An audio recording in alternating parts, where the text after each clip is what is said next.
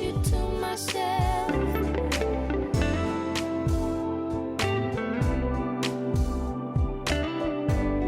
Oh, I just want you to myself.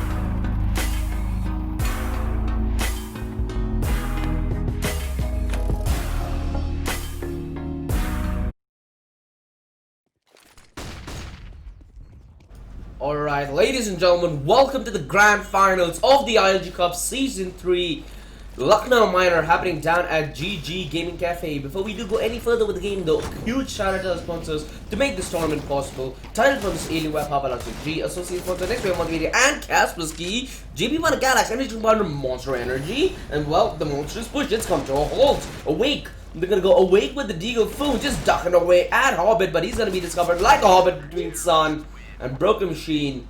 Quick kill on a GPU and E-Samurai, quick with the response, and we did miss the first map, but E-Samurai did clinch that one out, and now they are on the verge of being the champions in Lucknow. Play with style. They did win out the pistol. Oh no, they won the follow-up, and it's just E-Samurai and Play with style just trading rounds. Let's see if Play with style can get back with the momentum. GP already has a real good angle to its gutters, but the nade does a good amount of damage on a GPU. E-Samurai, they let their buy fall prior, but they're being a little more safe about it now. Already investing 4 rifles. They want to take this one at range. They have a real passive setup here, E-Samurai. They don't need to commit to any fights. So it's gonna be the plight's gonna be on Play with style to get the fights under their belts. Although cute security, good shot on his shivs. The defense, it's set up towards spit, and this is the best way they're gonna do it. But Dupree, double spray from apartments, gets both of them, and now the site's open. Now it's a possibility. Charu and Starboy on the retake duty, and they feel that this round's going away from their grasp, although Charu want to keep it to his name. Gets the kill on a cute security, but this will give the cute for Dupree to get aggressive. Mind you, they're gonna play off that distraction. Dupree down at 25. Starboy, he has utility alright, but he needs to stick the defuse. Just a game of chicken. Who'll come up on top is the question. Sticking it. Dupree needs to force the issue. He's spraying wildly and he cannot connect. Starboy able to hold the defuse and get the final kill, but that's a lot of damage done with Play with style and getting the bomb plan as well. They just got a frick ton of money.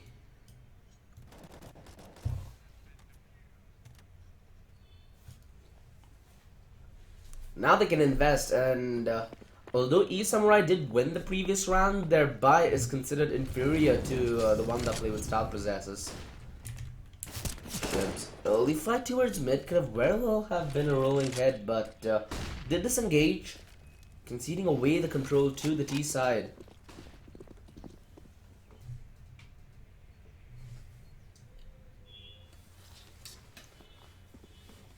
They have a lot of control here, Play with style, and E-Samurai the more than comfortable relinquishing control, although that nade, not as much as damage as I expected, considering everyone was grouped towards the top of Banana. I think it's slightly just missed its mark. Wait, what is that? What was that?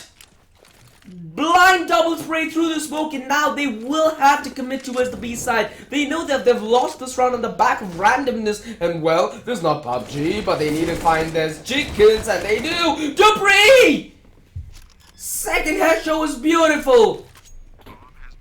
Now the man equalizer. This round just went ape crazy. Dupree tripling up, single-handedly carrying this round for his team. Broken finally gonna put an end to his killing spree though. A 2 versus 2 with Awake being so dead low. Broken needs to find more here. Awake progressing through constructions. Nice pre-fire and nice anticipation, and that puts a lot of pressure. Freedom stood no chance. Now a 1 versus 1. Huge security on the higher end of the HP, and he gets the clutch. Ooh, damn. When Awake started this round with craziness, Dupree ended it. What a spray. Beautiful flick on it the second as well. First man on the entry, who gives two hoots? He's gonna take care of business all by himself.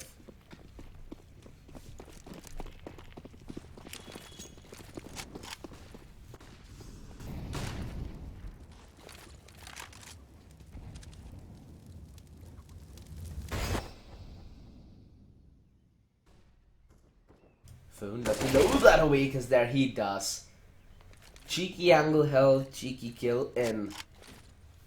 And the op is still up on a Starboy, and this is so clear towards the B side. Shadow! Very messy engagement, but Shibs ends up coming on top of one of his own. Starboy finally timing in with the AWP. Dupree is down. Danger Man out of the question, and Starboy.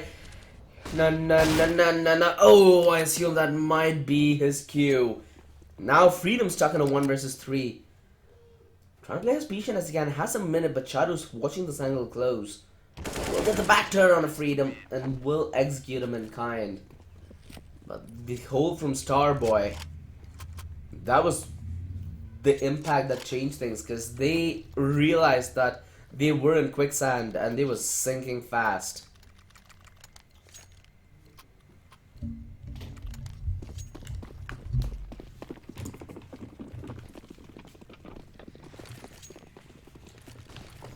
Couple of pistols invested by Play with Style, so not really looking to do much in terms of damage, although they do get it. Charu bites the dust and he has Famous. They just might be able to make this one work. Broken Machine needs to be on point, but his spray, he fails Shibs! Triple spray on the hole. They just walk into his bullets, and yet another might be setting himself up for the ace. It's only GPU remaining and he's gonna walk into the bullet. Shibs. Easy peasy lemon squeezy.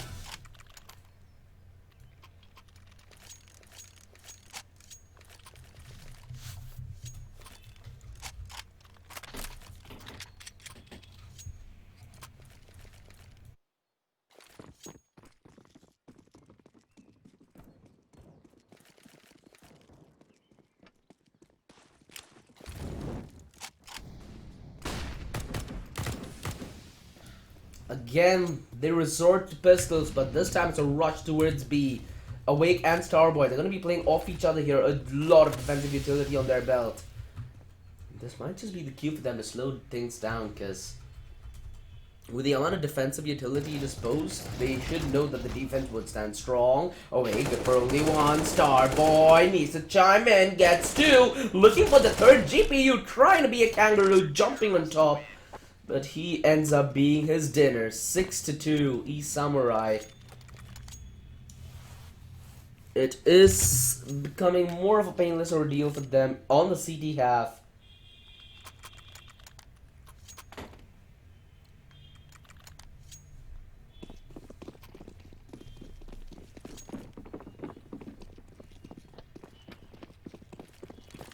Considering that Play with Style haven't still pulled out the AWP, it is kind of questionable. You might just expect an early op to change things around. Not really sure why we haven't seen anyone pick it up just yet.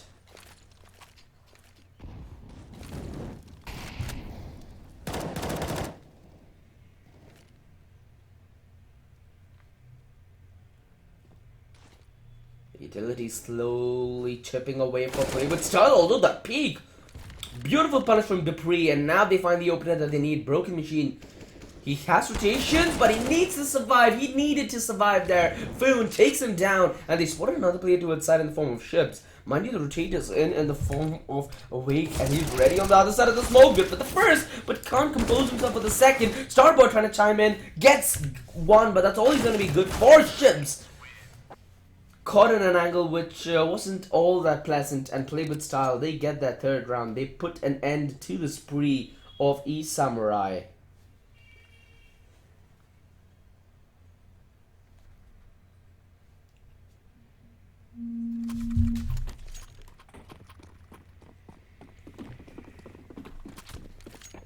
Double up setup. E-Samurai. Again, not really sure why they had to resort to a double up right off the bat, but it might just be the X factor the play with style would not expect. Dupree, consistently aggressive, good for the first, but will he expect broken here? He certainly has made a bit of noise. Makes it back to safety. And mind you, they've lost another man towards the B side as well, so the defense is going to be spread very thin. Shibs holding the angle, spots Foon at the edge of the smoke. Immediately disposes of him. They throw the op out, play with style. They don't want E-Samurai to play with ops.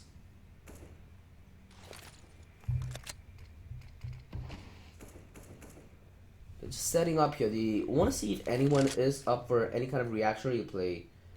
Doesn't seem like it. Though no, Awake! Tries to go aggressive and he ends up becoming the martyr of Ships. On the rotate, he has the AWP and this is the time he needs to come massive in terms of frags. GPU, he's playing a game of life and death there. Be able to plant the bomb. Ships still not able to respond. The spam through the smoke almost connects. But the follow up, the nade is real good. Chips away a majority of his HP. You need to start punching at the digits because the smoke is dissipating. Broken, pushing through the smoke. He's a madman. He gets two. Now it's a 1 versus 2, a more doable situation for Ships. And with one being so up close to Bristol, it might just be a reality. He knows he's exactly here. Spots the head. No, his head gets taken out in return. 6-4. Play with style. That almost worked for E-Samurai, but they were just an inch away.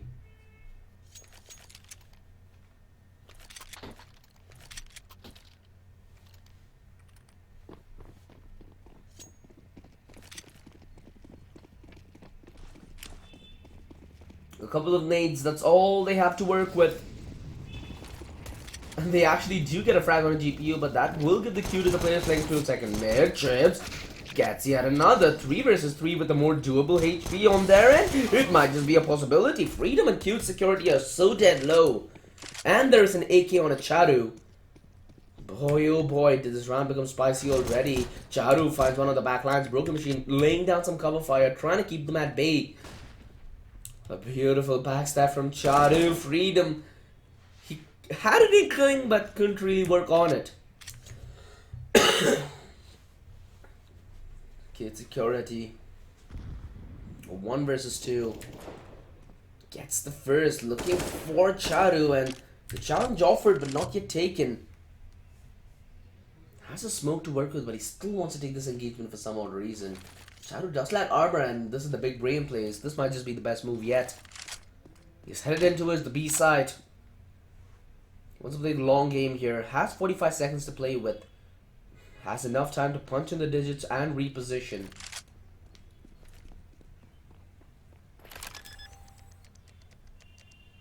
Rotate. It's gonna be in a little late.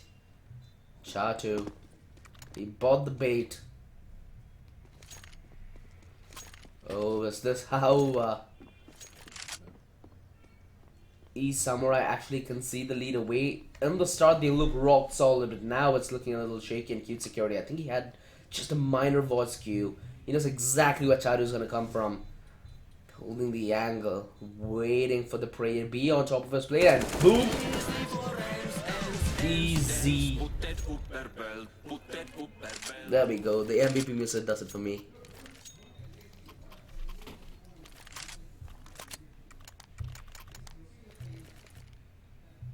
Play with style is still not comfortable picking up the AWP for some odd reason, and in all honesty, when you have 5 rifles working out great, who needs an op?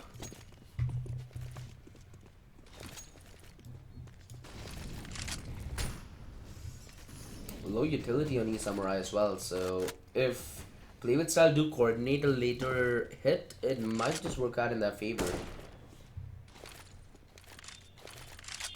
What play with style have been doing so great is they've been denying a lot of information coming in for E-Samurai by having such aggressive angles posted up, and they wait. They allow the defensive utility to be used, and then they come flooding in with theirs.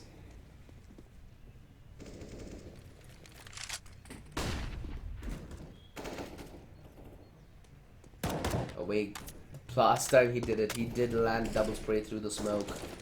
We're gonna replicate success. Defensive smoke after offensive smoke. Charu, he's gonna be the man buying bait. He needs to work alongside his comrade, and he's gonna wide swing. Gets another one on the spray. Foon now stuck in a 1 versus 3, and they're aggressing. They won this frag. They're hungry for it as well. No! Away dinked by his teammate. What's the possibility for Foon now? Dodges the flash, wants to re-aggress. What a shot! Shibs, he stood no chance, and now he stands a chance on the clutch. With the arches exposed, he can make the run towards B. But to be or not to be is the question, because Foon, he's not a believer. He doesn't want the L, he wants the big W. He's hungry for it as well. Look at the amount of time he's putting in towards clearing the close angles. It's only a wake here, but the problem is he circumvented the clear. It's gonna make a little bit of noise now. Foon knows exactly what's up. Punching in the digits, has a Molotov as well, but it's gonna be a little hard for him to reposition. That smoke wasn't on point. Again, he's stuck here. No escape. He cannot take prisoners. He needs to go out guns fighting, and Starboy is going to be the first man on the peak, and they might just line up for him. Foon! Oh no, he almost got that in the bag! 22 HP totally remaining on E-Samurai. A bullet would have finished the job off, but E-Samurai, they do not concede the equalizer away. They grow their lead 7-5.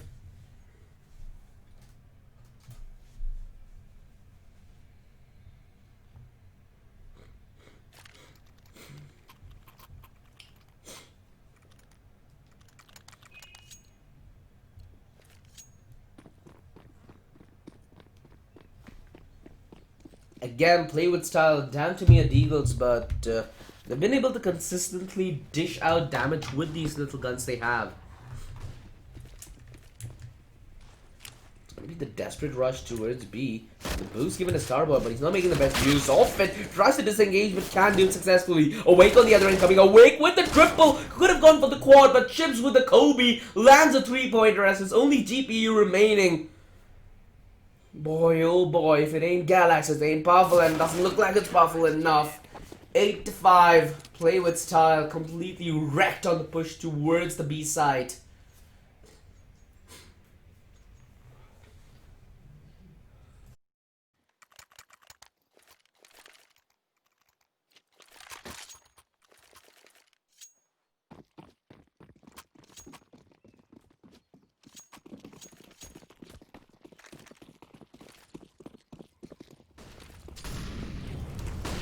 Molotov does a bit of damage with GPU.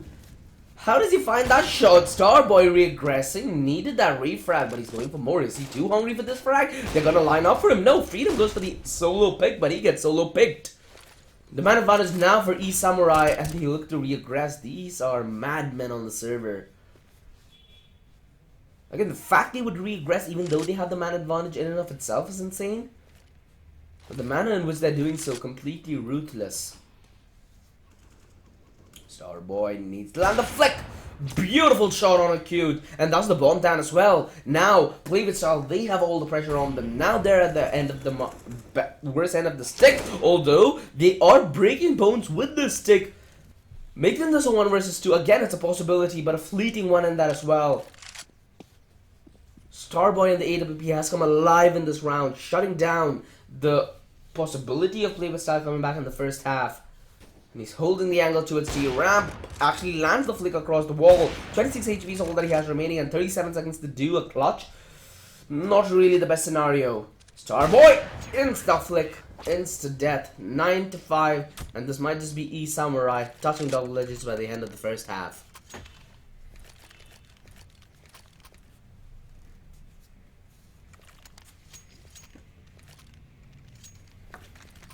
The investment, it is downright broke. Again, they talk about ice cream machine being broke, but economy is even more broke than that, because Galils, Mac 10s, Deagles, not the guns you'd like to be exiting the half with, and the utility from E-Samurai, it's beautiful! Awake with the spray, consistently delivering for his team. Foon, try to work the back lines. Shadow does end up biting the dust, and they're making more use of this. They're trying to work off the space they've just gotten. Foon aggressing, the Molotov will split him from his comrades, but that will be his undoing. Broken machine, perfect use of utility yet again. E-Samurai just individualizing these frags. Starboy on the whole GPU, he's actually snuck his way through. This is deadly. This is scary. He's gonna have a back turn on to Starboy. Are we gonna see the slice and dice coming in? Oh, GPU slice and oh no! This is oh, why did he do that? That could have gone either way, but that ended up being so comical. Cute security now with AWP. Oh, damn. That has to be G bloopers of the week. Broken machine. I guess his position is already revealed because Kid Security knows exactly where he was playing from. Oh. That again was a real messy engagement, caught in repositioning. Kid Security has a lot of time to play with and a decent bit of utility as well. Uses that smoke early on. Has an avenue towards side, but awake. Is he gonna be patient? No, he's gonna push him back up with Kid Security dodging the flash! Beautiful finish!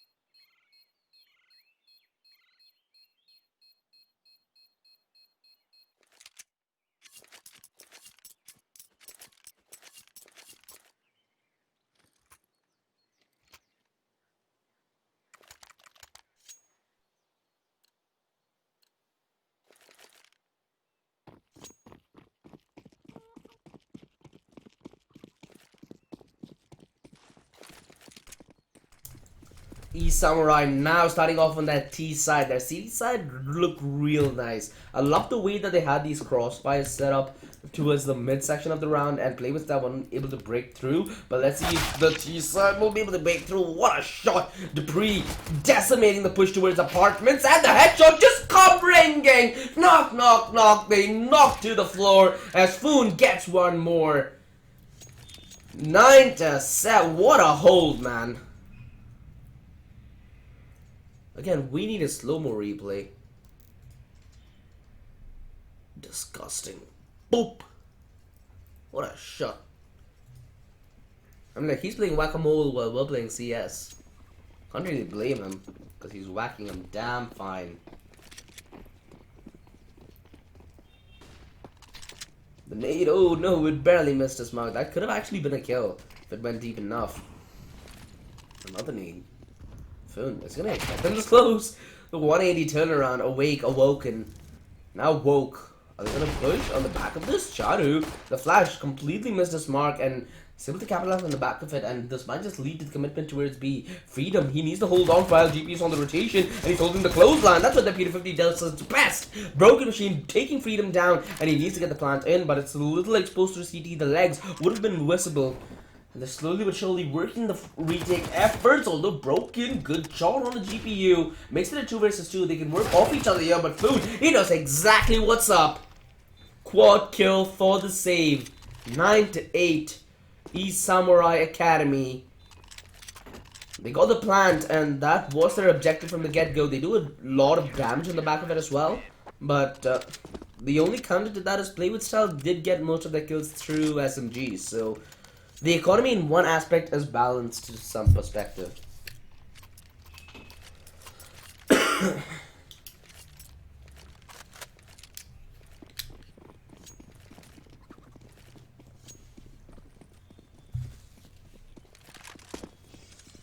The op out on a GPU. Will they expect this early? A decent bit of rifles. No, we all saw that. We all saw that. No hiding from bad utility, my boys. GPU regressing with the AWP, and he's holding the perfect line to do so as well, because nobody has made their way through balcony just yet. But of course, he won't know it.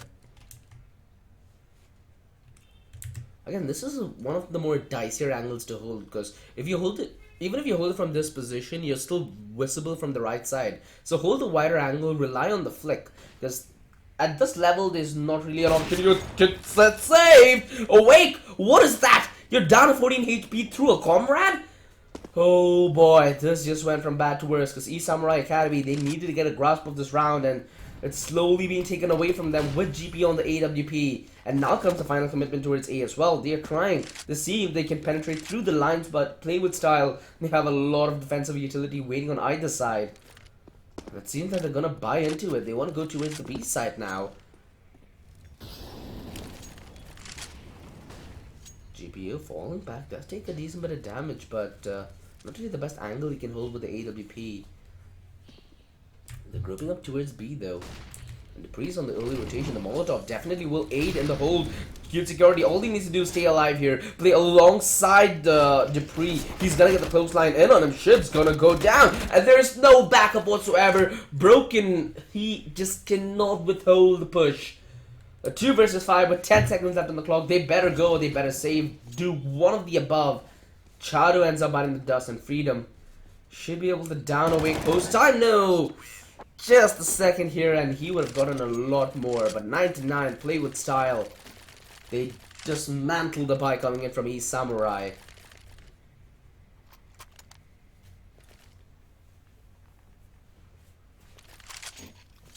And if you guys are just tuning in, this is, if I'm not wrong, the third last minor of the ILG Cup Season 3 CSGO division. So, in case you are in any of the... Oh, wait, wow. Alright.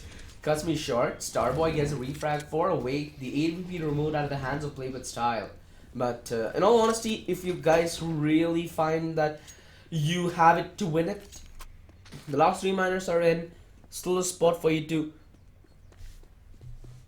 A few, we'll just get the number in, but we do have a little juice left in the box, so if you think you might be in it to win it, you might just book a spot to the regionals.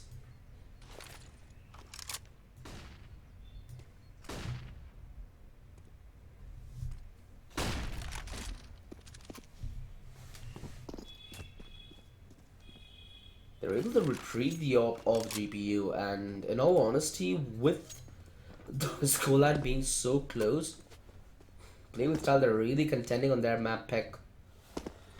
3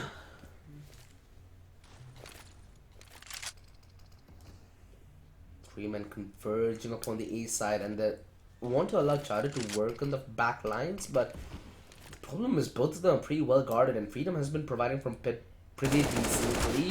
Shibs, premature peek, tried to go for the jump, got stuck, and now he's dead. Rookie Machine be aggressive, good job on a Freedom, but Foon immediately there to get the refrag. This is just perfectly played. Yes, Dupree covering the back lines with only Starboy remaining on the AWP. Does he even go for this? 15 seconds left, misses the flick. Foon quick on his heels, and now they're quick on double digits because their momentum's just not being stopped. East Samurai slowly but surely losing grasp of this game. Theoretically, they could still force, because it is the force meta in effect right now. And considering how easy it was to manage the economy on the T side, it just became a frick ton more easier.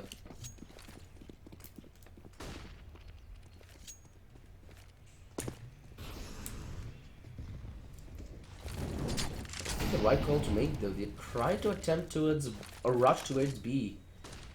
Not really the best move you can come up with, especially when back's against the wall. Flash on a cute security, but Dupree, he's been hitting this person on a grata shot. Starboy trying to come in with the response. Good shot on a Dupree. Now it's 4 versus 4, but that nade, it is nuclear. Cute security timing it as well. It's just a game of refrags going left, right, center. GPU rotating around with the AWP. Needs to find the shot through the smoke. Can't connect though, but the redirect effort is still on. Foon is working his way up banana. Well, while GPU and Freedom, they're just waiting. They want some kind of pincer, and that's exactly what Foon's trying to do. So quick in closing the lines. He's gonna go down, but Freedom, he needs to step up. No! Shivs with the white swing, and they just play with each other. They play with style and play with style. They're not able to get on the retake. GPU, oh, ninja time. He's taking the defuse. The tap is it. Why did he do that? Oh boy. That's so sad. Look at the shot from Dupree though. Beautiful first shot, but these Samurai just didn't budge. They went in, they keep going aggressive, taking the fights on play with styles turf.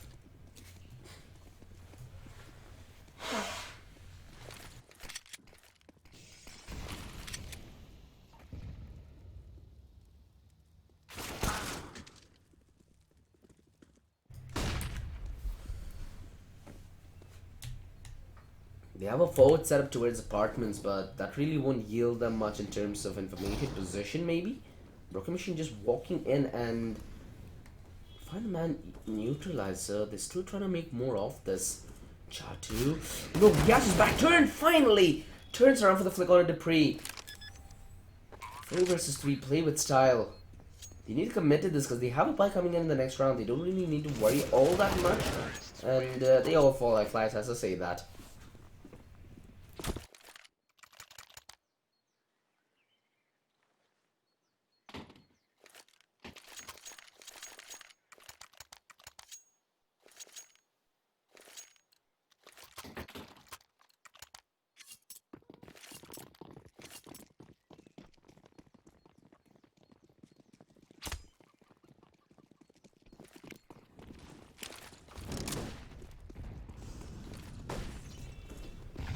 Samurai, they now have a lead. Mind you, play with style are a map down, so not really in their favor. Although cute security, beautiful flash and beautiful finish as well. That smoke will allow them to get deep control. And now the push towards A, but little do they know, things are not going to be A-okay as Charu. He is already a step ahead, spotting the rotation. Freedom, still able to make it to safety. Foon getting Broken Machine will certainly put a pressure on a J 2, and he goes in for the fight, which he did not need to commit to. Now a 2 versus 4, and now all the pressure is on East Samurai Academy. Molotov utterly fails. They're trying to play this as dynamic as they can, with Starboy watching towards both lane and apartments. Awake will try to cover his flank. 2 players headed in from apartments. This is going to be a real messy engagement. Starboy, he needs to be aware. Huge security, good first frag. Tapping it away as Freedom comes in from above like an angel to take him down. 11 to 11.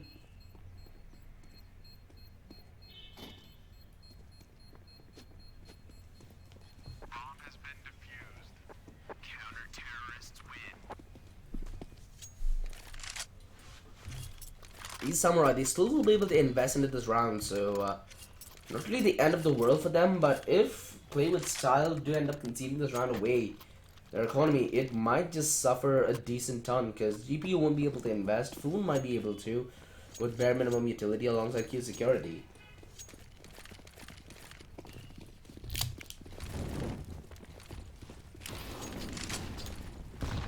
Get the boost to CT. Again, I've not seen play with style do this actually. They've not taken the boost at CT, and especially when you do use it as a power play towards the B defense, it becomes more effective. The Molotov will be a dead giveaway as to where he is. Cute security needs to come up charming in terms of frags now. Disengages Shadow caught looking the wrong way, and now the man advantage for them to work with. All the pressure now is going to be put on a Dupree to deliver the spray. No, he almost had it. But the defense, it just crumbles at the moment of truth. And now the man advantage to work with. E-Samurais sit back and lay passive. Allow the food to come to them. Oh no. Play with style. They might just consider it a save as well. GPU is going to be on the peak. And he might just be sidelined at any moment. Broken Machine. Catching Foon off. And that should be the call. That should be the save coming in. Starboy. They're gonna get this frag. GPU missing the flick. He needs to hit these shots. He needs to make them count. And E Samurai Academy is cannot be stopped right now. Starboy ends up buying the dust as GPU should be allowed to save his AWP. Again, he needs to run. Why isn't he running? Oh, he misses the no-scope, but he's barely able to survive.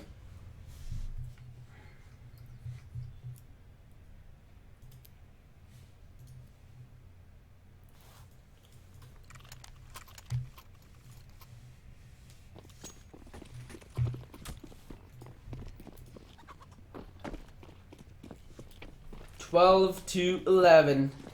Play with style. They'll need to start playing out of their minds if they want to get to a map 3 now. See Samurai Academy, they found the momentum, they found the winning formula. Dupree, close line with the MP9. He jumps on his head and he takes his head in return. Dupree doubling up from pits. Beautiful defense, and with Foon chiming in as well. Samurai, they just get slaughtered. The bomb dropped right outside apartments. That means they will need to commit. GPU holding the angle with the AWP. Ships does end up making it out though and spots Foon in the close line. He might be able to get the 5 for free. Down to 14 HP, but needs Broken to start chiming in. The nade's decent, takes Dupree down to 35, and he's going on the wide twin. He's working off the distraction, and he's working it perfectly. 12-12. Dupree and co find the equalizer, and Samurai Academy, they had a good economy prior. Now they're depleting every single one of it. Down to the last penny they go.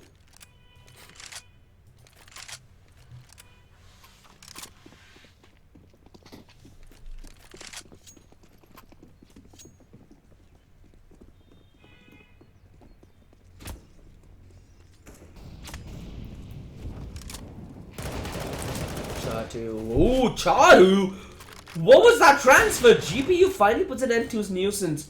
But that's still a two-man spray and a man advantage for them to work with. Dupree, consistent as ever. Looking to reaggress. Can't find the kill though. And Starboy is doing a hell of a job here. Keeping both the players towards the A side. Not allowing them to be on the early rotate.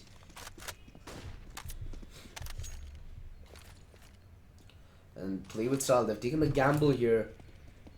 Again, at this point they know it really will come down to either A or B, and they want to take a gamble as to where the defense should rotate to make sure it's as powerful as they want to. Although Foon, what is this? Playing atop the box, and he almost got that spray on a Broken, but he gives a glimmer of hope to GPU. The flick is not in. He's trying to fight with the P250 at range. He's going for the recommitment. The flick, it still doesn't land. A little too anxious for a frag, and Broken is gonna take his op away.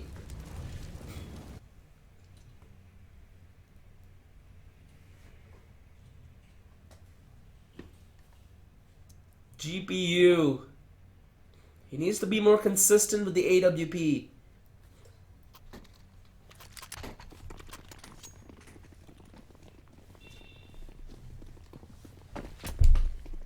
A couple of pistols out with play with style.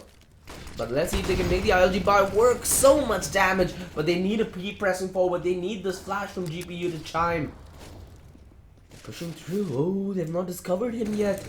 He might be setting himself on the verge of a massive play. All the action happening right behind him, and he's lying in wait. Look at this, so many backs turned. Good for the first. Why? Where is trigger discipline?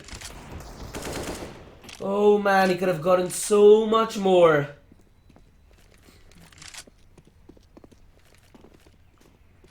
Foon. He working the backlines while Cute Security tries to work his magic from dark. Beautiful headshot. Chatu didn't know what hit him. The Molotov will force Cute Security out of position. Now 1 versus 1. Again, in all the rounds, this has been the most winnable round for play with style. And it's on the back of Foon with the deagle and no armor. Foon needs to land a quick shot here. Spots Awake out, takes him down at 62. Awake setting himself up on the verge of a quad kill. Foon reaggressing. What is the damage done? Down to 20 HP. But he needs to land the shot here. Awake. Not a single point of damage taken by Foon. And he's punching in the digits. This might be the wrong move to make. Foon aggresses. And we go the distance. 13-13.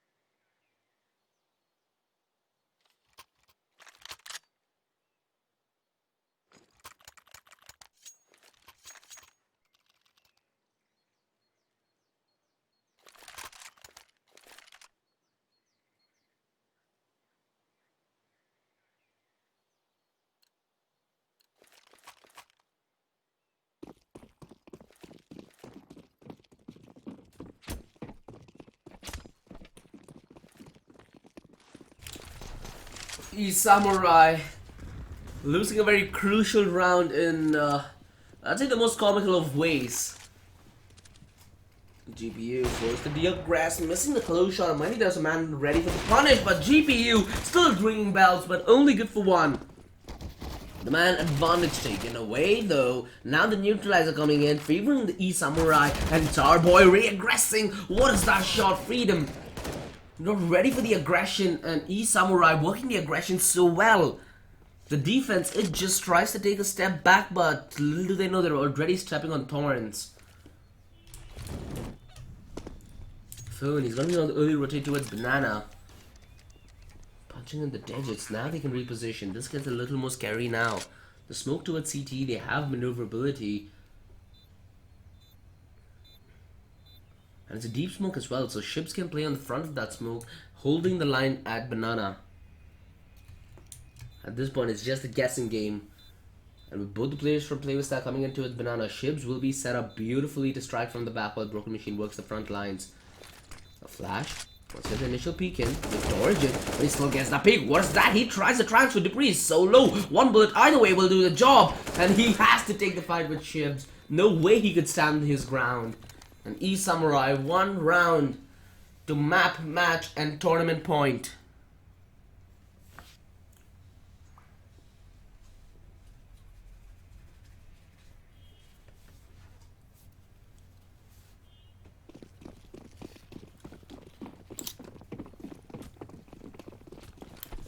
Couple of pistols up on the board.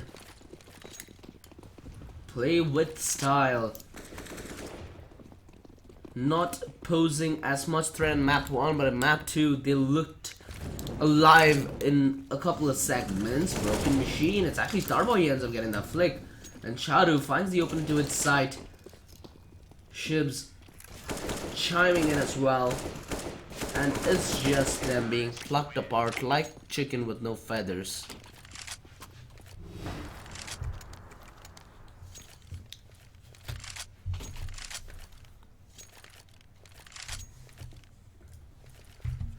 Potential last round of the ILG Cup Season 3 Lucknow Minor happening down at GG Gaming Cafe.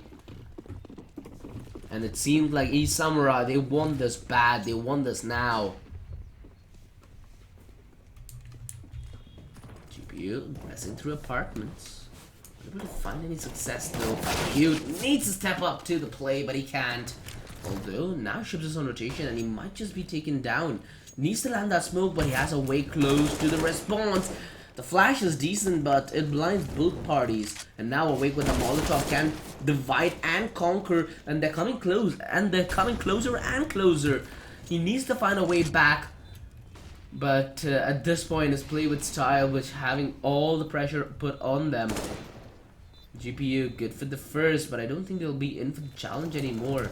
Freedom coming in from CT might just be good for a single frag before he does end up going down. Good for one. Shadu ends up buying the dust as well. A 2 versus 1. Freedom trying to make this one work, trying to force the issue, marching towards the side, but there's barely anything he can do. They're just playing with them at this point, and that is it, ladies and gentlemen. Samurai are gonna be your champions of the ILG Cup Season 3 Lucknow Minor happening down at GG Gaming. Before we do go off stream for a quick break and we get Dota to you, a huge shout out to our sponsor to make the tournament possible. Title sponsors aiding by Logitech G, associate sponsor Nestle Multimedia and Kaspersky, GP partner Galax, and his dream partner Monster Energy. Stay tuned for some more Dota action.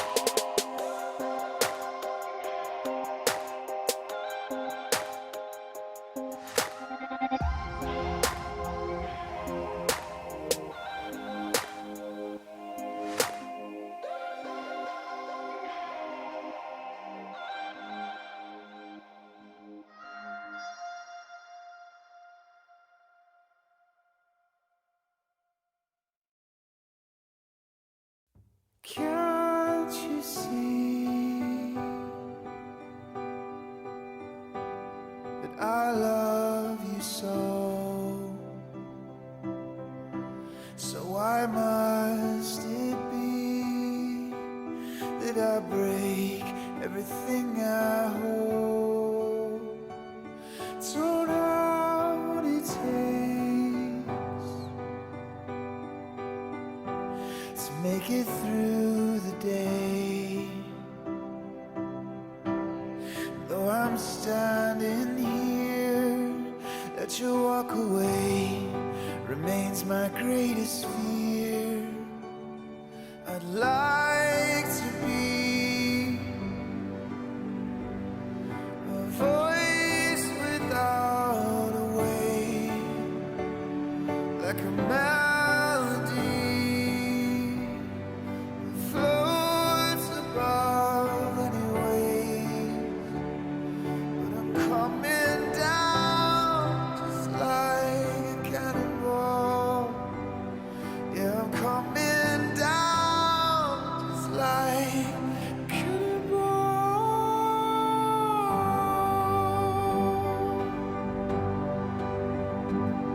Now I believe that you are not yet free, but I've got this fear that I'm not either in my bones, you see. So we can only hope to hold the others strong, and in the arms of grace will be your love, will be your song. I'd like to be a voice without a way, melody that floats above the waves. I'd like to be a voice without a way, like a melody that floats above the waves. But I'm coming down just like a cannonball. Yeah, I'm coming down just like a cannonball.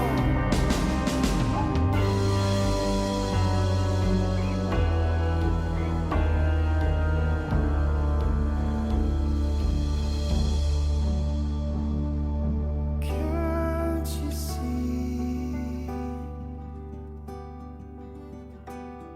that I love you so? So why must it be that I break everything I hold?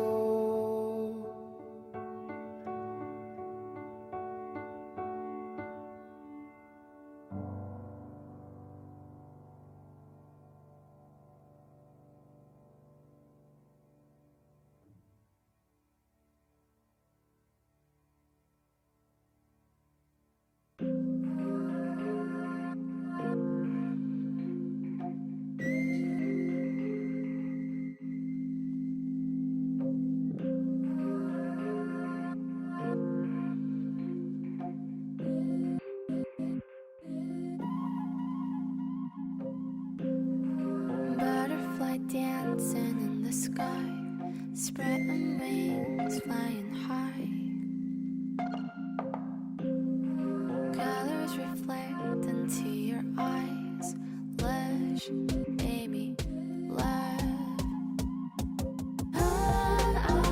Close to me, close to me, so close to me.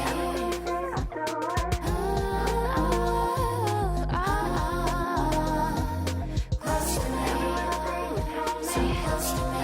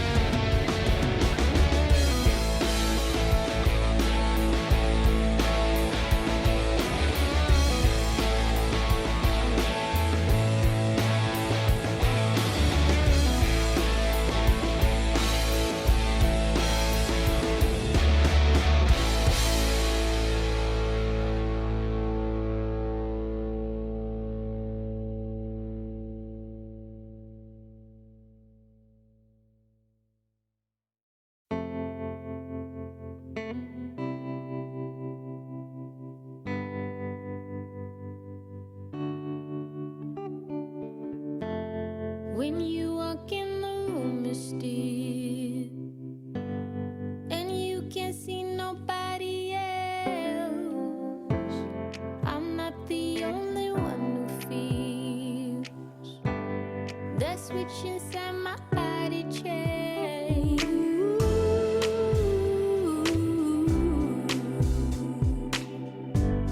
Oh, I just want you to myself.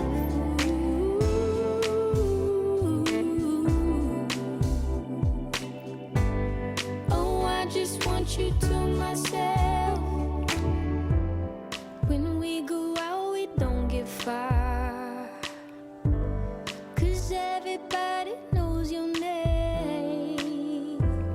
They stop to ask you how you are, but now our dinner plans run late, and I know your mother raised you right, so I don't wanna make you rush.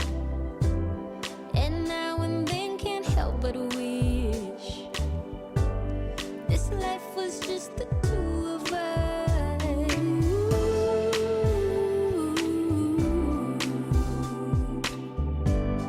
Oh, I just want you to myself.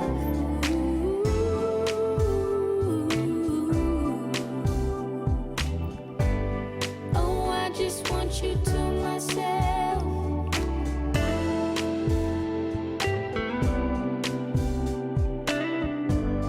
Oh, I just want you to myself.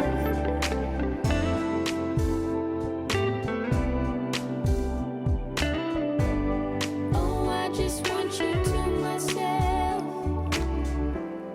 You called to say that you will make it over to my place tonight. The office got you working late, and when you're off, you'll be too tired. I don't wanna make a scene. You're just so good at what you do. It's selfish of me to think that I'm the only dream for you.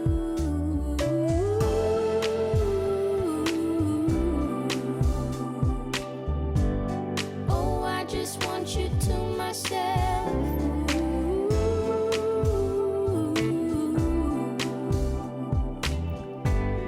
Oh, I just want you to myself.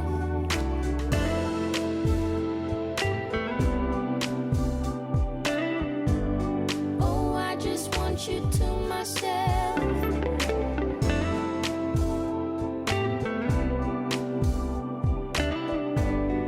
Oh, I just want you to myself.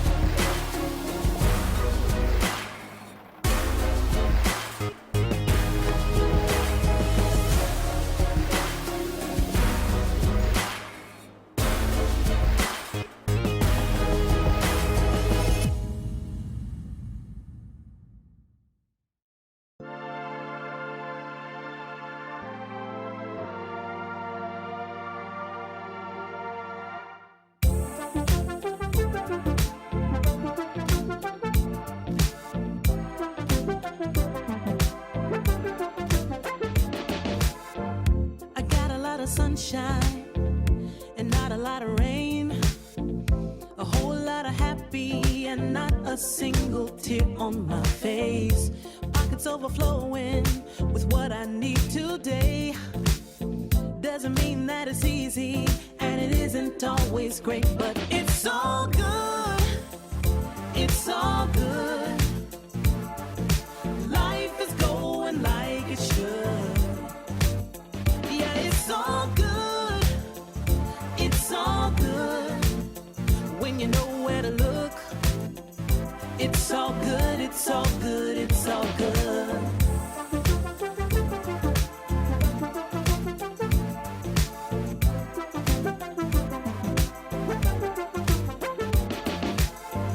The picture isn't perfect, the road ain't always straight. It gets a little crazy, and you know sometimes we need a break. But it's better than it could be. It should be. Taking what we're given, we can't complain 'cause it's all good. It's all good. Life is going like it should. Yeah, it's all good. It's all good. When you know where to look, it's all good. It's all good. It's all good. Yeah, sometimes it's gonna rain, but I can't complain. You know what I'm saying? It ain't a perfect picture, mister. You know that's true. But it ain't about what you say, it's about what you do. Good. Yeah, it's all good. It's all good. Life is going like it should. Life is going Yeah, like it it's should. all good. It's all good. When you know where to look, Gotta know, gotta know, gotta it's all good. It's all good. It's all good. Good. It's all good. Life is going like it should.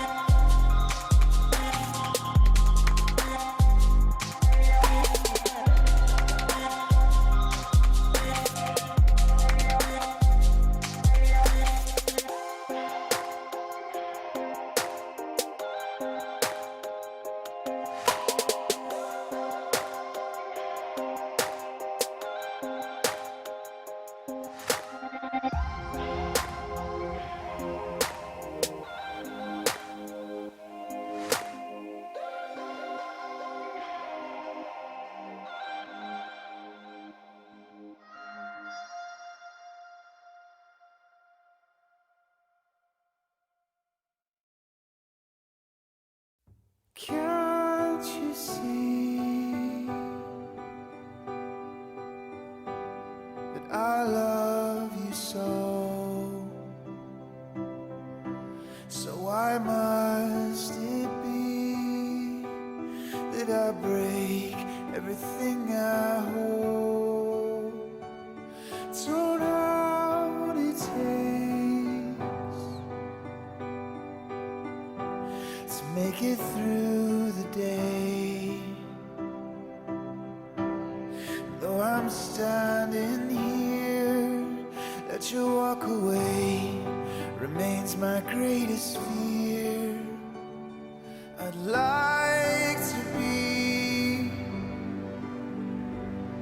a voice without a way, like a melody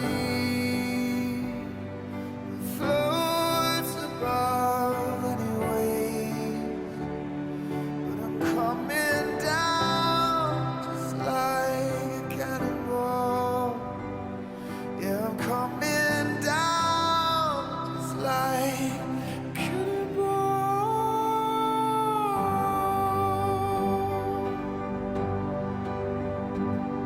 Now I believe that you are not yet free, but I've got this fear that I'm not either in my bones, you see. So we can only hope to hold the others strong, and in the arms of grace will be your love, will be your song. I'd like to be a voice without a way, melody that floats above any wave. I'd like to be a voice without a way, like a melody that floats above any wave. But I'm coming down just like a cannonball.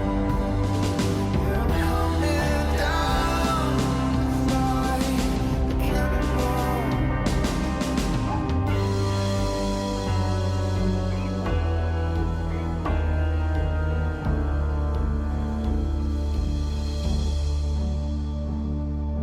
Can't you see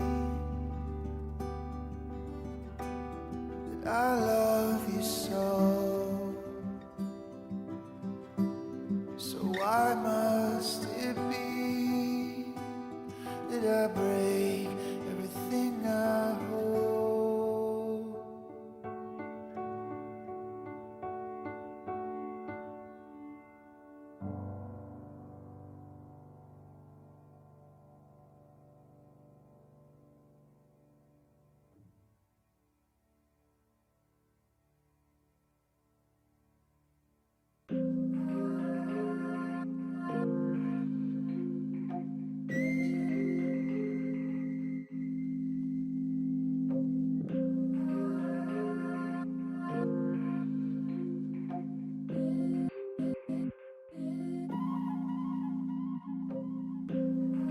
Butterfly dancing in the sky, spreading wings, flying high.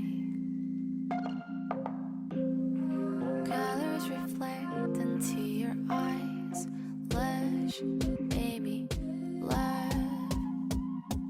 Close to me, close to me, so close to me.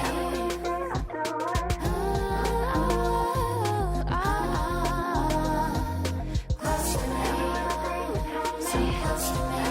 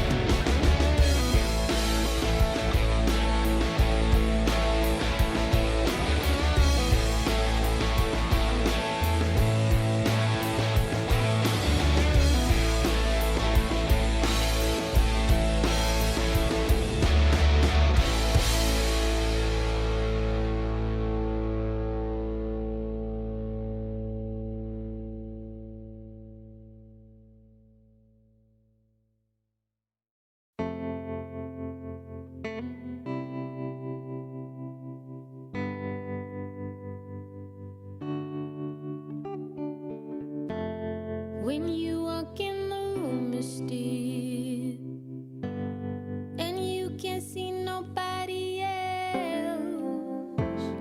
I'm not the only one who feels the switch inside my body change.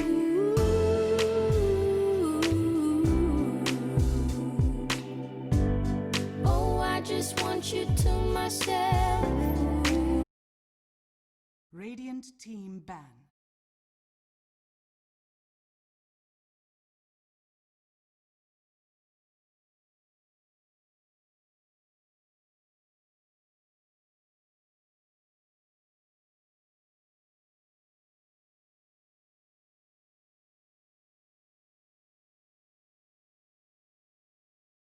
Ten seconds remaining. 5 seconds remaining. Dire team ban.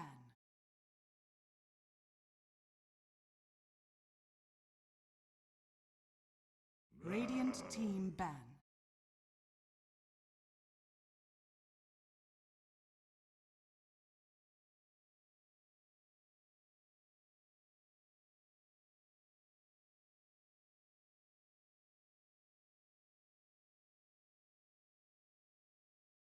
Dire team ban.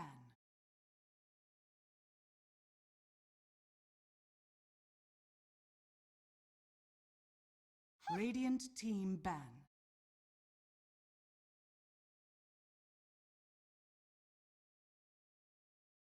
Dire team ban.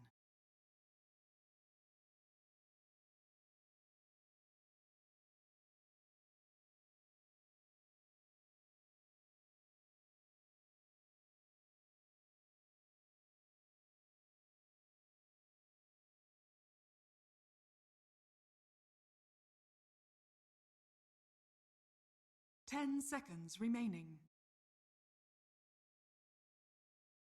5 seconds remaining.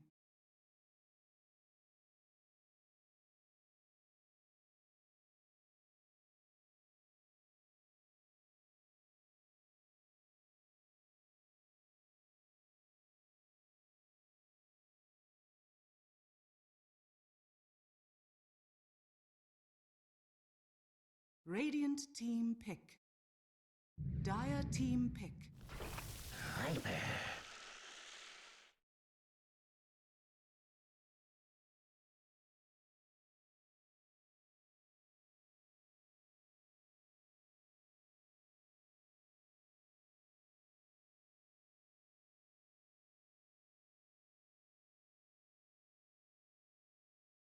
Ten seconds remaining.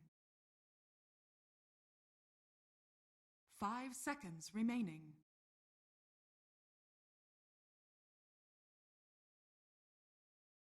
Dire team pick.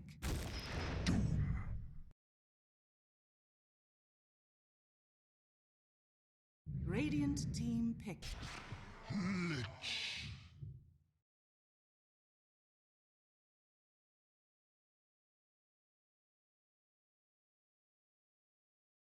Radiant team ban. 10,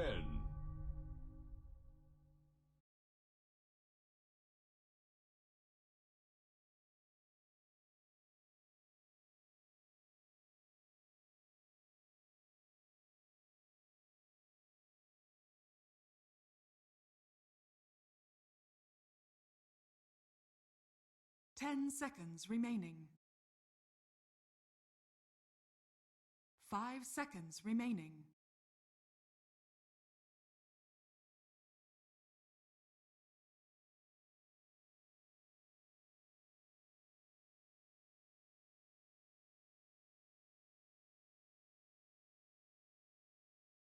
Dire team ban.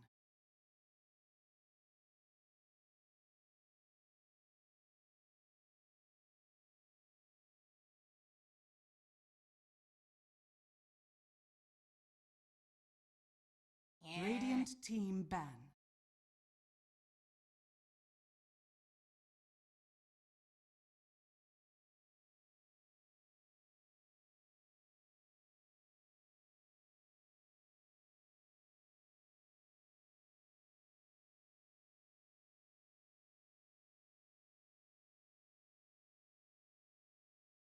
10 seconds remaining.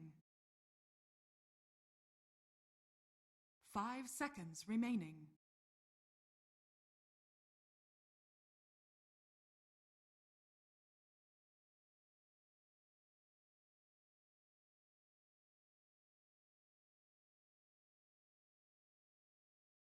Dire team ban.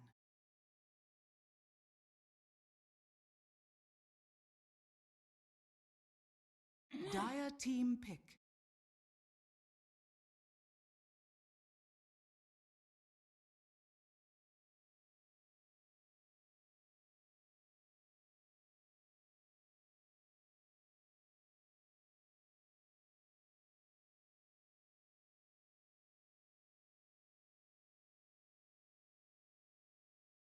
Ten seconds remaining. 5 seconds remaining. Radiant team pick. Razor.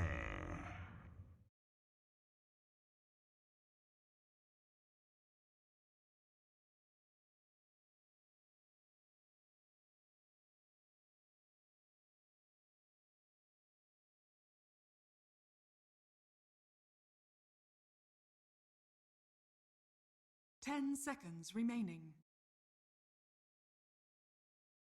Dire team pick. Behold the horn of Magnus.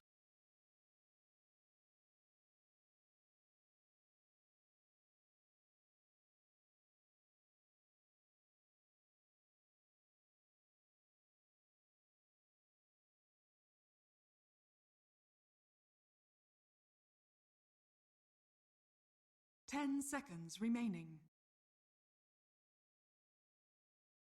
5 seconds remaining.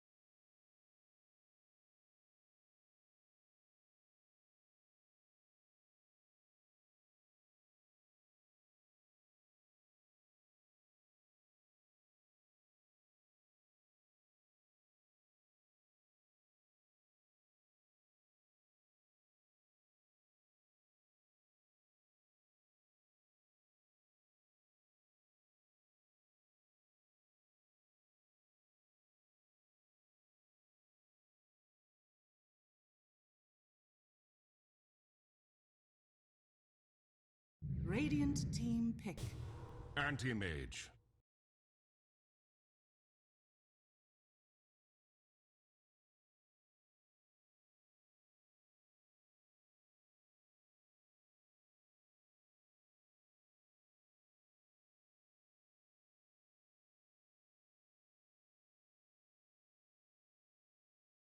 Ten seconds remaining.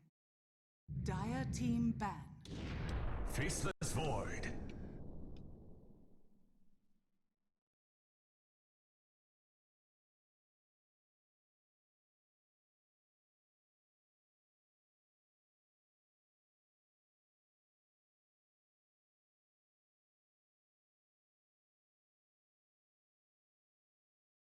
Ten seconds remaining. Radiant team ban.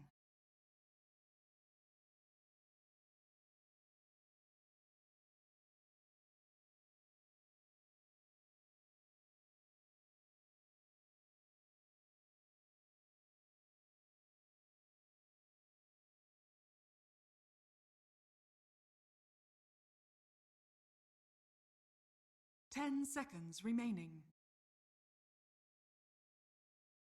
5 seconds remaining.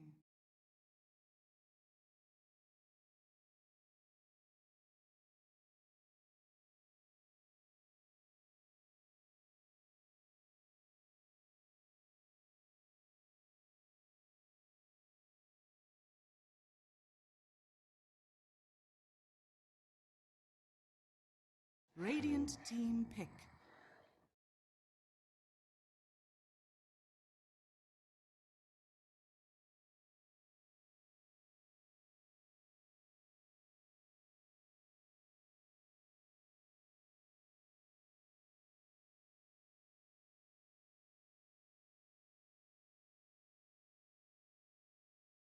Ten seconds remaining. 5 seconds remaining.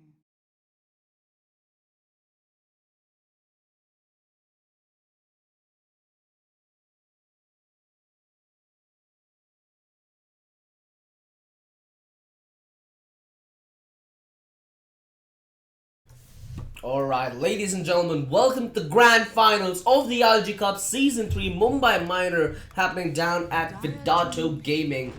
It is going to be Teletubbies taking on Reckoning Gaming, Reckoning Esports. Now, in all honesty, I prefer Reckoning here.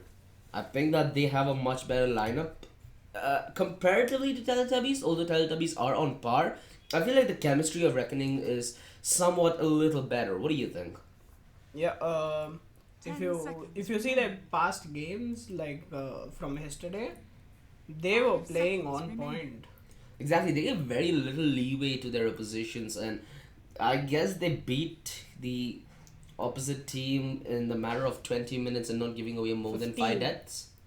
So that is pretty significant, and they definitely are outclassing most of their oppositions. Now they meet someone on par. Now they meet someone who can actually take them down, and now is the time where we will witness the Dota Derby that we have been waiting for. Before we do go any further with the game though, a quick shout out to our sponsor to make this tournament possible. Title sponsors Alienware powered by Logitech G, associate sponsor Next Wave Multimedia and Kaspersky, GPro partner Galax, energy drink partner Monster Energy. And we do have the Teletubbies starting off on the Radiant side, where Reckoning start off on the Dire. But what do you feel about this draft, Moni? Should you think we'll get the better end of it? At least from the look of it, it seems like Teletubbies are going for more coordinated play. They have the RP on a Magnus, they have the Faceless Void, who, again, he is a really good jungler after you get to level 10. When maybe you have a Morbid Mask or something along that lines, you'll be able to get more items on your belt. And on the other end of the aisle, we have Anti-Mage, one of the most infamous carries. And it is Anti-Mage that's the benchmark of carries. Ever since Burning had his hands at it, it's been something that's in the staple of Dota. Go alongside the Anti-Mage, you have the Doom, the Lich, the Razor, and the Abaddon. How do you feel that the Dire's lineup is compared to the Radiance though? Yeah, as you said, Anti-Mage is a big feared carry.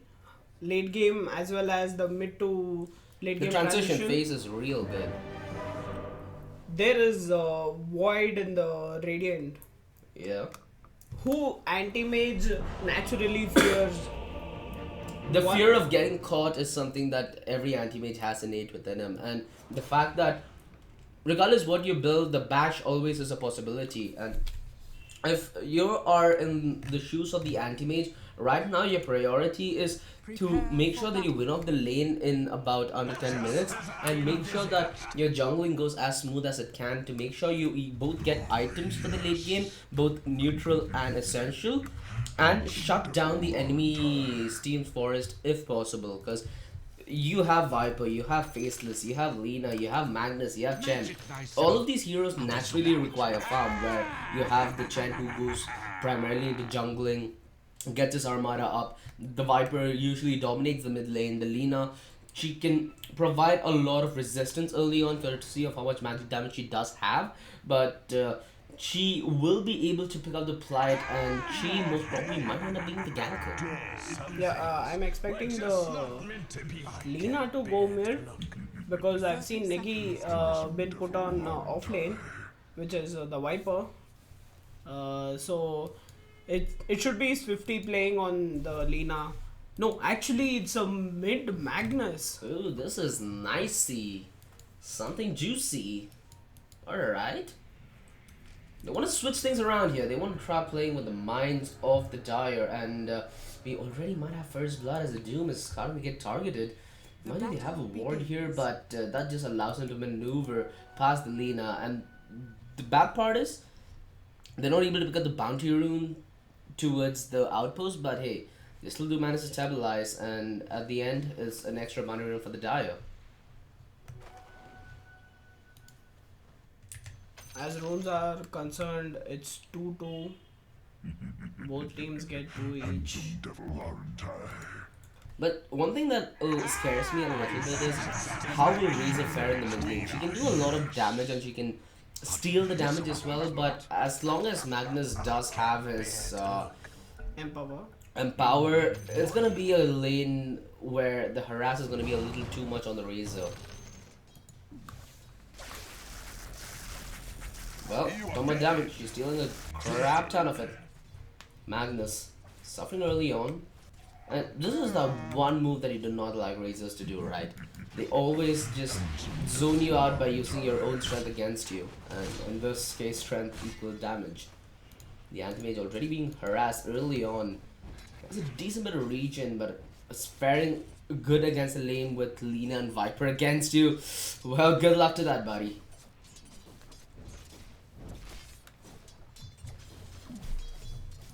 At least for now, we will look at a more slowly paced game. For both these teams, their objective is to get to the to the late game as safely as possible. And the anti-mage, he might just fall, and he does. This is why you don't want to play against Lina Viper combo. The magical damage is just far too much. Oh, the anti-mage has fallen, and now they will need to try and recuperate, perhaps by maybe ganking. Because the offlane isn't going all that bad, so there's no reason for Lich to just start his rotate. He needs level 3 at least for a gank to make sure he has a frost armor to do as much damage as he can and protect his allies. The Sinister Gaze to make sure that he is able to hold either Viper or Lina in, because Lina's movement speed is pretty decent and Viper's a little slower, but again, you always have that extra control once you have the Sinister Gaze, don't you? Yeah, Viper is a bit tankier as well. Doesn't seem like they're going to go for any ganks though. It doesn't seem like the Faceless Void is having any hard time whatsoever. The Chen is just playing real good. The harass is just unreal. One thing that does scare me a little bit is when Chen starts to jungle, he'll just rack up a decent ton of items, and on the back of that, it might just become real easy for both the Lina and the Faceless Void to start having more impact. Which is getting caught off position though. There we go, returns to sanity, but the Doom getting lower HP. I assume for the verse for a second, and this still might be a reality because one bash and he's done for. The Chen is very close to give support, and they're just chipping him away. They end up calling a timeout. Dead. But in all honesty, right now the mid lane is going pretty even, because the Magnus is a little ahead of the Razor in terms of last hits, but surviving in a lane against Razor has its own ups and downs. There's always that harass that comes into play with the damage being stolen as well. That might just be an issue a little later on in the lane. The Faceless Void, hungry for the kill, has the time walk at his disposal. Perhaps just waiting to use it for the retreat. The Ice Armor is out and they get the kill on the Lich. They might just double up here. The Doom is stuck in no man's land. The Devour will give him a little bit of HP region to work with, but the Faceless Void more than happy to tank the tower damage. No! For a second I assumed that might be a kill. One extra hit and that would have been a dead Doom. Doom from the beginning perhaps. The Chen is racking up good creeps from the jungle. And this might just be another kill on the anti-mage. He's not safe enough. Mind you, the Viper is working the battle lines and he's relatively low, but they're still dishing out a lot of damage. Perhaps they should have done that on the Abaddon, because there's no real way that the Abaddon easily escapes. And considering that the Abaddon can't deny himself anymore, it's an even bigger issue. he does end up biting the dust, and now this allows the Dire a little room to breathe, perhaps. But the only problem is the Radiants aren't rotating. They know that whatever they're doing is working to a good extent, so there's no real point of concern for them.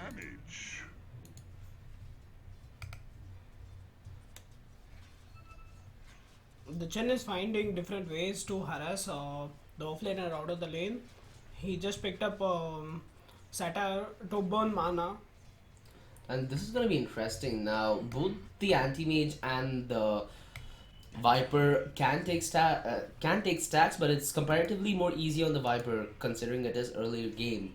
So that's just going to be extra gold netted for the off lane, which is already going really good for the Radiant. Right now they're setting themselves up perfectly for the mid-game scenario, and with anti-mage already falling once, this will just extend the lead. So you can't contest for the runes though.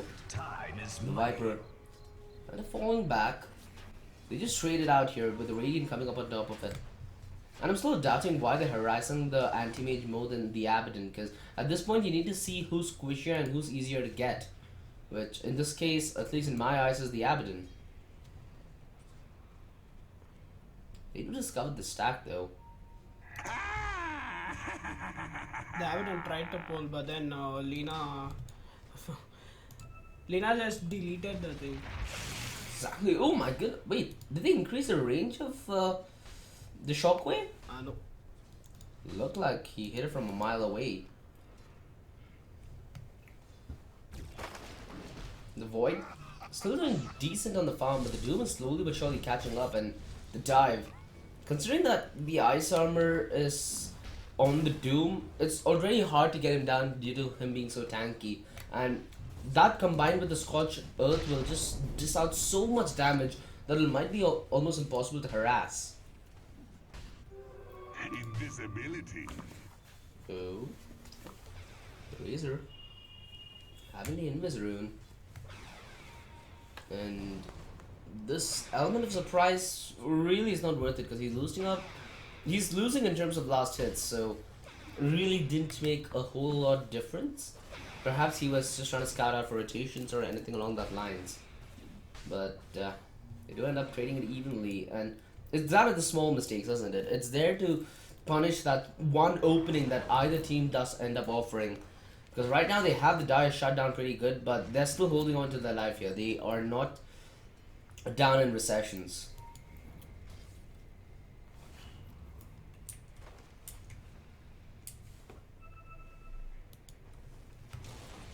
Stack still not taken, and at this point you'd assume that the Viper would just push the lane out and try shutting it down, although the blink is off cooldown, and the stun, it is perfectly connected. The Abaddon can't do much, and they might just get the double. This is why you don't want to play against the Viper, because he might hit slow, but damn, that takes down hard.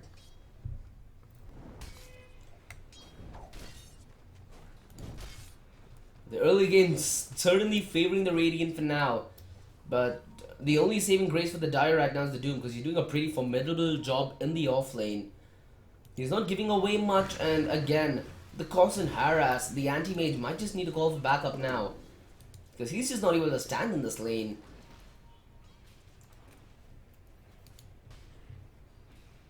Lena, she should be able to get a nice stack. There we go, the double stack is gonna come in. Beautifully done. That will get a little more, it'll start becoming too much of a toll on the Dire, right? Because you have a Magnus, you have a Viper. It's just crazy what you can do with stacks with these players up.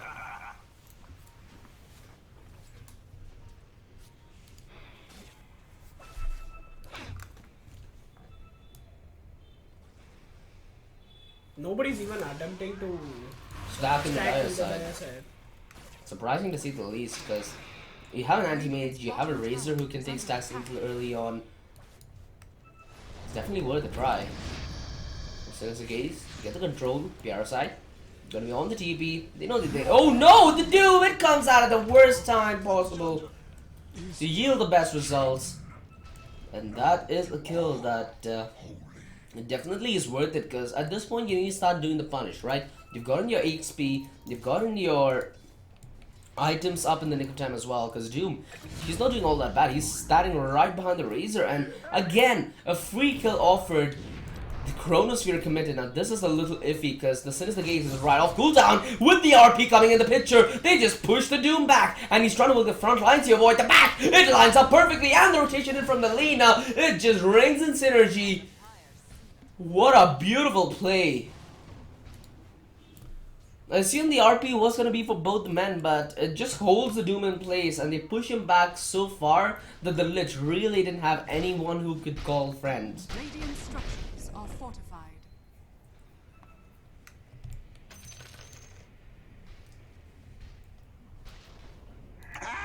Honestly, I feel like Chen is a little underrated after the new neutral drops, where they do drop items. I feel like they don't really give him as much of a jungle respect anymore, per se. What do you think? You would expect Chen to clear neutral camps, but then he's stealing some of the creeps.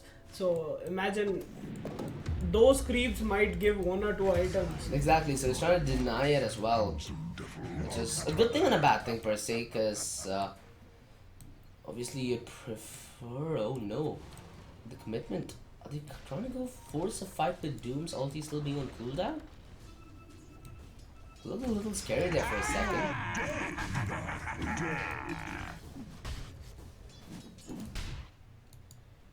The anti-mage is doing a pretty decent job at trying to catch back up at farm, but like I said, against a Viper, there's only so much you can do. And hell, he's that kind of hero, isn't he? He just dominates lanes. He makes sure that the person in lane is not able to successfully create much pressure, and by that he forces them to the jungle. At this point, Anti-Mage would have been crying to have a Magnus on his team. At least he'd have the Empower to work with. Try to challenge this one out though.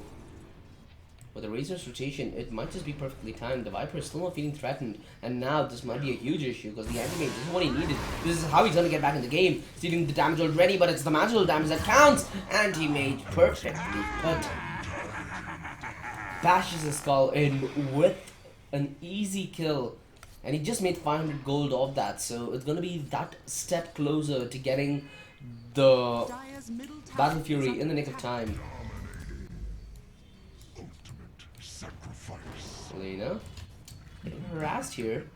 Only the rotations are coming in as well. The Faithful Void might not have the ultimate, but that's more than his raw damage is more than enough. And the Chronosphere, it just came off cooldown, and Doom, he's gonna get a week at the fountain. Because he just got doomed. I love this rotation coming in from the Radiant. They are so proactive and on their feet. They win a fight towards the top. They lose a fight towards the top lane. They're like, guys, resources committed towards the top lane. Let's head towards bottom. The rotation will definitely not be in. And they get a free outpost on the back of that as well. Are they going to get the top outpost as well? Beautiful play from Negi as well, dude. This is a lot of XP that they're going to get early on. And considering both these teams have cores that need to sustain the late game, the Radiant are flat out just dominating their dive now. Also, it was a really good footwork by the Lena, joking around the tree lines. She managed to get a kill on the Lich as well. And she just juked Doom right in for the next one. Radiant are scanning. Smoke Gang? It's invisibility Dire's rune. top tower is Not under finding any attack. success Top tower though. has fallen. Dire's middle tower is under attack. A lot of pressure being applied towards the bottom lane, giving Anti-Mage so much space to work with in the safe lane forest. If you're an Anti-Mage, what would be going through your mind right now? Dire are scanning. Expecting for stacks. Oh, that's something he's not been getting a lot of, is he? Yeah. And also, Radiant's he wants his bottom team to tower do is much under more attack. than what they are doing right now. You need to create that pressure. You need to buy a little diversion for you to get both space in a lane and the neutrals nearby. Dire's middle tower.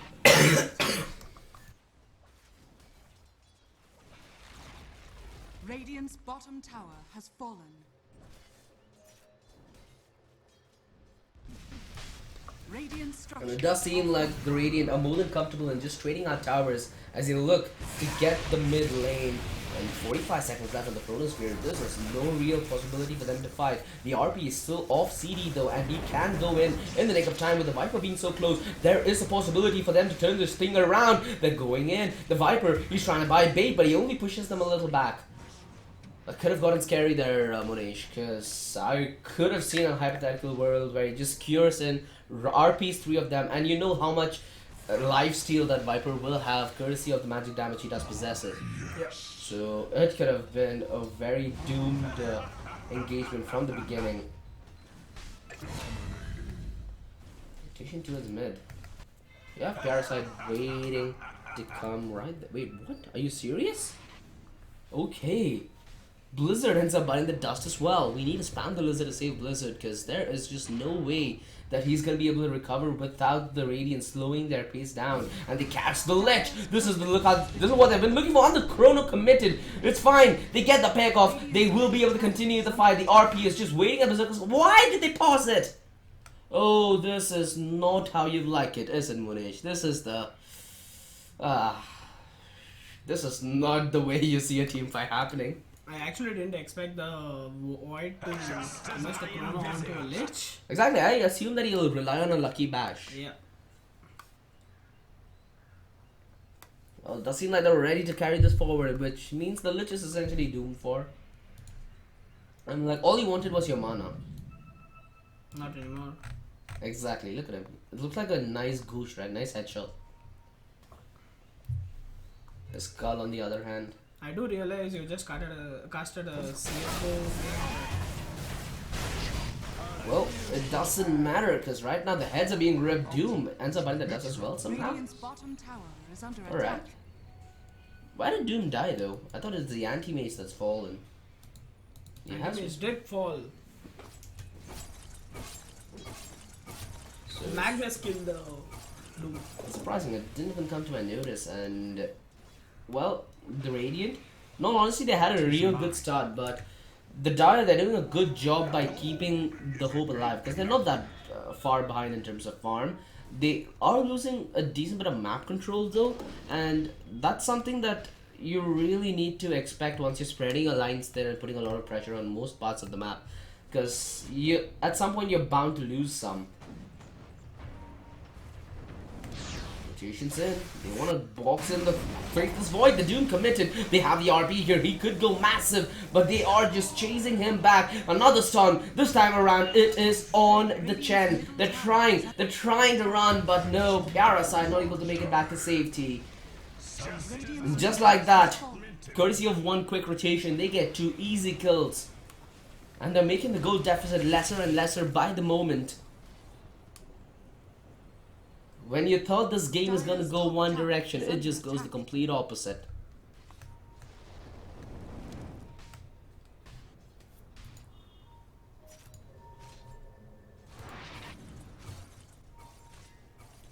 A couple of pings were coming out, I guess he noticed as well. The immediate TP from the Lina. At this point, it's very important as a Radiant to not give away pickoffs. You have team fighting heroes. The Chronosphere is going to be off cooldown in another 45 minutes. You always have the RP. I don't think I've seen it. Okay, we've seen only one RP the entire game. And it combined with Lina and Viper is just very scary. We'll be able to get them at tower and maybe a little more. Do you think they should get more greedy here? Has fallen. The RP is up. I think, yeah, the Chrono is also up in a while, so they might converge it to taking top tower. Certainly are getting the best deal they possibly could. A lot of farm, a lot of objectives being gained as well. And you can't really see the same about the Dire, can you? The Anti-Mage is still trying to catch up. He's not done with his Battle Fury just yet. 17 minutes in. Of course, he did go the long way. He went for the power treads and the Raid Band to increase his efficiency. And they should be able to take the top tower without any issues. But if the Lich gets caught out, it's going to be a nightmare. There we go. Top tower does end up biting the dust. Dire's top tower. And Magnus, he's itchy. He wants this bad. You really think that the first item, Agnum Scepter on Magnus, is good? It gives them a really good CC, and it puts a fear on the Dire side, saying like he has a 2-second cooldown on a skewer, so that's a really good thing. So they won't engage much, and the Radiant have much more initiating power as well. So they have a lot of initiating power, they have a lot of crowd control, they have a lot of team fight heading to them. The only aspect of this they would not necessarily fly in colors with is individual fights. But even for that, you have the Viper, you have the Lina, you have the Faceless actually, who can stand their own given the right circumstances. And it seems like the Smoke Gang is going to be underway. Will Doom be ready for this is the question. They spot him out, they don't commit the stun just yet. The Razor is real close. And this might just give the call for the Faceless Boy to be in position. Because they're looking to counter gang this as well. She's going to be playing from the back, and one thing that I've noticed that the Radiant have been doing is they've been doing a real good job at targeting the supports of the Dire. You see the Lich, you see the Abaddon, they're not really able to provide all that much. The Abaddon is able to get the save a couple of times in, but as soon as he is caught out of position, there is not really a move that you'd like to do. And if you take a look at Radiant supports, they are much more aggressive than the Dire ones. Can you imagine Alina frontlining that gang? It would have led her to be paced, but in all honesty, just the safety, just the fact that they're playing so safe here, it is good to see. But the Viper, he might get caught off guard here. Slow from the Razor is in, the lead TP immediately. Are they looking to force a fight now?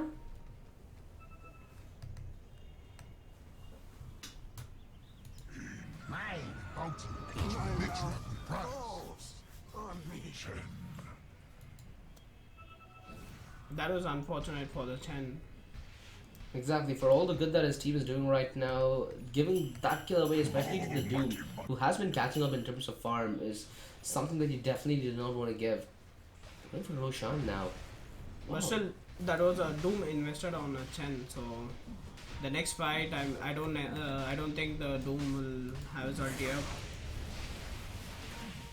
Razor does get a bit of vision, and did they disengage off this? Because everyone from the Radiant are gonna get boxed in if they keep going at it. They need a pick off here. They need one pick off, and then they can go for Roshan. He's just waiting on the other end. Shockwave comes in. And they're so close. I don't think the Dire can contest. They have no crowd control whatsoever. And the Chronosphere, it is committed. This is what we're waiting for, but the Doom, it might just be in at the nick of time because he has the stun. And the Razor, where's the finish? No! It doesn't happen. They lose the Aegis, but the RP, it connects on a 2. They're trying to do their best now. Now it's on the Lina and the Viper to provide, because they have the magical damage, and the Faceless Void tanking, brewing his way through the defense as he holds on to DLife and Linus as well. The stun, it connects onto the Doom, but the Lich, he's coming so close. Since the gate should be enough for them to finish the job off, the Faceless ends up dodging it, and Lina, the ults up to save herself. The Faceless stuck in between 4. He's trying to fight his way through, and the Ice Shield, it just has no way to get through. The Chen, he's coming close alright, but he needs his Animal Armada to step up to the fray. The Razor ends up biting the dust though, and the Faceless Void's still not dead. This might be a second kill. The Lich, he's getting caught off guard in position. Lina catching on towards the Doom. It is just a disaster. They are coming so close, and the ults, it buys some time. The stun, the bash, the finish, it is beautiful.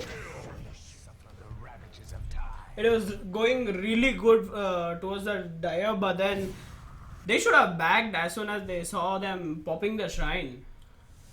Exactly. They weren't able to get a lockdown on a Faceless Void as well, and that's something that they need to start considering. Perhaps, at this point, what would you even do? Would you suggest maybe something along the lines of a Bloodthorn or an Abyssal real quick on an Anti-Mage? Because you need one of those two if you need to catch Void. And it doesn't look like the Anti-Mage is anywhere close to an Abyssal Blade. Not even queuing up for one. Has fallen.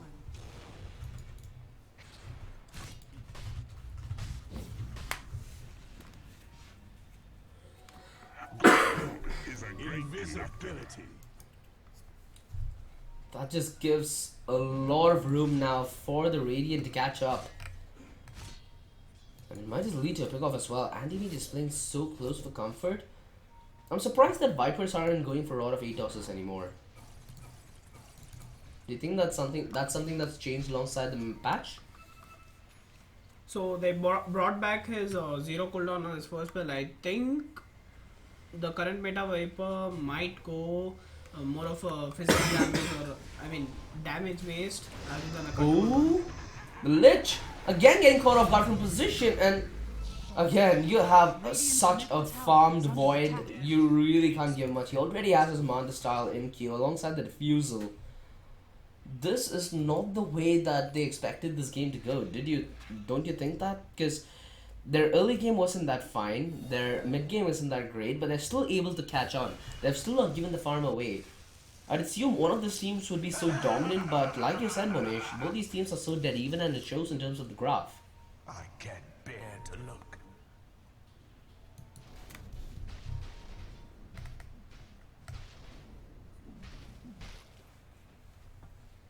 Boy, should be able to get the outpost here. A flight of fancy. There we go. Dire's bottom tower is under attack. Smoke Gang as well, they're anticipating some kind of rotation coming on the back of that. Doesn't seem like any is offered though. There should be Dire's bottom the tower is final under tier attack. 1 dying.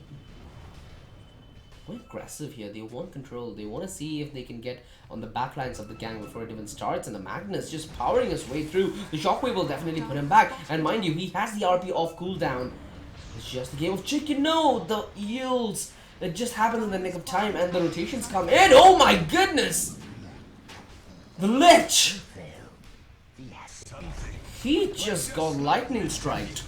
Dire's bottom tower has Ooh. Barbecue. Radiant's top tower is under attack. Damn, alright. I don't think the Lich even had a split second between life and death. Fortified. Considering that the Chronosphere is off cooldown, they have so much control and power to take the Dire's structures are Rax, fortified. Doom, coming in with the stun. Radiant's top tower No is follow-up under though. attack. Again, on the back of the Lich and the Anti-Mage, they might be able to hold towards the high ground, but that seems like... It seems like a far stretch, doesn't it? Ooh, another stun to Doom. He catches the Faceless Void off the position, but look at Magnus. He's just waiting. He's rubbing his hands with an evil smile as the RP. It might just be game changing here. He's trying to hold on to it, trying to be as passive as he can, using it at the best moment possible. Razor, he's on odd pursuit, and he might just be taken down here. Mind you, the Chronosphere is still up, and it might just set himself up for a beautiful triple Chronosphere. It does no! The two walking in at the nick of time, but they're still able to get the catch on the Razor. The Faceless, so desperate in his attempt to get him down. The BKB pop, but that won't really help much. He's trying to run to safety, and the Magnus coming in will secure the kill. But mind you, the back lines, they're closing in as well, as Chen comes in to catch the Abaddon, keep him away from the TP, and a lucky bash perhaps? No, the TP is successful, but the Lich, he is eliminated. Radiant's They are trying to wrap this one out though. The Anti-Mage still wants to die crying. Is he gonna go for Rax here? This is ambitious to say the least. No TP's committed, now they are coming. The Faceless Void, he's pulled them back away. What a play from the Anti-Mage. He knew that they were on the losing end of that engagement if they take it on their turf, so he just forces them back by the throat. That is one thing you need to fear about an anti-mage. 4 people are fighting, and then you realize an anti-mage is missing. That's a scary prospect to think of, because there are so many possibilities with him. You can come in the backlines, pick your support off, you can rat. There's so many different ways an anti-mage can have impact, and the previous fight was a good example of it.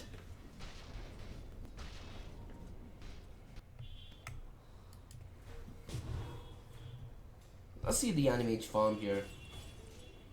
What do you think, Munish? 27 minutes in, and he's getting close towards his Cardi. Do you think that this is a decent farm for a mage? It's actually really good considering he was almost shut down in his lane. He caught up with his farm very fast. Radiant's bottom tower has fallen. The tier 2 of the bottom lane falling, which means the Radiant will lose a decent bit of control towards the safe lane forest, which will open up the anti-mage for even more farms. So this is something that you fear. When you really think of anti-mage, you don't think of him getting farmed. You think of him stealing your farm away. Invisibility. And you can see what he's doing. He's forced the entirety of the Radiant to focus their efforts towards the top lane, pushing on the wave, trying to make sure that the Dire are behind their lines.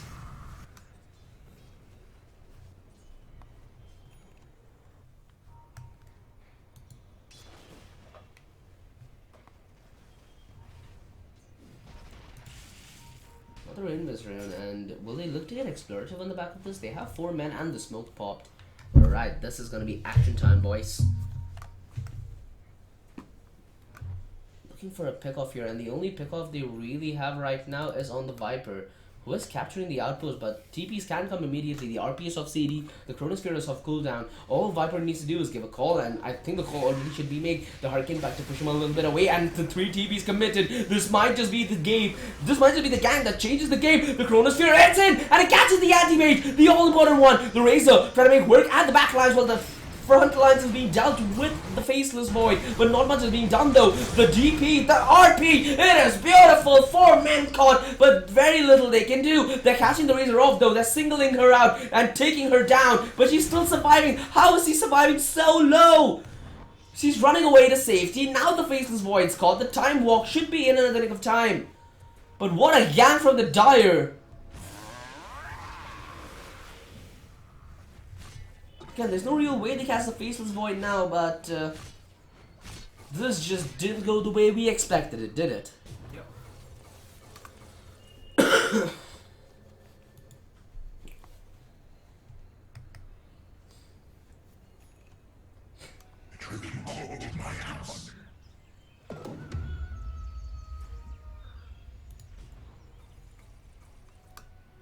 Arms for the dead.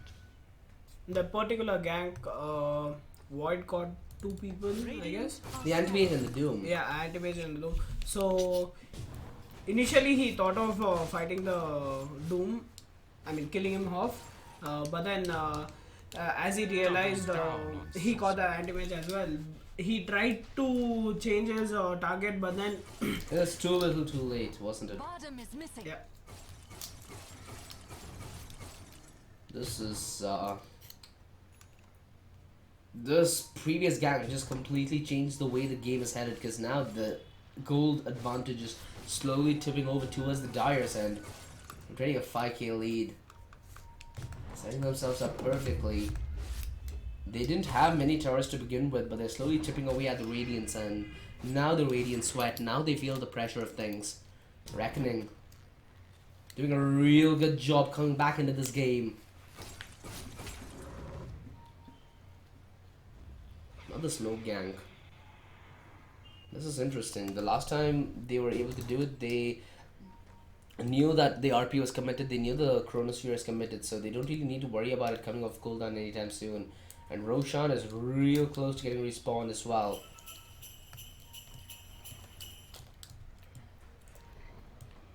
They're diving deep, they're going into the enemy territory, and they've caught out the Jet, if I'm not mistaken. He's trying to get back to... It's actually the Faces Void, the Doom committed, and that should be the free kill coming in. Alongside Roshan being respawned and the Viper falling, this might just be high ground without Roshan. Oh boy. Where it looked like the Radiant had such good control of the game, now they've completely lost it. Radiant's middle tower has fallen. Radiant's middle tower is under attack. So much pressure being applied. Radiant structures Rats under siege. Swifty doing his best to get back to safety. Parasite needs his own as well. Chronosphere, it's back up alright, and they're trying to catch both the Anti-Mage and the Razor. The Chronosphere, it's good! And again, the same mistake. He is committing on the wrong person, but luckily he has his team for the follow-up. The ultimate from the Lina to secure the kill onto the Razor. And this will be the opening that they were vying for. Honestly, the Dire could have just gone towards Roshan, because that would have been the safer objective, but they made them commit the buybacks, and they've committed the mistakes as well. The Bash, the Lina, the end, it's near. Luckily, Razor, Doom, and Anti-Mage all have buyback, but the Radiant this time around, they're making the smarter move. They're going for Roshan. Then they'll be in a position where they can contest high ground.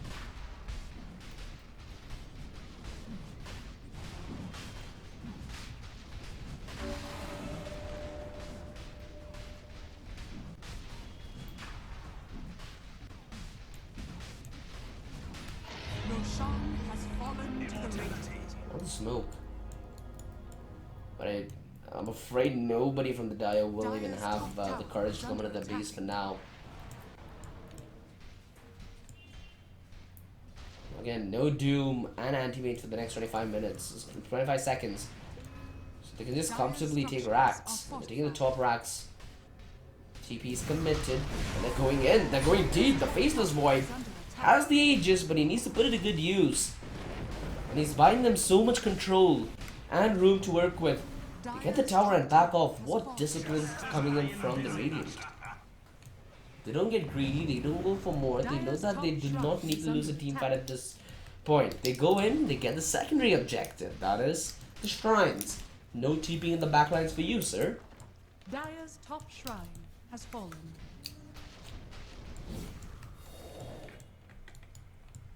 If you are in the boots of the Dire right now, what would you do? Try for another smoke gank or get vision around their bottom lane. Jungle, so that they can try maneuvering into getting this one tower, which Anti-Mage has been putting pressure On. for like another for like 10 minutes. He has been putting pressure for this lane. The Void. We'll have a Chronosphere in about 10 seconds. We're looking at the pressure towards the top tower now, because when the RP is off cooldown, when the Faceless Void's Chronosphere is off cooldown, there really is no way that the Dire can commit to a fight, can they? 'Tis mine.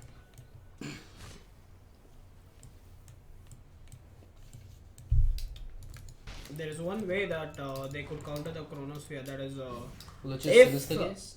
if the Void doesn't catch the Lich in the Chronosphere, he could delay the inevitable. Again, I'm surprised that the Void didn't go for a BKB, and who needs a Chronosphere? A free pickoff on the Abaddon. And that might just be high ground. The Abaddon will need to commit to a buyback. And do you even buy back in this perspective? Because you know that you're going to lose the racks. They have the Aegis, they have the Chronosphere, they have the RP. And the Linken's just protects the Void. No damage for you, Razor. The Doom, it does give them a possibility though. But again, he has the Aegis. No real point of committing the Doom to that. And I really love this Linken's purchase that the Void's gone for. It blocks the damage steal from Razor, it blocks the Sinister Gaze in the Chrono, Doom as well to some extent, but it's at the point where everyone is committing everything to the Void, and one time walk he'll gain all his life back. The Doom's committed alright, but he has the Aegis of the Immortal, and there should be the Guardian Gleaves coming in as well. He's not suffered any casualties, but the Anti-Mage coming in for the back lines. The ultimate is beautiful. It forces the Aegis, and now it'll force the fight of the Dire. The Chronosphere is just coming in the nick of time, and they get both of them! The Anti-Mage, he needs to make a way out, and he doesn't! The Faceless Void, beautifully put, beautifully played. The Viper doing his best to survive while the Lina and the Chen strike from the back lines. They finally put an end to the Viper though, but the Faceless Void is still up and running. The Lina now in an attempt to run. The silence, the stun, the finish, it is there. The Radiant, they stuck around for far too long. And they lose far too much as well. Because now the mid lane's already pushed. Radiant's courier. All this while the Radiant were taking the top tower, Anti-Mage was cutting waves here. He was making sure at least one lane was being pushed. He just wants the control. He wants to ensure that even after the team fight is successful, they will have a lot more to gain.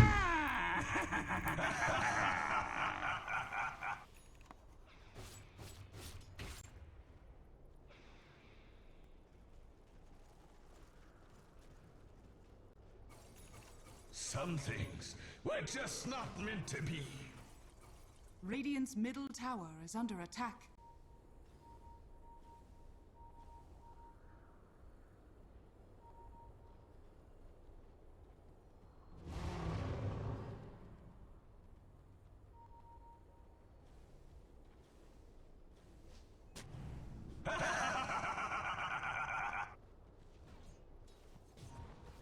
Radiant's bottom tower is under attack.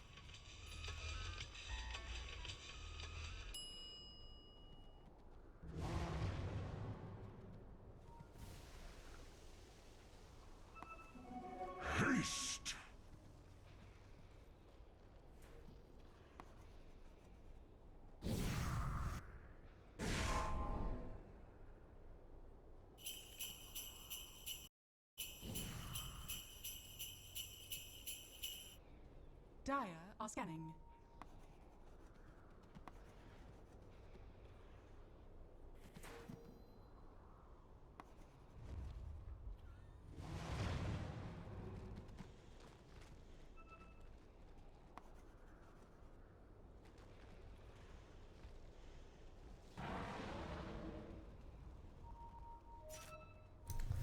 The Burr Smoke Gang, the Radiant. This time around, they're going to be the initiating party. Roshan, it'll still take a decent bit of time before it's up. My thrift rewarded. They're hoping that they get a pick off here, but they die. They're playing on a polar opposite of the map.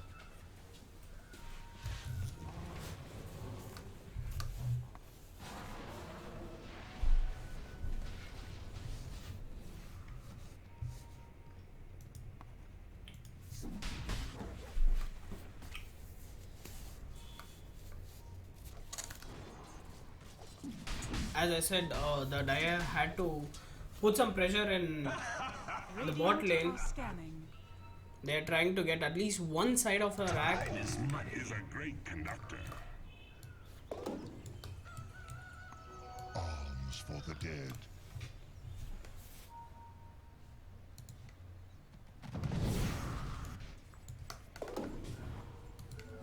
Illusion.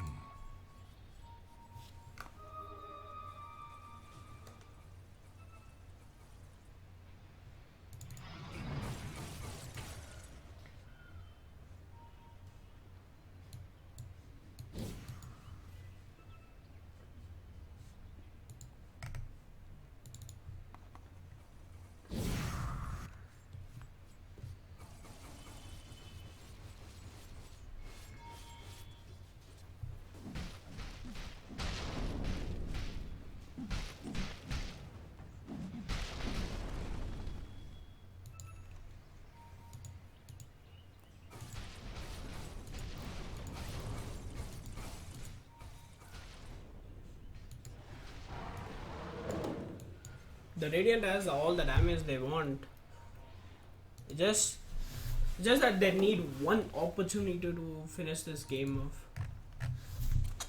And you can say the same about the Dire as well, right? The counter gangs have been decent for the past few gangs, and they're able to turn things around. So it's come to a point where whoever wins the gank will have a huge advantage because he'll be able to get a lot of objectives under their belt post the gank. Now it's come to that edge of the sword dilemma.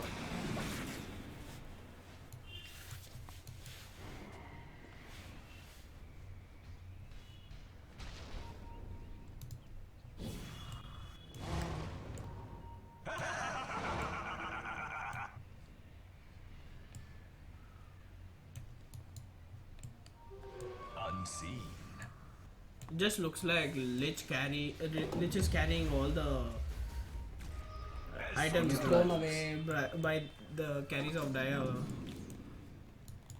This mine old is gold, so can't really question that. I don't really like to see such a defensive Dire side. I feel like they should be a little comfortable in the forest, and to be honest, vision is something that they have a little bit of. Having a good ton of vision will certainly help them out in their counter gangs, because right now it just feels like whatever they're doing is blind to dumb luck with a lot of skill involved. And a few misplays by the Radiant as well.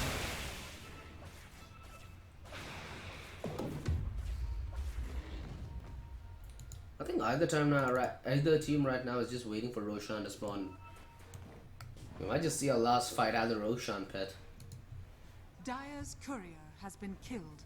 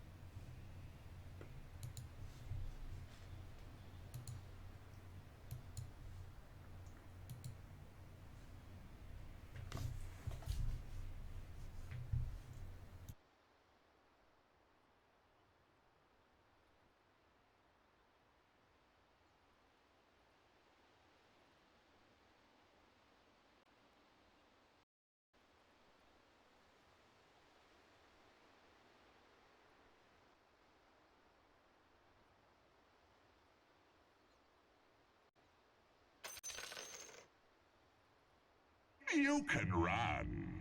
You should run. You've been voided. You've been voided.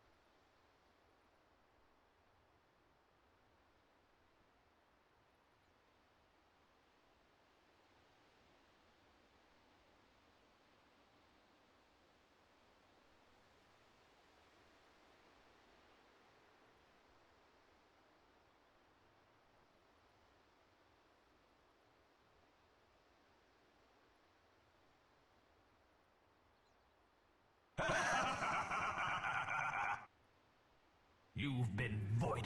Some things were just not meant to be. You are dead.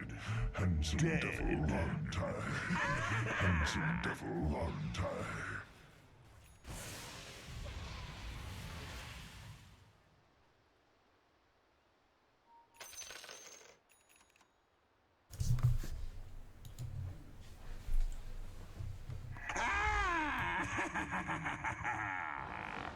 Radiant are scanning. Considering that the Roshan will be up in about 10 seconds, this is the moment that we've all been waiting for. That one last fight. Exactly.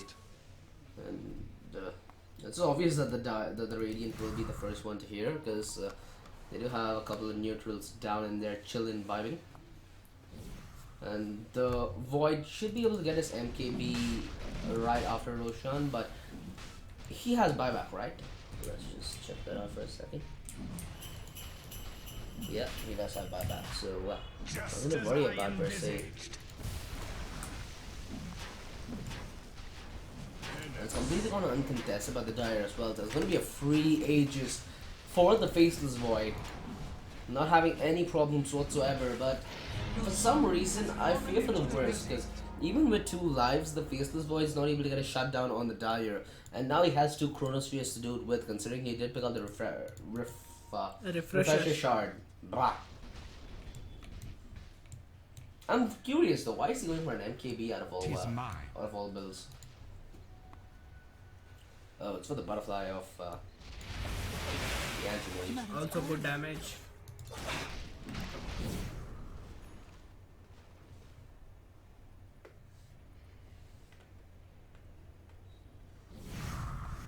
He has decent amount of tank as well from Linked Sphere and the Manta style.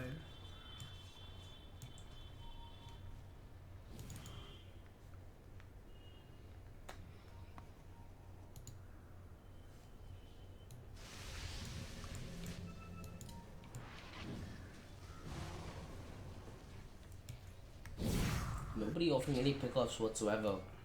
They want to play this as safe as they can. They want to see if they can take this to high ground, because right now, realistically speaking, the Radiant aren't offering so much of an opening. They're capturing outposts as well, making sure they have their backline secured. In case there is a rat, maybe the outpost will offer more maneuverability.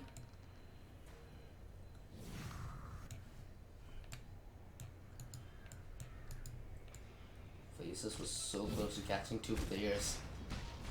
It's a stroke of luck that the Doom and the Lich are not caught out by that. Another push towards high ground. Dire's bottom tower is under attack. The tower just melts away the... Pull out the fortification. Radiant I want to structures see if they are can push fortified. the Faceless back a bit. Stun comes in, chain initiation. Chronosphere, this is the gates, is beautiful, but he has a few opportunities, although the Aegis will end up going down, pulls up the Refresher Shard, and he should be able to catch at least the Anti-Mage or somebody in, but it's just the constant stun that he's being barraged with. The Diffusal, it is just not that helpful right now. He needs a BKB, he needs to stay alive in this gank, because as soon as the first stun comes, it's just a chain stun reaction that keeps hitting him and hitting him. There's barely anything he can do.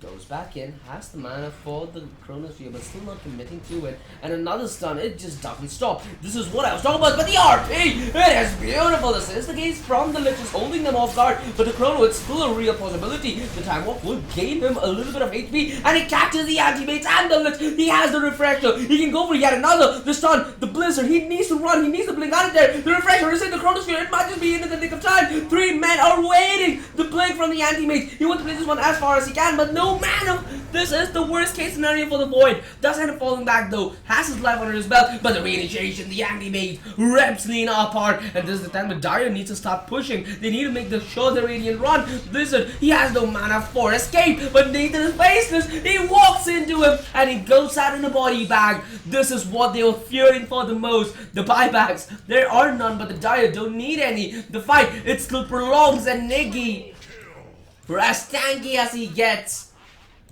it's a bigger grave. Oh boy. Where is the BKB of the Faceless Void? Do you think that's something that he needs to start considering? That is a really good item to be put on the Void, considering he's the initiator. He's gonna be dishing out the most damage in his team. And that's why I was a little confused with the MKB purchase. I thought he might just go for an item that amplifies, that helps him tank, because he's the one initiating with the Chronosphere. The Magnus is playing from back, Lina is playing from the back, the Viper is in the side, not really tanking the damage a whole lot, and the Chen, you really can't expect him to front line against an anti-mage, can you? Nope. Yes, this will do just fine.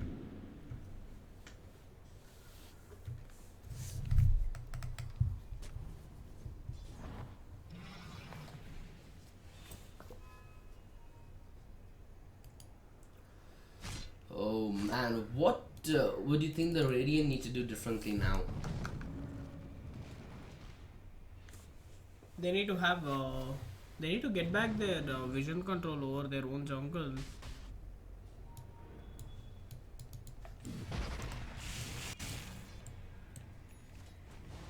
I don't think they're doing anything wrong except for the initiation part. I guess they have a little bit of lack in coordination. Regeneration as I envisage. We're just not meant to be.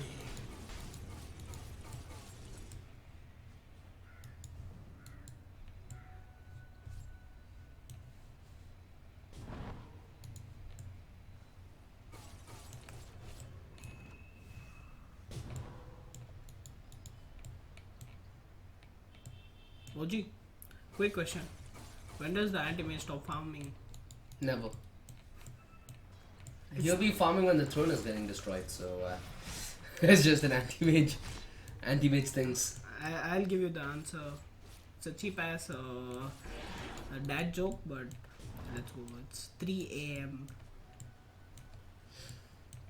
What a guy. Alright. Oh boy.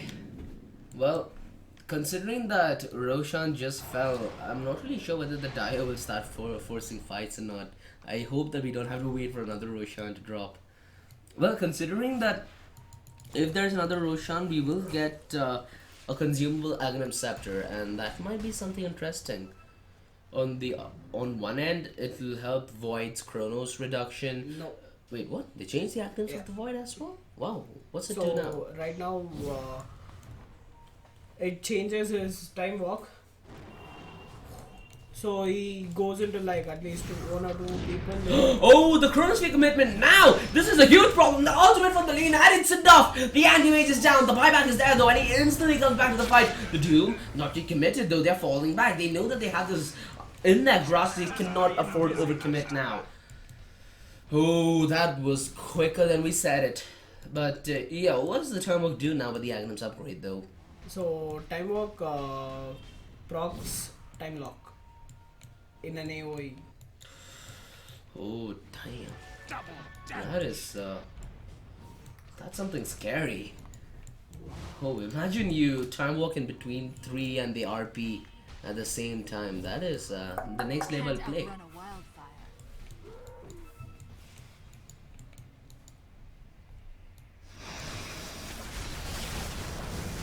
I'm not really sure why Parasite was here in the first place, but perhaps just to get maybe an extra vision.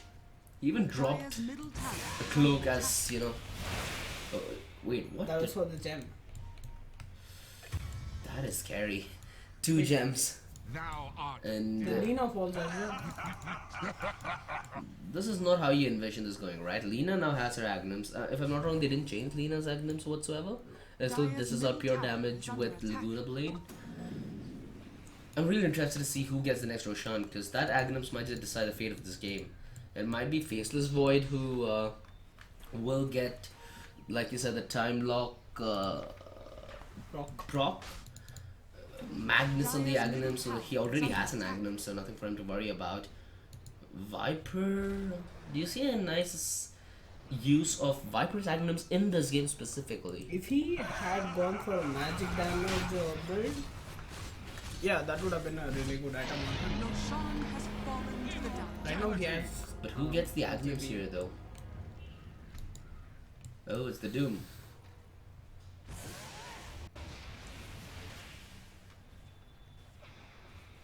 It applies break. Oh, that is gonna be really interesting, because if I'm not wrong, now that he applies break, Viper and both Viper and Faceless will have a hard time. With Faceless not able to proc his time lock, and with Viper's tankiness just shriveling away. Dead ringers.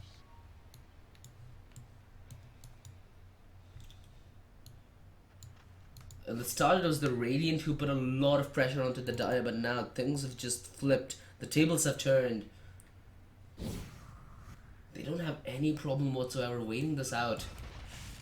To be honest, the Radiant have a lot of team fight, but the Dire, they're stepping up individually here. The Lich is doing a real good job with the Sinister Gaze, not allowing the Faceless Void to go away, and the chain stuns are just beautiful to see. With the Abaddon on the save, and you always have the Anti-Mage and the Razor working both the back and the front lines, it just seems like you'll need a heck load more to get through this. As I said at the start of the game, And the BKB is gonna be in, by the way. The Void slowly but surely building up for one. Of course, he is trying to save for some buyback. This BKB might just make it or break it, because prior, when the Faceless Void did try and go get control, it is the stuns that bothered him the most. He was getting a little bit of damage received as well, but the Time Walk was always there to try and replenish some HP. Now with the BKB on him, that'll be a completely different case. If the chain stuns don't land perfectly, he'll have an opportunity to escape, and Chrono as well. and Void will be considered the most feared hero in this game right now, in this particular game. So we are giving him the space and respect he needs to get back in it. Right now, for the Dire, do you think forcing a fight is a good thing or a bad thing? They should wait for the buybacks, I guess.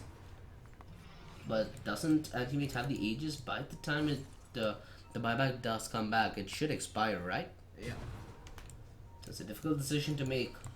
But again, the hardest of decisions require the toughest of souls.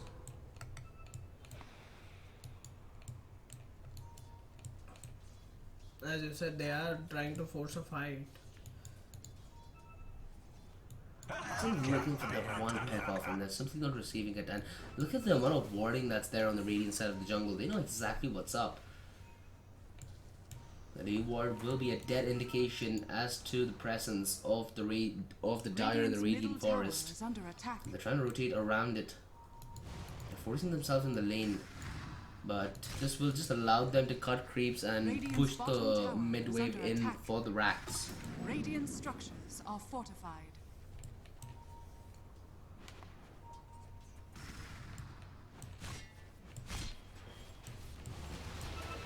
Radiant's bottom tower has fallen.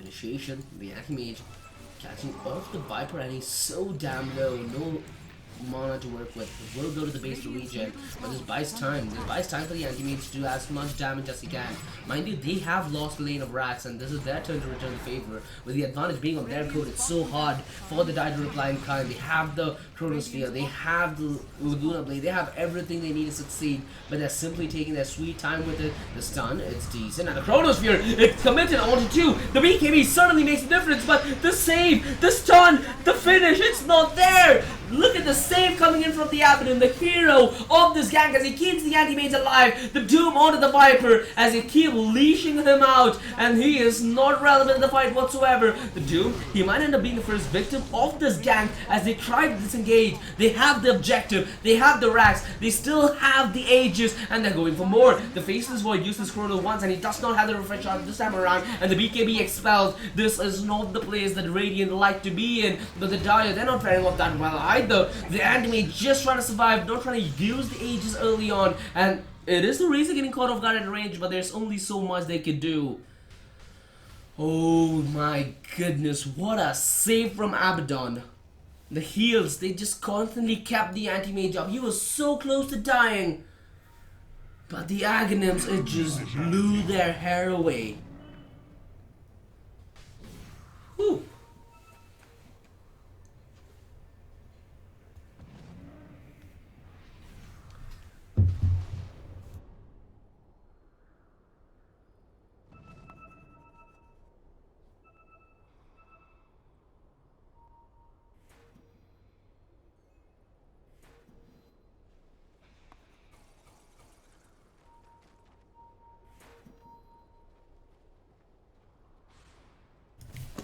capture an outpost on the back of it. I think they have an inkling that Razor could be here. So clearing out waves. The day I also did force back the buyback from Magnus. And another 28 seconds, the anti-mage will be back with the buyback of his own. Who he said they needed to wait for the anti-mage to come back with the buyback, but now they won it on the back of a lane of racks and another tower almost taken down. I think they did take down the mid tower as well. There we go.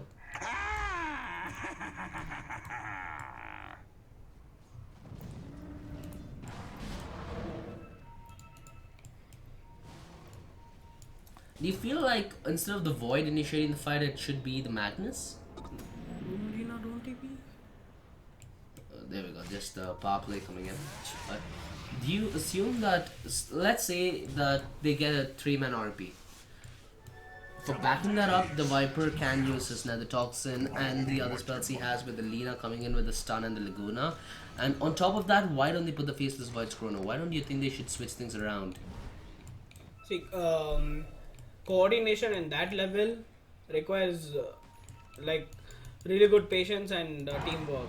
So right now, considering only three of these people were from Team Whoops and 2 of the other people were from a different team, I don't think they'll be able to coordinate much well, considering what combo you just explained.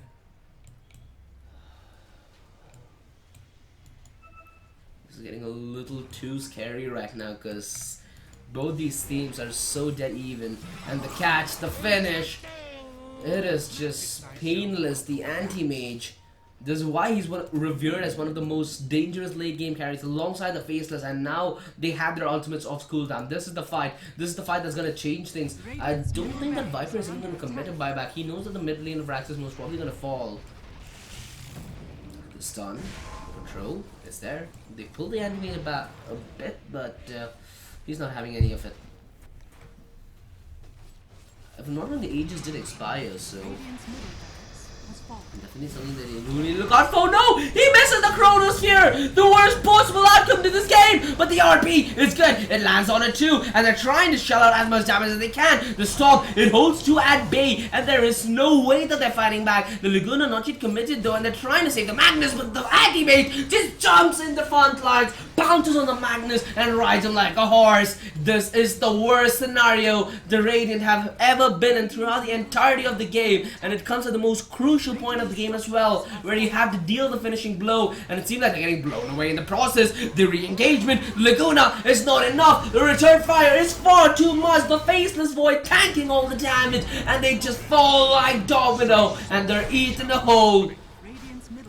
They're trying to get back in this one. The buyback's committed on both the Faceless Void and the Lina, but it's a simple game of objective the anti-mage is playing. His objective is to kill, and he's killing as he's trying to hunt for the Lina. He has low mana though, so blinking is a real scary thing to do, because if you are in the wrong position at the wrong time, you'll be the wrong man down. They're getting the Viper, the Sinister Gaze holds him at bay, and they're looking for the Faceless as well, but they are going for the end. The tier 5s, they have fallen. They're going for the throne. They want to finish this one out, and GG is gonna be called. Reckoning E-Zone, they're gonna win the first map of the grand finals of the ILG Cup Season 3 Mumbai Minor, happening down at Fidato. We will be back with map 2. Until then, a quick shout out to our sponsors. The title sponsor ADY Power by Logitech G, associate sponsor Nestle Multimedia and Kaspersky, GPro partner Galax, and a drink partner Monster Energy.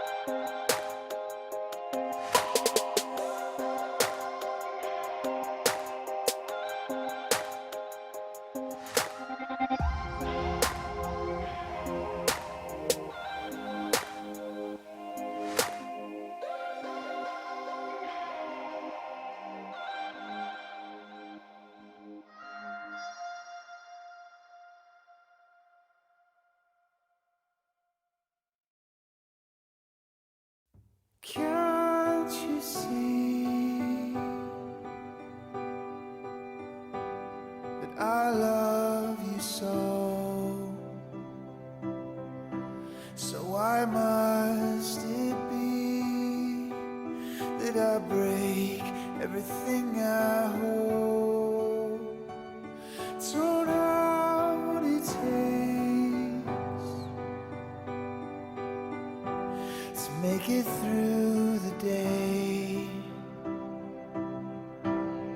Though I'm standing here, let you walk away remains my greatest fear. I'd like to be a voice without a way, like a melody that floats above any wave. But I'm coming down just like a cannonball. Yeah, I'm coming down just like a cannonball.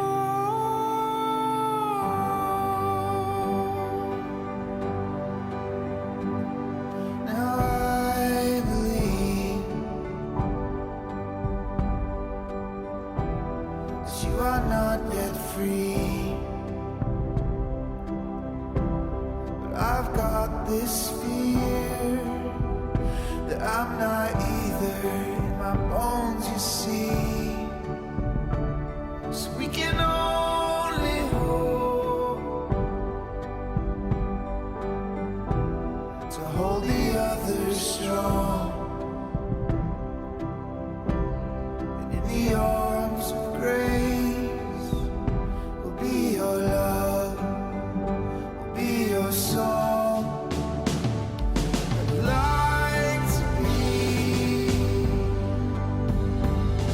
a voice without a way, melody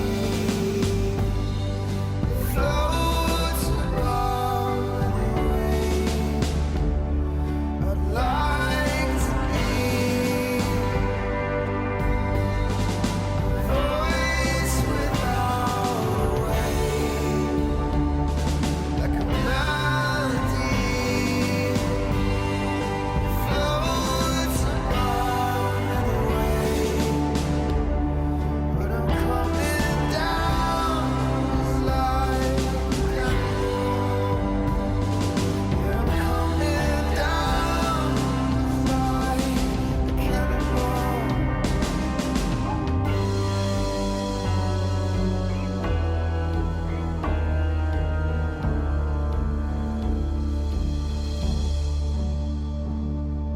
Can't you see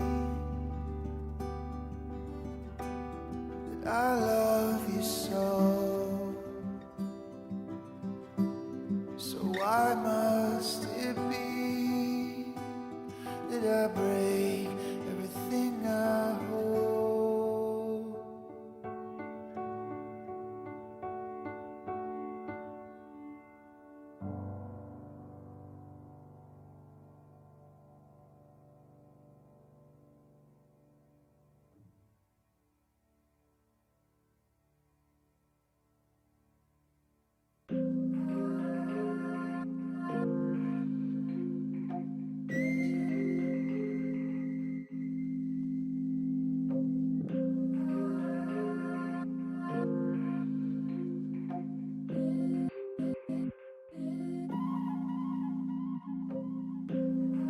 Butterfly dancing in the sky, spreading wings, flying high. Color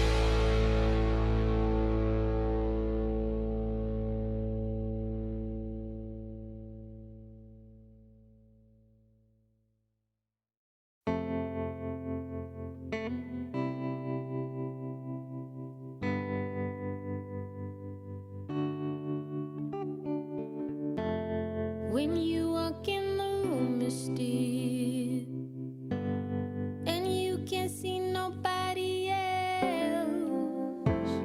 I'm not the only one who feels the switch inside my body change.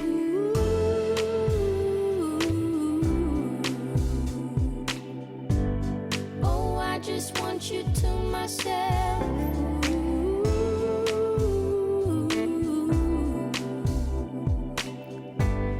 Oh, I just want you to myself.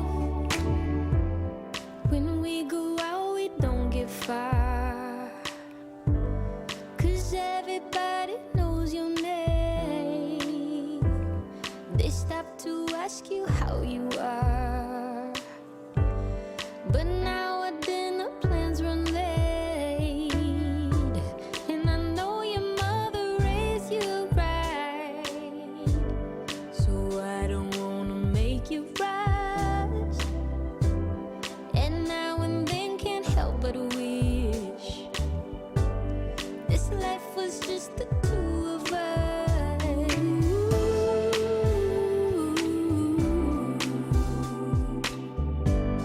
Oh, I just want you to myself.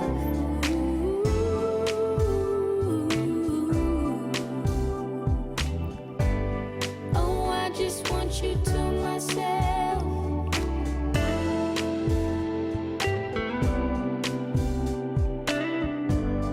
Oh, I just want you to myself.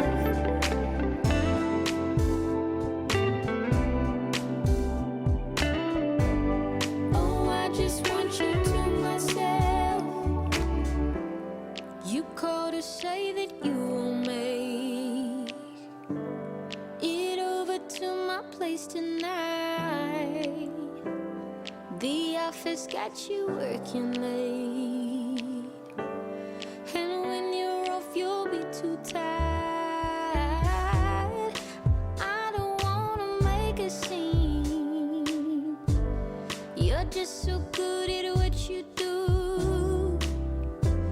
It's selfish of me to think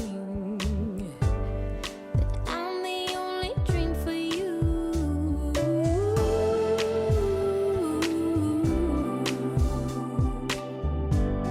Oh, I just want you to myself.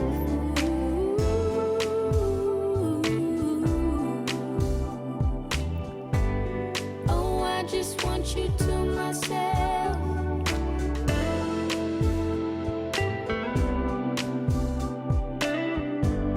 Oh, I just want you to myself.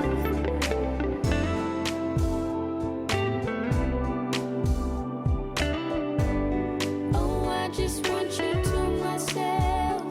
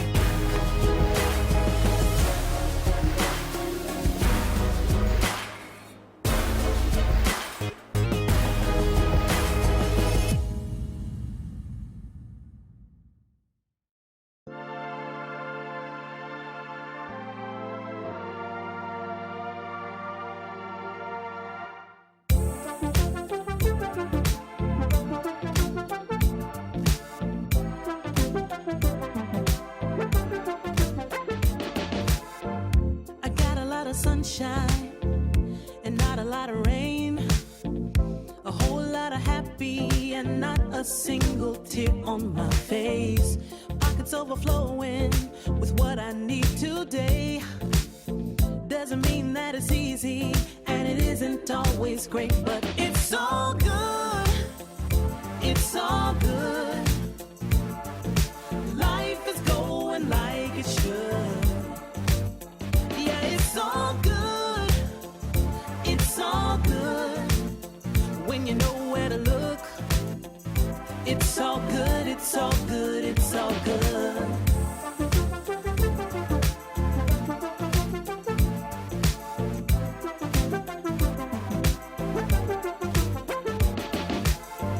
The picture isn't perfect, the road ain't always straight. It gets a little crazy, and you know sometimes we need a break. But it's better than it could be. It should be. Taking what we're given, we can't complain, 'cause it's all good. It's all good.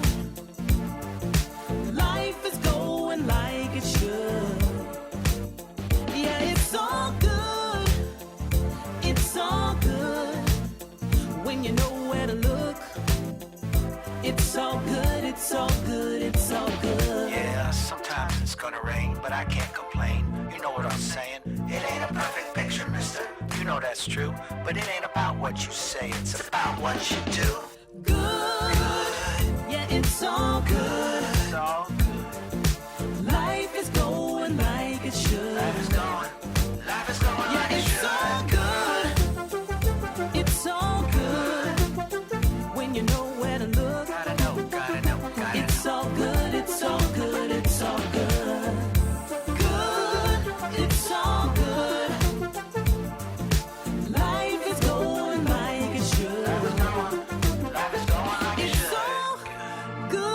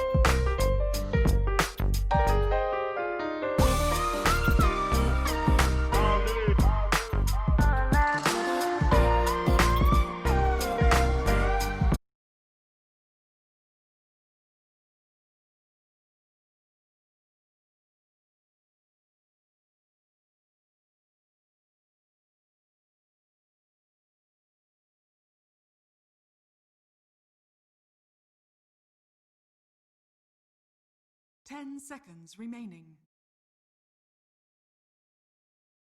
5 seconds remaining.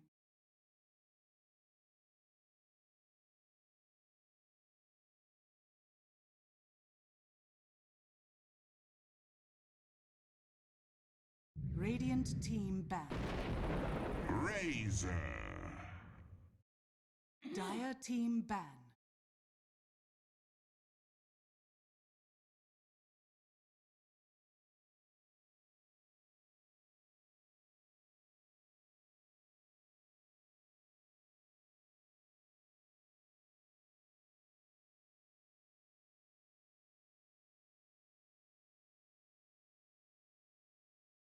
Radiant seconds remaining. Team ban.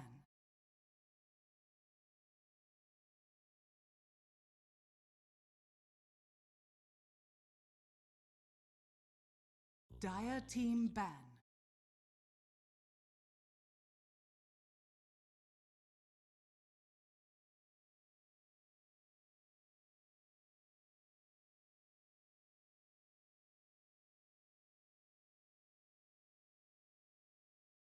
Dire team pick.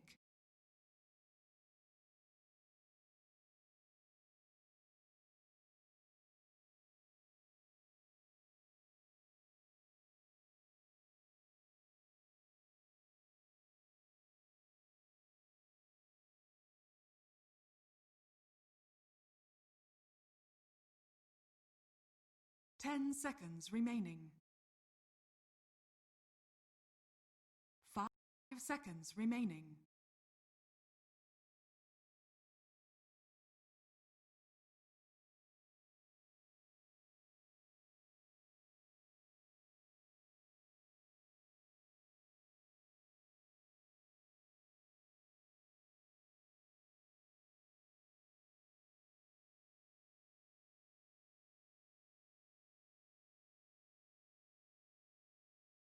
Radiant team pick.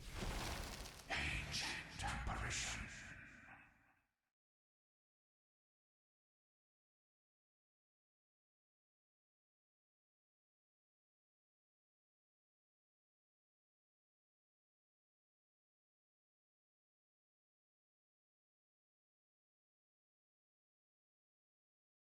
Ten seconds remaining.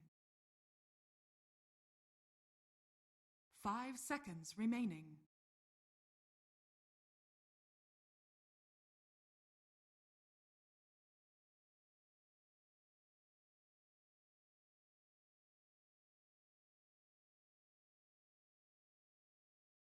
Dire team pick. Dusk.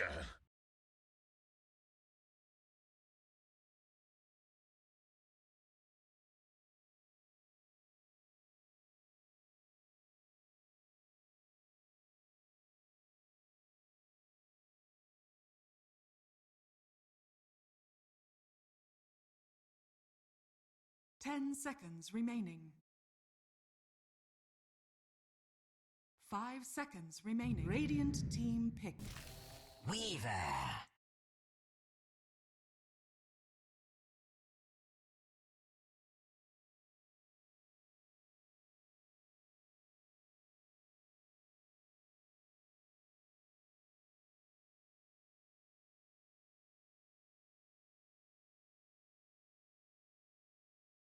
Ten seconds remaining. 5 seconds remaining.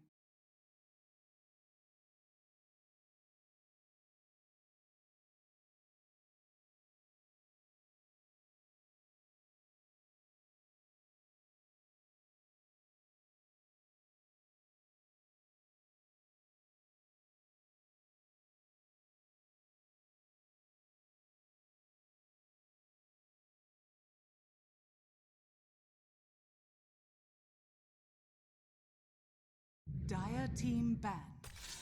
Alchemist.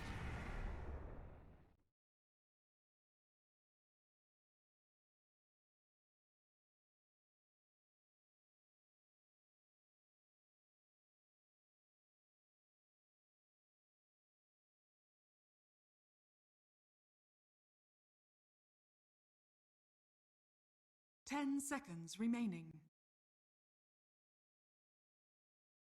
5 seconds remaining.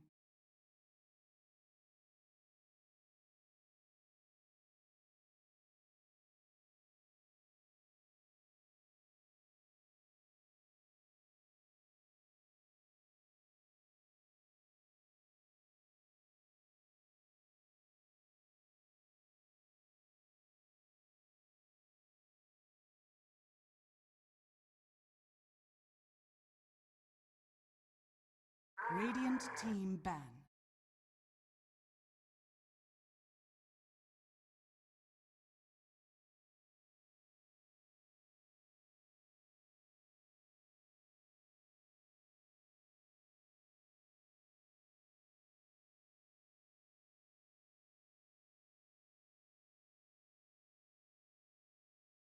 Ten seconds remaining.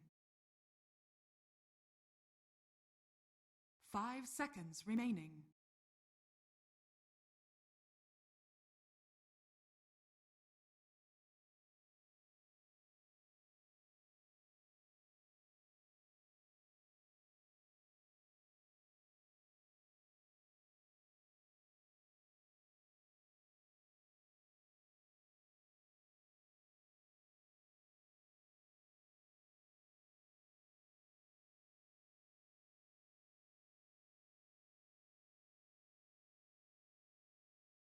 Radiant team pick.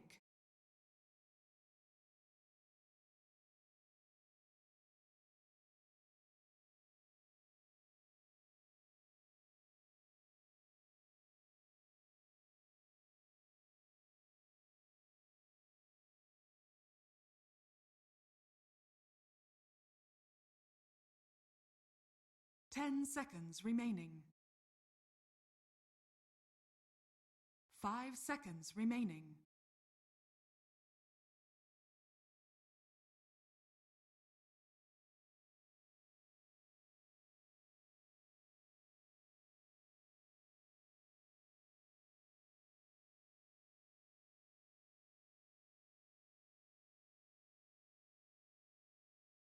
Dire team pick. Points away.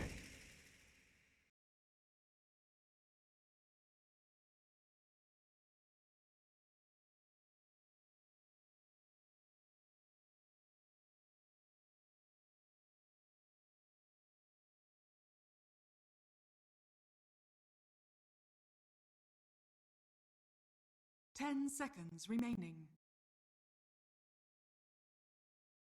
5 seconds remaining.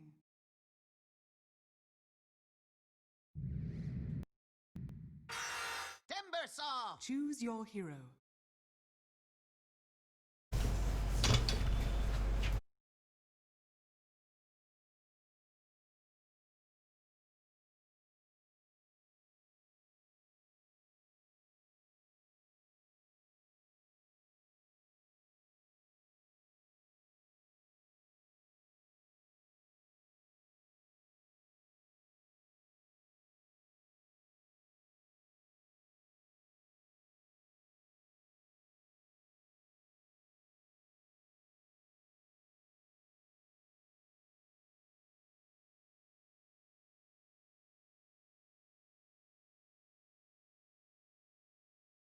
Ten seconds remaining.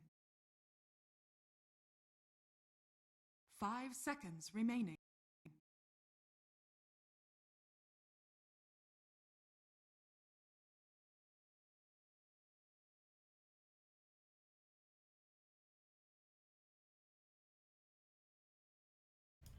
Alright, ladies and gentlemen, welcome back again to the ILG Cup Season 3 Mumbai Minor Dota 2 Grand Finals, where Reckoning E-Zone dominated, I won't say dominated, they really took Parasite to the limit, but now another try at it, another chance, another draft. It might be a final one. What do you think about the draft here, Monesh? Both these teams here didn't go as late game compared to the previous draft, but for me, I really feel like the Ancient Apparition would be something to watch for. Personally, one of the supports that I find to be a little broken, in all honesty, the amount of control you have with an Ancient Apparition over a team fight is just massive, because you deny a lot of hate to your region. There's obviously a slow to it, a stun. There's so many things an Ancient Apparition can do. Alongside a Timbersaw attacking the front lines, a Weaver and Lina ready to dish out damage, and a Sand King. I feel like the Dire have a better draft this time around. What do you feel? Yeah, they've straight up countered the Alchemist by picking up the A.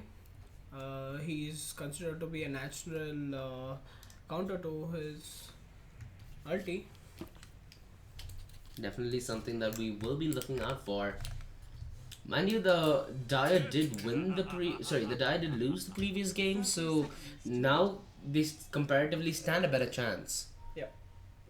Let's see how the chances will be weighing out though. This is a very, very, very weird starting item for an ancient apparition, don't you think?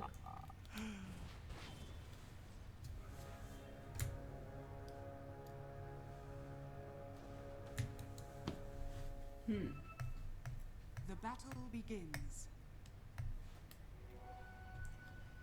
Well, the boundaries are exchanged. As usual, it's going to be the Alchemist headed to its mid with Lina, making her way there late, which means that she will not be able to get the better end of the wave. Although with the amount that Alchemist is blocking, I hope it doesn't come underneath the tower. Should not, but still did.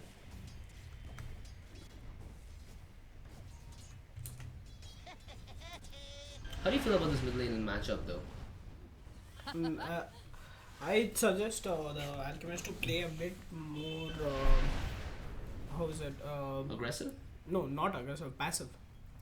So that Lina doesn't get much opportunities to burst him down. And she's just using her stun so good. She's denying the range creep lasted and deny at the same time. Just a nice thing to watch overall. The Sand King pulling the wave, but not having the easiest of times. He's directly gone for a boot. Is this something that you commonly see on Sand Kings? If it's a position 4 Sand King, that is a really good thing. I guess it is. So Timbersaw playing on the offlane. That's gonna be a pest because on the other end you do have a Chen, and if I'm not mistaken, it's a Razor. Not a lot you can do against the Timbersaw early on. Of course, when Ancient Aberration does get his ultimate, things will certainly start looking a little different.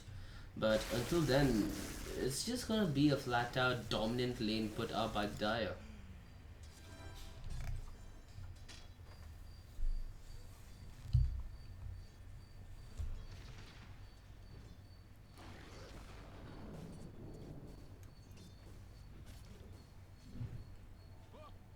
But how do you think that Tuska pick is gonna come into the picture though?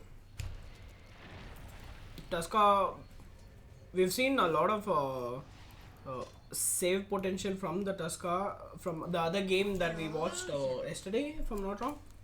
Yeah, we did with the puck. Yeah. So I'm guessing he'll be a really good save against Sand King and Ancient Apparition. At least for now, it does seem that the Alchemist has tried to contest towards mid, but Lina is still getting the better end of the last hits. And like you said, he needs to try to stop playing a little passive because Lina, the amount of harass you have against a melee hero is just unreal. So that's something that they should definitely be looking out for. And this might suggest early ganks from Alchemist as well. You think that's the route to go?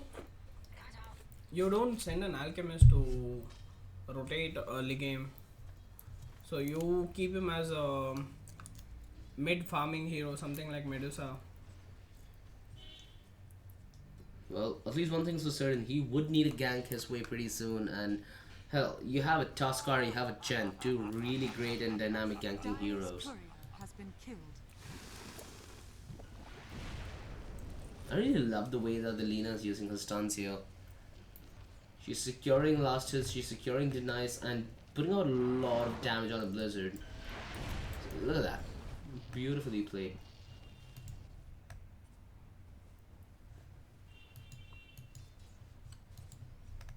How do you feel like the Weaver is going to fit into the lineup though?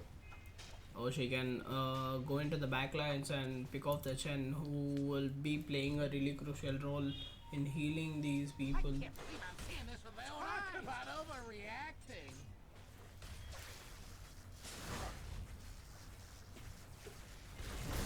A lot of damage being dished out, and they might just go for the finishing blow. A decent bit of damage has been taken, so the Timbersaw might just fall prey here. He's trying to turn tail and run, but they do have men on the pursuit and they've blocked him. Lucky to get past, but he might just get the kill in return. The Razor is starting to get a little low. The stick there to give him a little bit of life. But the Timbersaw could have very well have been in the dust there if he's not careful enough. The Dire did get a kill on the Pangolier.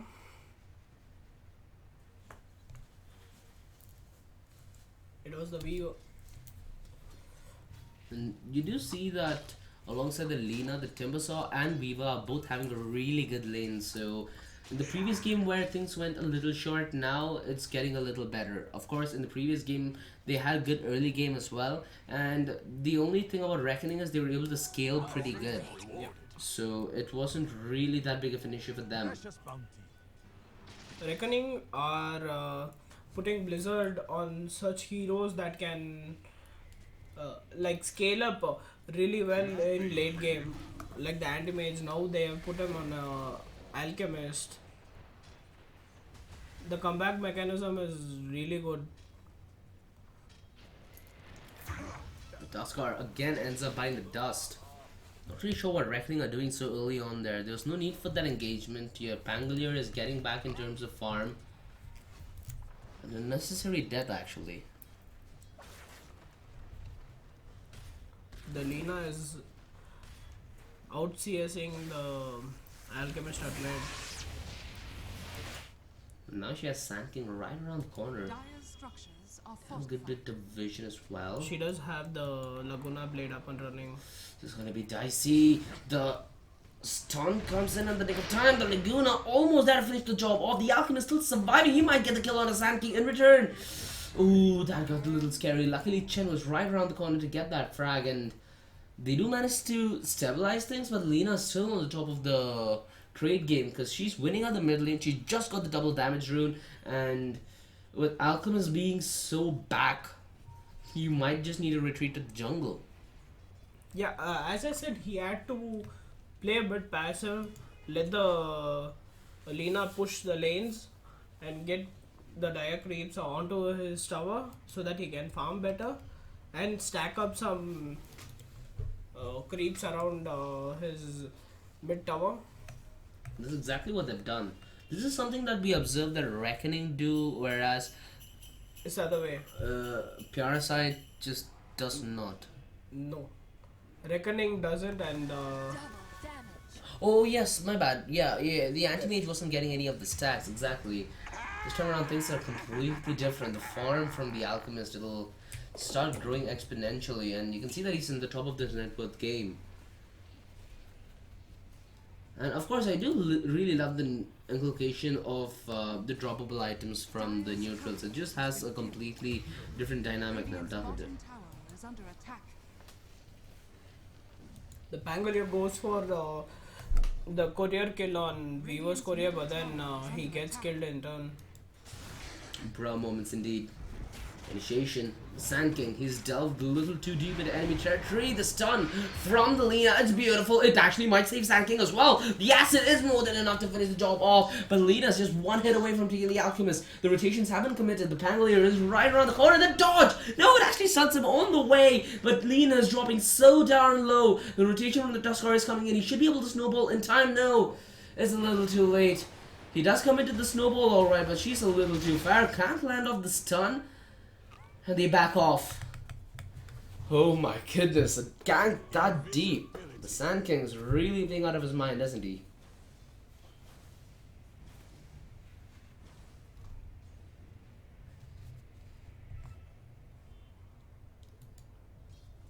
That I am making sure that the Alchemist doesn't get much farm, even in the jungle.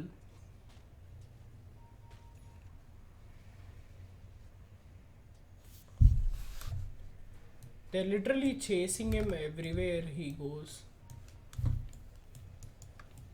Cruel people. Well, at least for now, they are trying to push the mid wave out. They know that as soon as they get the mid tower, Alchemist's space for farming really decreases drastically. That's the thing, right? If you're playing a core like Alchemist, Anti-Mage, Spectre, you need those towers up. And talking about towers, Timbersaw's at a position where he can even dive the tower, so you do need to be a little precautionary against him.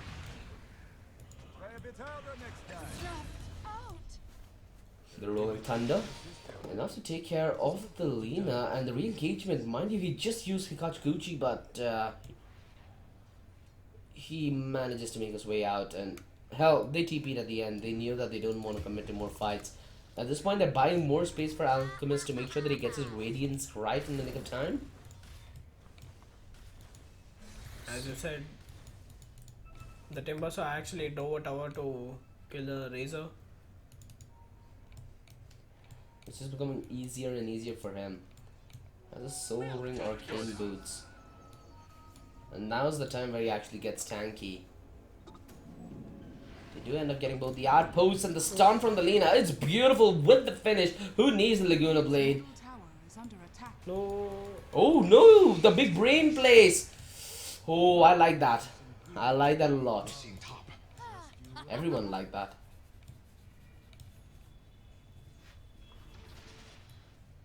I'm in your debt.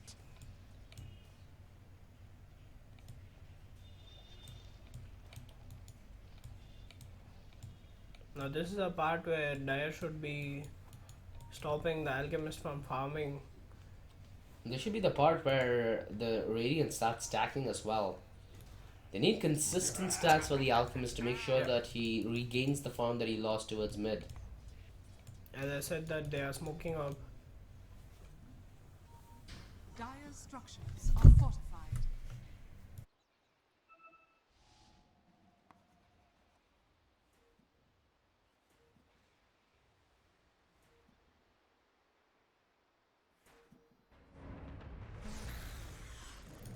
And another fight taken.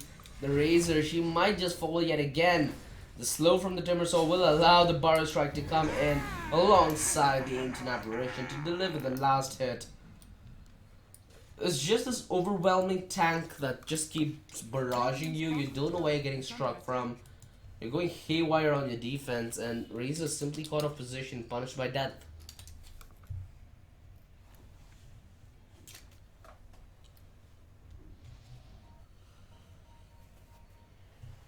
Radiant's bottom tower is under attack.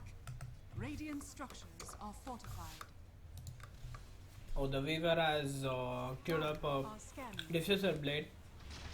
Well, Radiant's that's bottom interesting, tower you know. is The under Diffusal attack. is actually a comparatively nice item to have because you have the Gen, you have the, I'd say Pangolier to some extent as well, where if you Radiant's do bottom bait tower out has fallen. like the Swashbuckle and you use the Diffusal to slow them down and take them down, they really have no mana by the time their skill set comes off CD.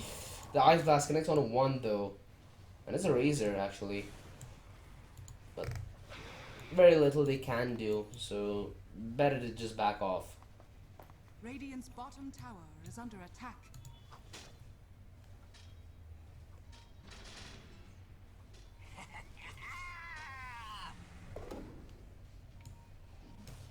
They won the mid tower though, fighting tooth and nail for it. No, the Radiant are gonna budge. Reckoning is that another hold. Thunder.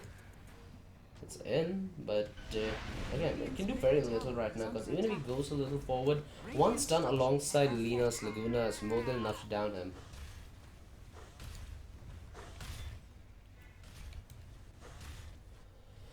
Radiant's middle tower has fallen.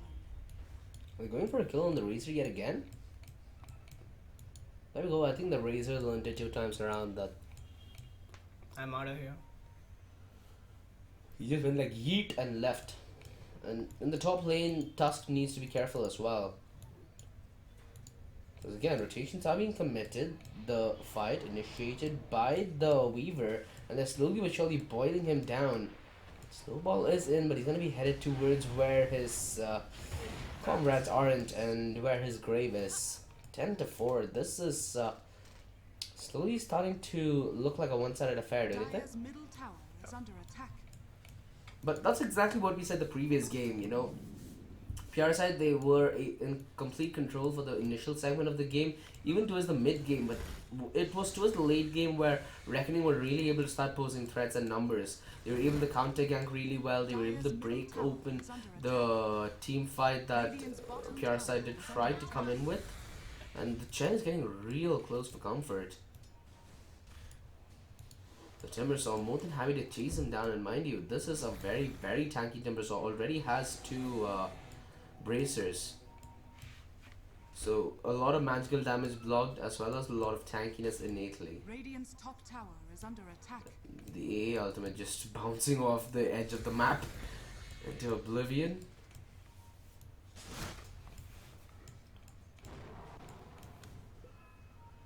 Teletubbies right now are putting so much pressure. They want to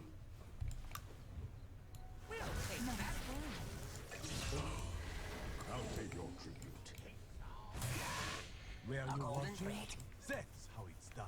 they really want The objective. the Radiant not to have control over their own jungle. And hence Timbersaw is pushing so much. I think they're even going to get this tower by the time the Alchemist is finished with his essential goods. Because he has the Radiance, he has a starting item, but from my knowledge, Radiance should be in by about 10 to 12 minutes for the Alchemist. Yeah. So 12 minutes was the ideal timing, but I'm hoping him to get one of his core items in another 2 minutes. Radiant's bottom tower is At under least. attack. just the amount of control that the Teletubbies have is completely unreal, because they've completely demolished the mid tier 1. The bottom tier 1 is missing as well. So half the safe lane force is shut down for the Radiant. Pangolier trying to make it back to safety. The Timbersaw is literally playing around with the Radiant heroes. Radiant's bottom tower is under attack.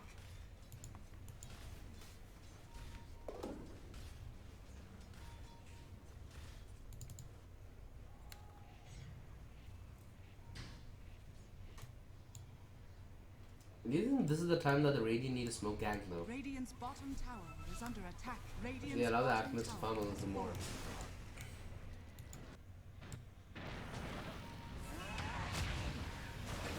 Beautiful finish onto the Sand King. Didn't suffer Radiant's any bottom casualties tower near is that. under attack. You've not seen the Ice Blast connect all that much, have you? That's how it's done. Just as zoning ulti. You are dead. Dead. The bottom tier 2 goes down.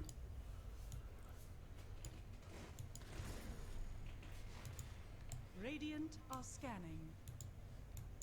Radiant's top tower is under attack. Radiant structures are fortified.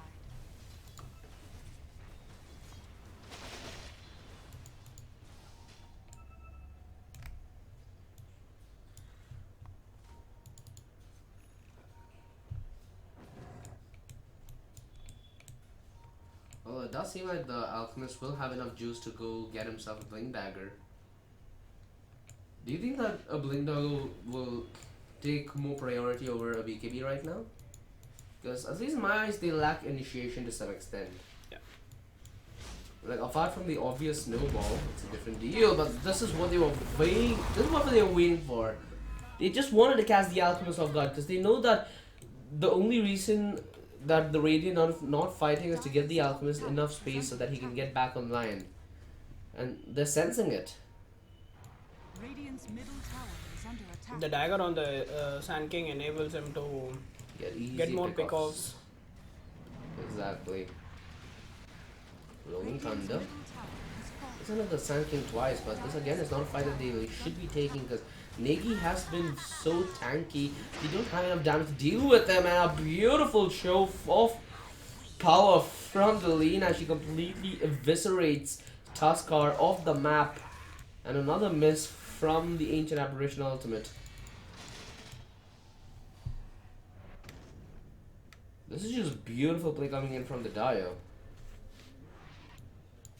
Systematic breakdown. Oh. This is a little weird because this might just lead to a kill onto the Weaver. Mind you, he still does not have his ultimate, so he has to run for dear life. The Alchemist might just be able to push and get to tier 1 himself.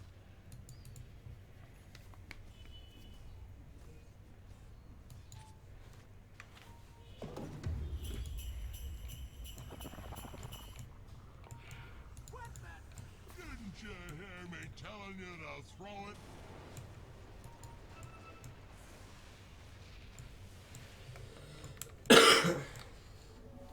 She's not getting committed towards the top lane, and do you think that this is Alchemist's power spike right now? Do you think that this is gonna be Alchemist's power spike? He needs his dagger. I hope he does have his dagger, so it's a really good time for him to fight. So Well, he does end up fighting and winning it against Parasite, but his teammates are falling, and they need his support. The Tuskar bites the dust as well, but look at the HP on some of these players, they're so damn low. The Sand King eventually ends up biting the dust, but there's only so much that Blizzard could have done. Did the best he could with the little he had. And that's amazing for this. They want more, they're hungry for more as well. The Timber Saw, he's going to be tanking the damage while Alina delivers the all-important It's the humiliation. Laguna. And the amount of space that the Dire has just made for themselves, Radiant's top tower it is under just attack. shutting down whatever Reckoning are trying to do.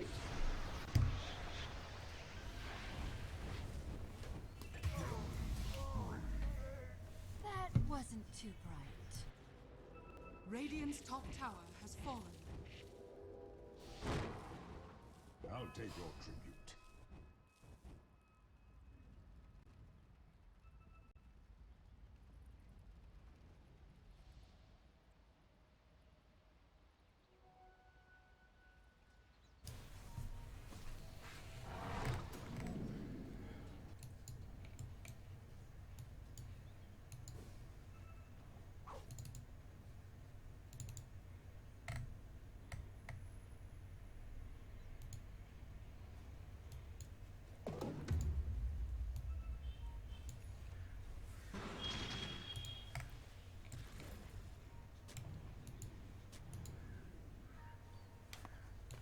Radiant are scanning.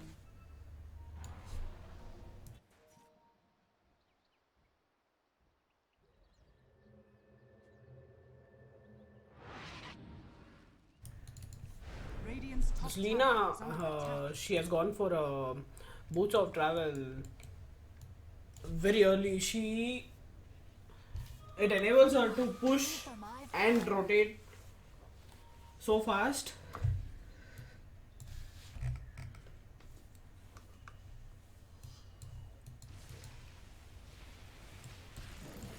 I'm guessing it's all about team game for the Dire now.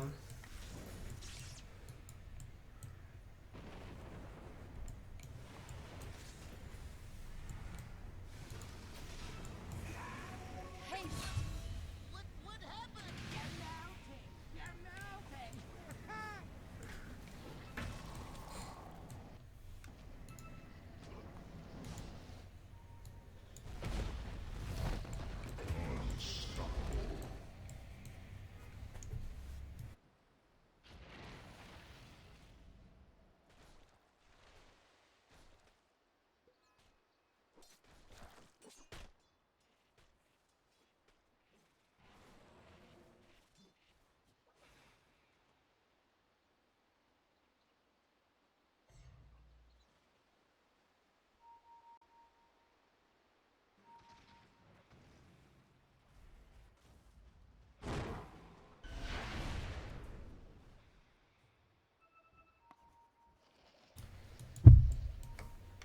Well, in all honesty, with the way it started, the Dire had a massive lead, but the Radiant are slowly but surely catching up to them.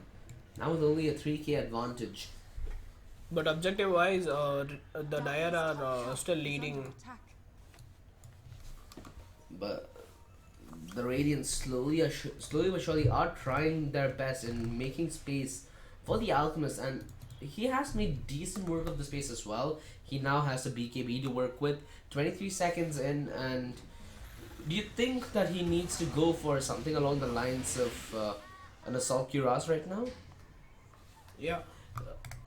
Considering they have a really good tank like Timber Saw, and it also helps against a Weaver. Well, maybe a Shadow Blade is something. Maybe a Silver Edge is something that he would desire as well. Because again, you have. Oh no, the double stun! Now the Alchemist wants to get hungry with the initiation. The Lina using herself to try and survive, but the BKB, there is nothing they can do through it. But they still are trying and tanking the physical damage through. The rotation does come in though. The Rolling Thunder, it does more than just thunder. It is lightning. It is going through them, and it is just decimation.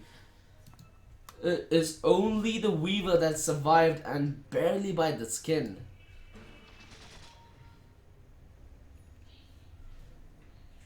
It could have gone the other way around as well, but the BKB is what changed it. And there is a minor change to the BKB, that it doesn't completely block all magical damage, but it gives you magic resistance, if I'm not wrong. Yeah, it gives you reduced damage intake.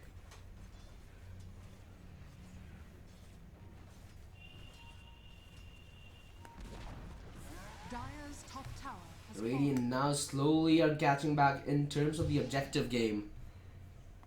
They have taken the top tier 1. One tower at a time. Exactly, one tower at a time, one step at a time. Dire are And they're rotating together as well.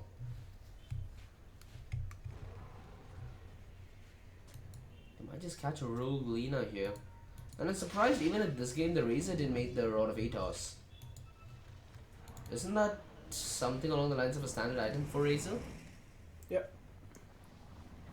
Alright, surprised to say the least. The Lina forced to use herself, hence removed from the situation. But the epicenter is in, and it tries to do as much damage as it can. With the support coming in, that should be enough. The ultimate of the Alchemist, it is trying to keep him up, and he has to disengage. He got so dead low, and it doesn't seem like the Weaver is going to be in hot pursuit behind him. He's trying to target the supports, he's trying to down them first. With the Chen going down, it's going to be an easier task. But they trade 2 supports for a carry and a support, and you definitely got to be feeling it for the Radiant now. Because they've got the lead, and they've got some kind of control back in this game. And the fact that the Alchemist is still not countered by the Ice Blast is something we should look at, because in the previous gank he was under, I think, 300 HP, but he managed to regen up, and that could have very well have been a dead Alchemist earlier on like it is now. Yep.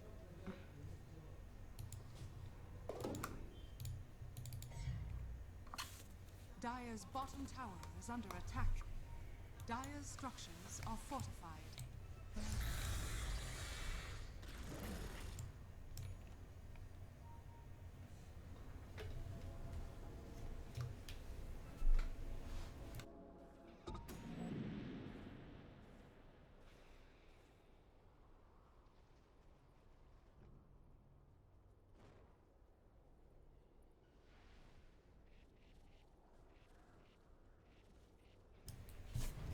The tower is so low as well, so you might see another coordinated push come in. Do you think that the Dire just lack coordination in teamfight, or is the teamfight weak as it is? I guess they lack coordination as of now. They have really good crowd control coming from the Sand King and the Lina.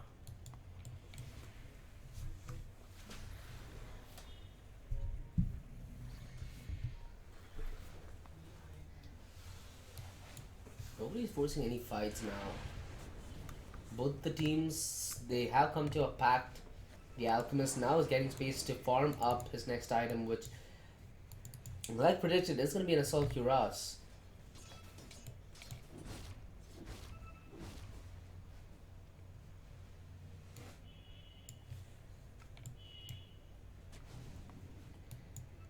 Do you think if the Lina goes for a BKB, it'll be much more easier for it to dish out damage? Because She's just got a lot of damage, but she's also getting very exposed. As Alchemist has the Blink Dagger, he always tries catching the Lina off guard first. If not possible, he then targets the support, which most of the times has been Ancient Apparition, but the snowball save, it's beautiful! Blizzard, now kept alive, has the time for dissing out the stun, but the epicenter, it barely does any damage whatsoever. Razor popping the BKB, looking to go aggressive, but Blank is able to get out of there.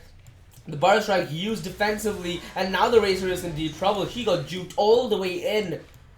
A core down, the buyback committed on the Chen, and did they look to re-engage here? The ice shards will keep them at bay. And that is a fight well won by the Dire. Again, perfect initiation, perfect save as well from the Tuskar. That is a signal for the Dire to go for Roche. They won one fight. And they're rushing right away. Dire are scanning. Roshan has fallen to the Dire. Dire's middle tower is under attack. The age is picked up by the Weaver. And in all honesty, the Weaver hasn't come alive throughout the entire game. Just imagine now she starts striking in. It'll be even harder for the Radiant to win a coordinated fight. She has a decent bit of form to do that as well. A Diffusal, an Orb, the Dragon Lance. Excuse me, Pangolier?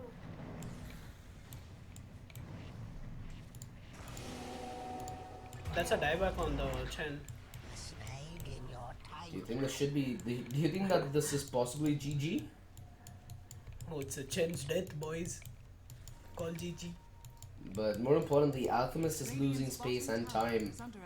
And that is essentially conceding your perhaps a lane of racks, because the wave's slowly but surely pushing in.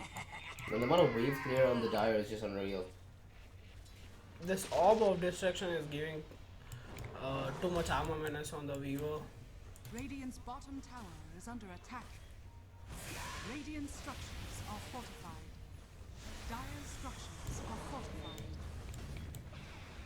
Just not able to put a stop to it. The Timber Saw fronting all the damage, taking very little in return.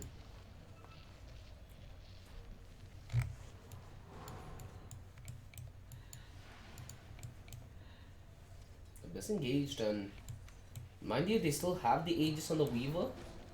Let's see if they put it to good use though. What item do you think the Weaver needs to queue up next though? You think she needs to go full damage, or should she go for something defensive? Considering they have a Timber Saw, I guess she'll be fighting from the background. And she did invest in the Dragon Lance. Yeah, she can go for damage items, but also she needs something on the lines of a 4-star or a heart.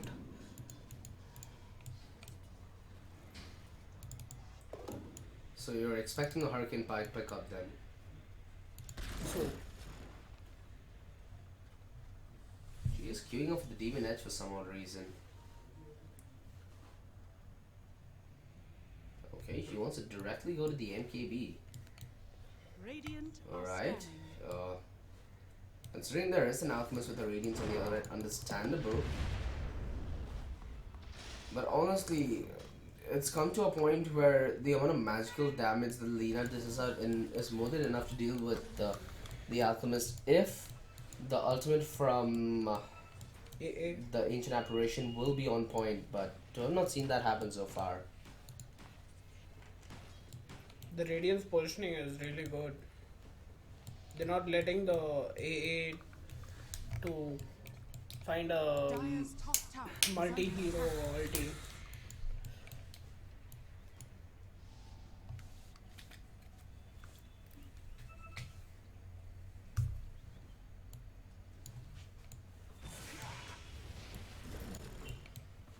Timber Saw is just being as loud as he can. Forcing on rotations. Good investment though. Parasite. Not that Piara now.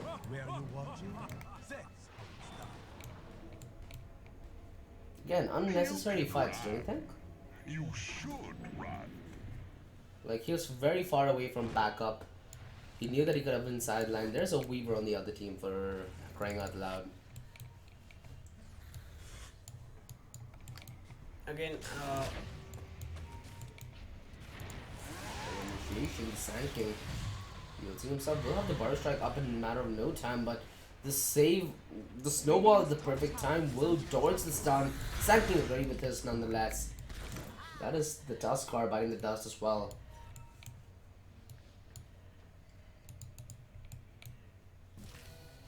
Triple fire. Anglia. And really needs to be safe. The brains on the Sand King is freaking massive. Ooh, that positioning. He was completely aware as to what's happening. And again, an early Ice Blast. Looking for the Razor. The Alchemist is ready to deliver the stun. It's a pretty good initiation. And the BKB TP? That is, I don't see that every day. Initiate and insta BKB TP. the Radiant are actually lacking CC. Money to burn.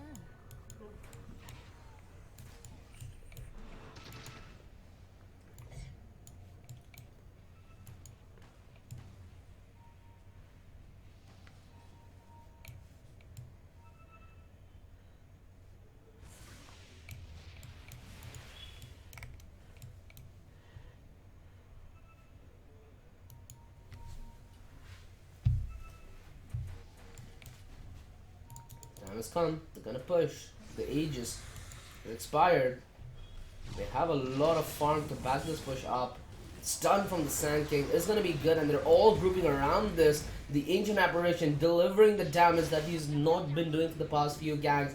The Snowball just for the save, but the Weaver there for the finish. And it's just textbook Dota coming in from the Dire. Not really anything that crazy. And Negi has been tanking perfectly throughout the entire game. Lotus Orb definitely will help him tank a little longer. And the optimization from the Timbersaw is just unreal, right? There is no way that he's targeted during the push. He always has the Shiva's Guard to pop alongside the reactive armor, with there not being a single silver edge on the Radiant. It is just unstoppable.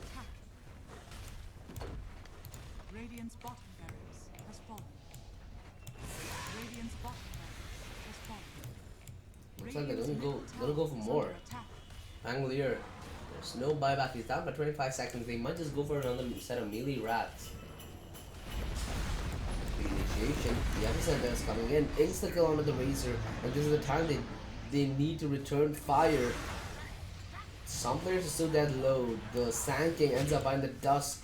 There's only so much more that Negi could tank before he did bite as well. Parasite's trying to help for the TP, but a stun from the Alchemist placed perfectly. And is this the return? Is this the start of a comeback? Possibly.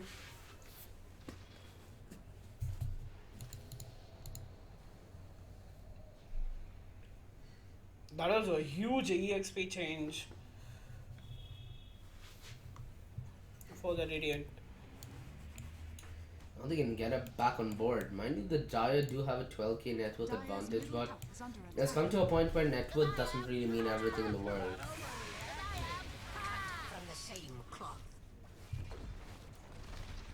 They're just chipping away objectives now, forcing buybacks. Tower has fallen.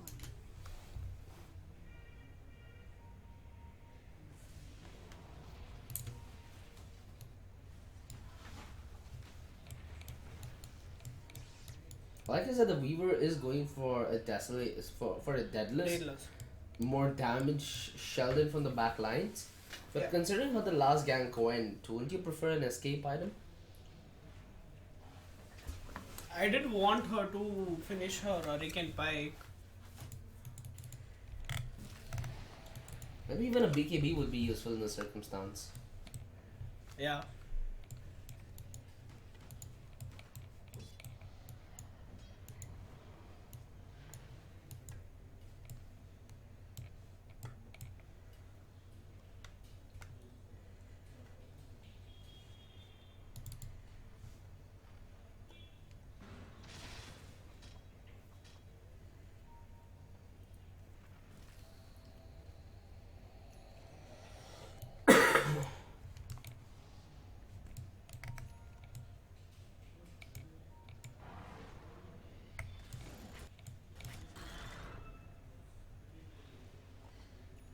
Now the Dire.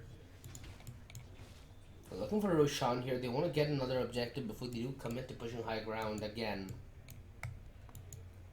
Already got on the bottom side of Rax. And Acronyms on the Alchemist now. Whom would he give the Acronyms to? I am guessing it's for the Pangolier.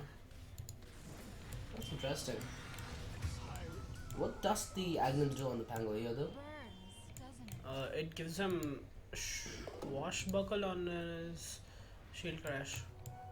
Oh. Relentless.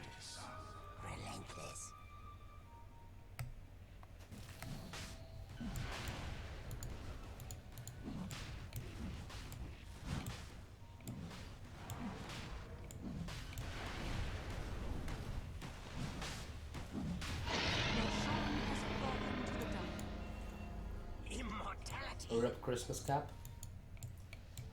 Double damage. Roshan just wanted to celebrate his Christmas. As he's been living for the ages. And now, push towards the high ground. Have the Aegis of the Immortal, and if I'm not mistaken, who could pick it up though? Under attack. Okay, it's on the Weaver. Radiant's top shrine has fallen. Just the sheer amount of wave clear on the Dire is crazy, because you have a Timber Saw, you have a Sand well, that's what you need. Alina.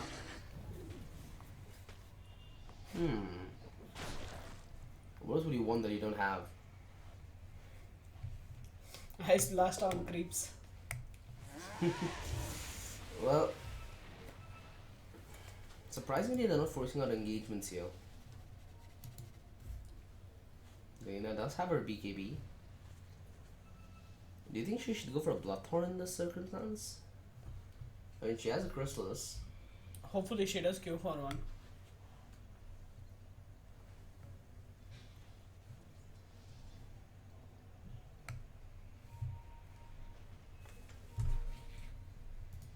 Invisibility.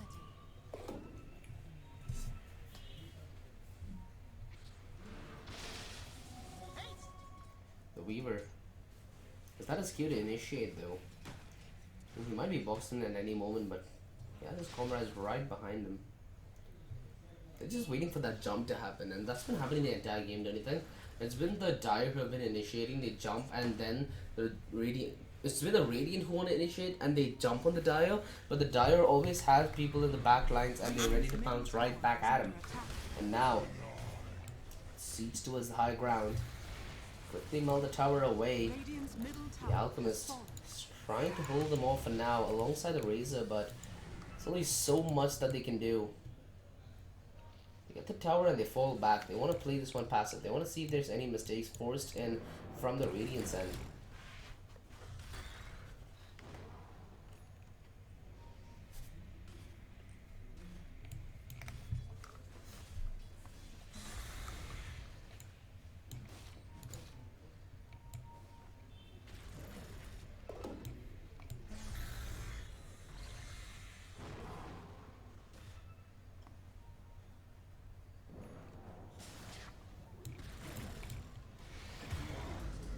Chen. There's still no chance. It's just like not even a deal for the Dire to take Chen down, and Radiant structures are another pair of racks this time threatened the Chen. Committed to a buyback. They're trying to initiate here, but the counter initiation is in. They're ready to pounce on, and this is the perfect itemization. The Aeons just hit, keeps the Sand King alive. They use, keeps him up for even longer, and they finally take care of the Weaver. But the Aegis is going to give him a second try at it. On the back line, Swifty, he's going down. He needs some kind of support. The BKB is popped, but it only holds on at bay for so long. Lolina has fallen. The Dire, they're holding on to the map. Buybacks committed across the board. The Razor down for 110. The Chen down for 62. Radiant's middle barracks are under attack. The Dire, they just keep pushing, and they want a map 3 in this. The deep commitment from the Timber Saw Blizzard. There's no way in hell that he's gonna escape that. The Tuskar, who are you gonna snowball to, my friend?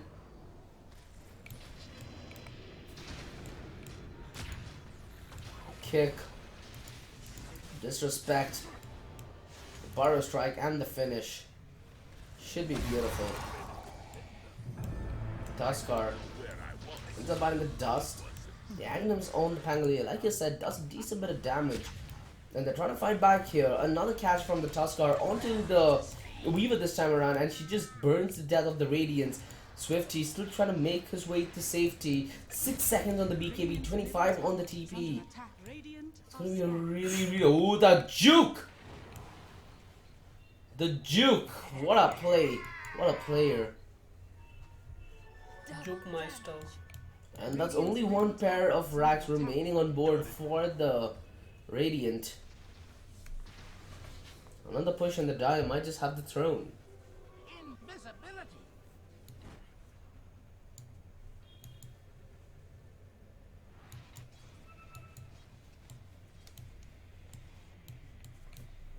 But they have committed a decent bit of buybacks for this. The Alchemist with no buyback, the Pangolier with no buyback, the Lina with no buyback. Actually, nobody in their team have buybacks, which is surprising to say the least.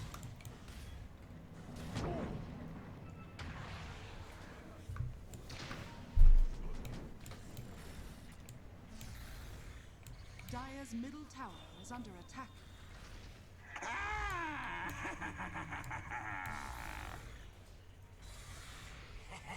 Slice as no. Dire are scanning. Bunch of punches.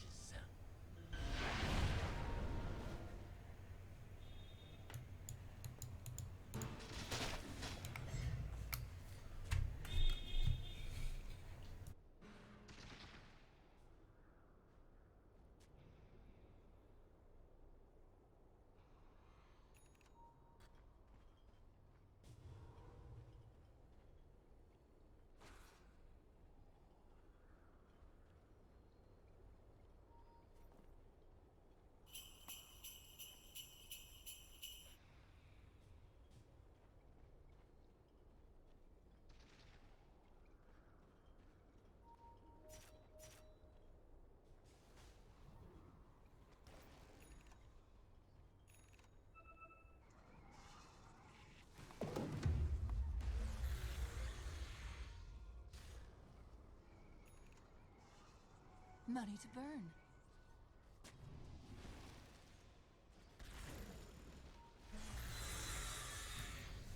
The last stand for the Radiant. 2 racks down, a map down. Actually, no, they're a map up if I'm not mistaken. So it's the Dire who has the pressure on them. And no, the Alchemist, he holds on to the stun for far too long. Luckily, the Weaver was able to catch out the ultimate in time, and now the reinitiation. The Dire, this is what they've been so good at, and they're chasing them all the way back to their fountain. Blizzard trying to run for dear life as both Dot and the Razor bite the dust. Mind you, there's no buyback on the Tuskar, it's only the Razor with the buyback. Yet another, the chance to no chance whatsoever. On the buyback though, they're doing quite a bit. The Sand King already down so low, and the Abyssal Blade catches him off. Luckily, he does have the Lotus Orb to give him some kind of cover. The Dagon, it does a decent bit of damage. It does the job, it pushes them back. But are they going to go for the throne here? Do they want Mega Creeps? What is the end game?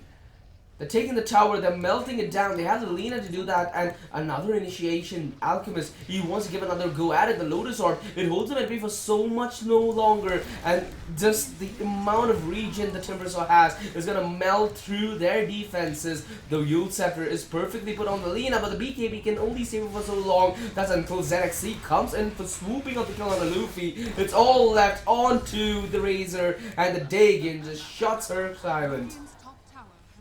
GG is called. We fight for a map 3, ladies and gentlemen, as it's gonna be Teletubbies forcing out the deciding map. Before we do go off stream for a quick break, a huge shout out to our sponsor to make the tournament possible. Title sponsor ADY Power Logitech G, associate sponsor Nestle Multimedia and Kaspersky, DP partner Galax, energy drink partner Monster Energy. A single tear on my face, pockets overflowing with what I need today. Doesn't mean that it's easy, and it isn't always great, but it's all good. It's all good. Life is going like it should. Yeah, it's all good. It's all good when you know where to look. It's all good, it's all good, it's all good.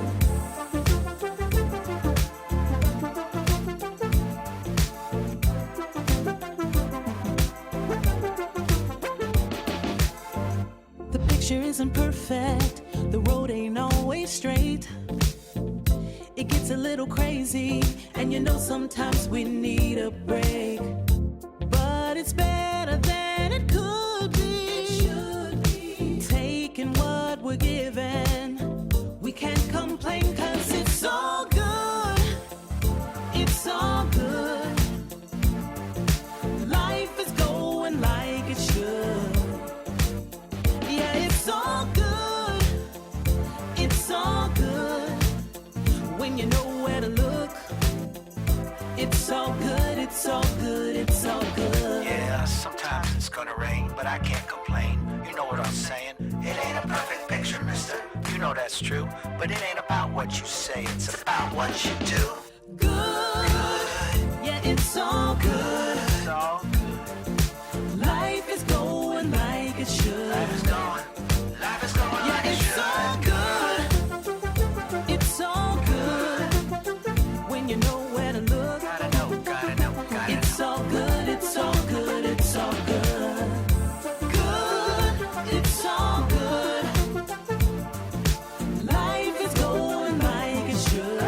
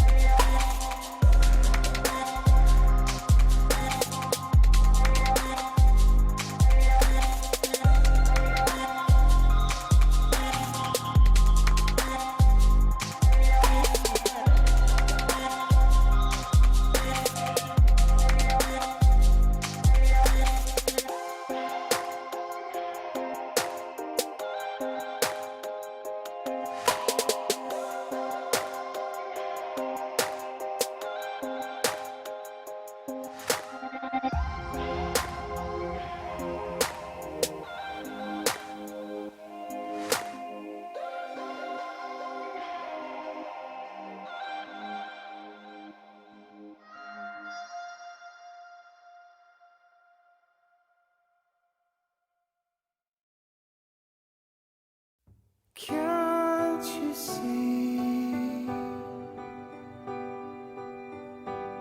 that I love you so? So why must it be that I break everything I hold? Don't know what it takes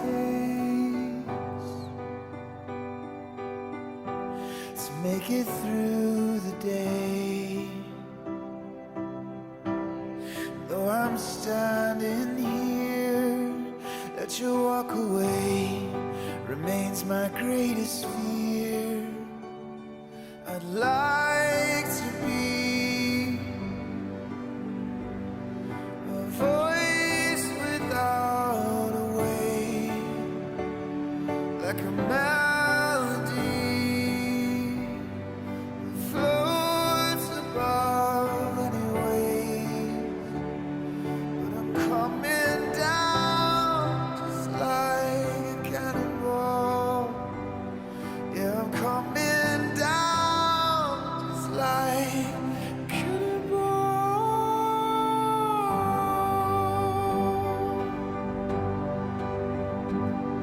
Now I believe that you are not yet free, but I've got this fear that I'm not either in my bones, you see. So we can only hope to hold the others strong, and in the arms of grace will be your love, will be your song. I'd like to be a voice without a way, melody that floats above any wave. I'd like to be a voice without a way, like a melody that floats above any wave. But I'm coming down just like a cannonball. Yeah, I'm coming down just like a cannonball.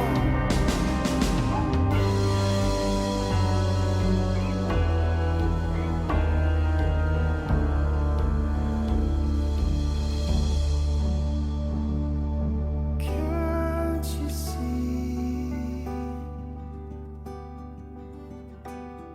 that I love you so? So why must it be that I break everything I hold?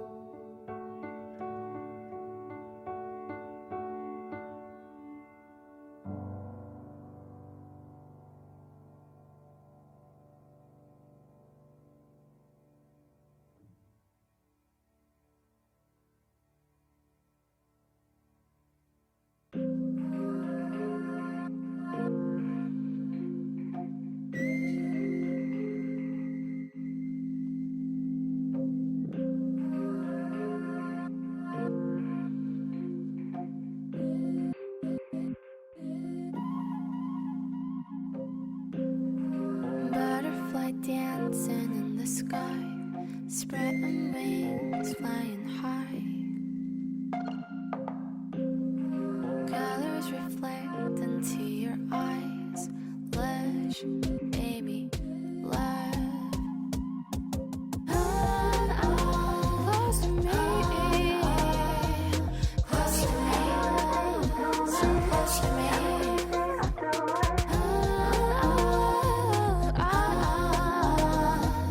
Close to me, so close to me.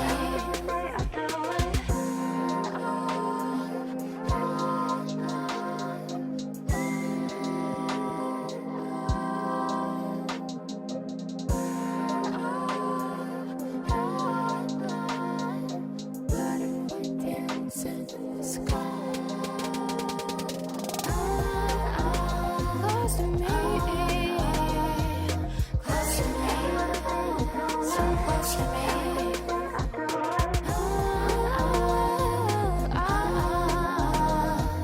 Close to me.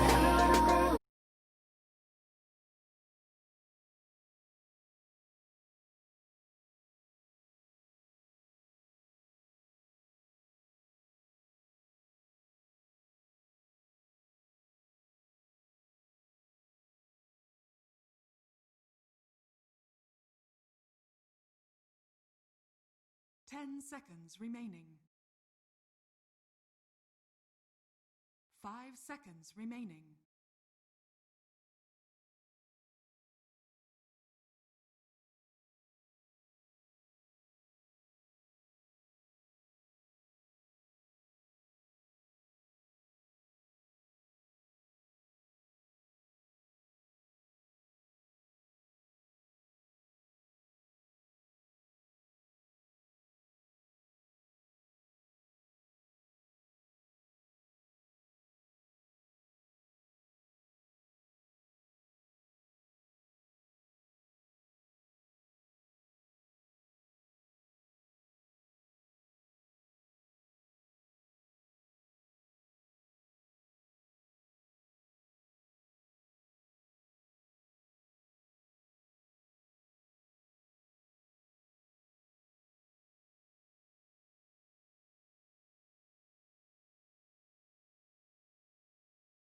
Radiant team ban.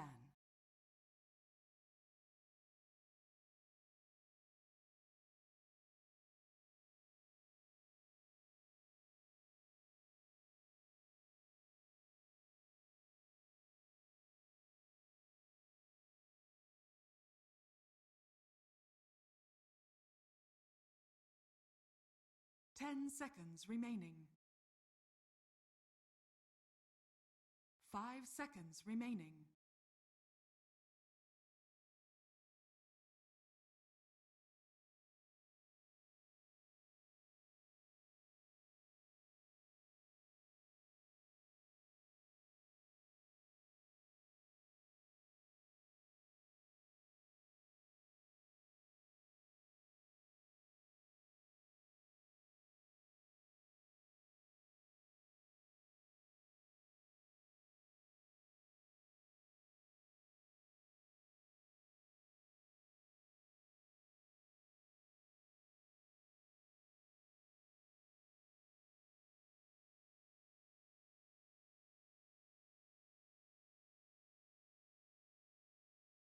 Dire team ban.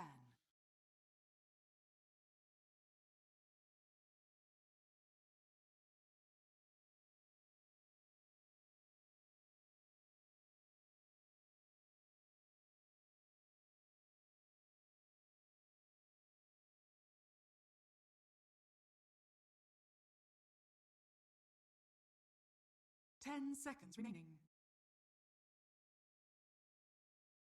5 seconds remaining.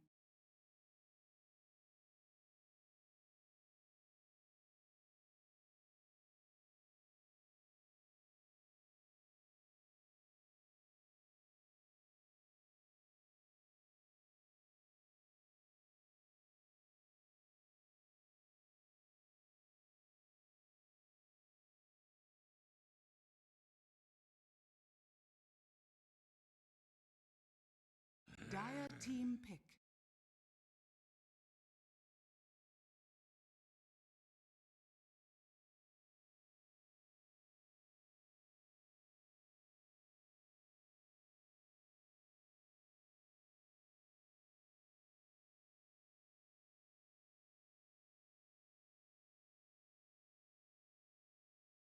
Ten seconds remaining.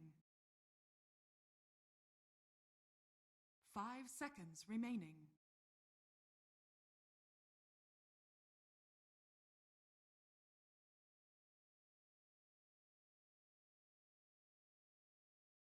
Radiant team pick. Behold the horn of Magnus. Dire team pick.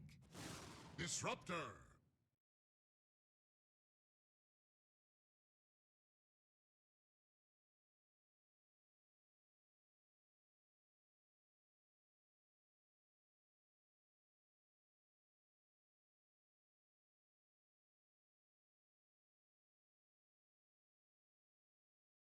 10 seconds remaining. 5 seconds remaining.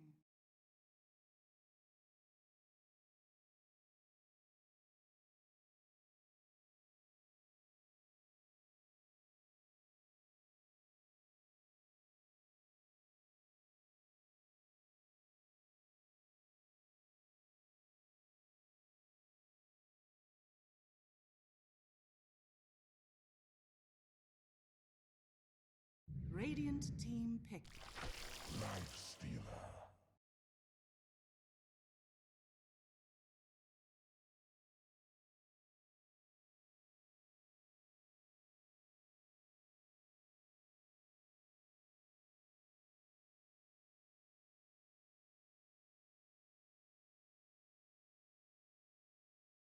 Ten seconds remaining. Dire team ban. Naga Siren.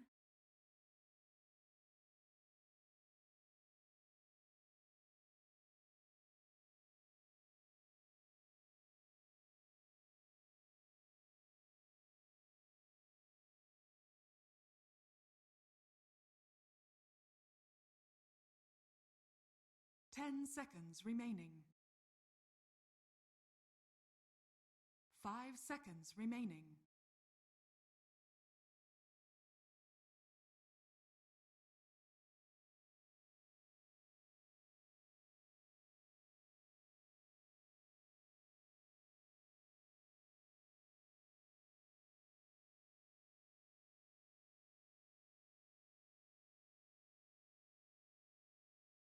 Radiant team ban.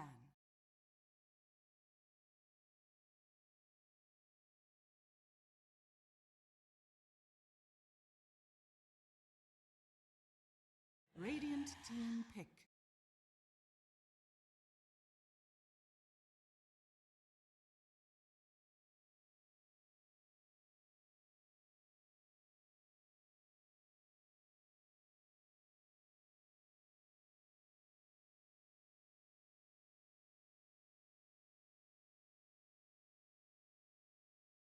Ten seconds remaining. 5 seconds remaining.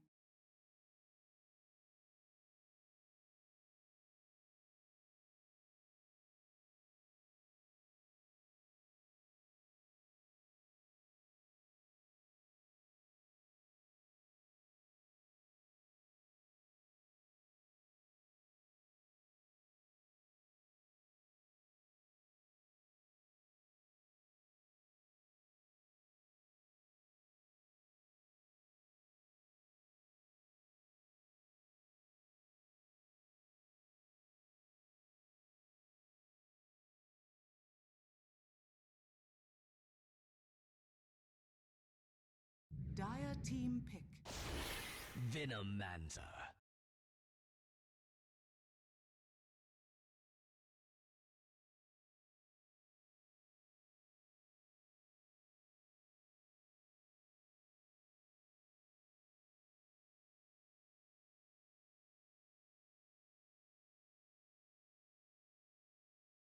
Ten seconds remaining.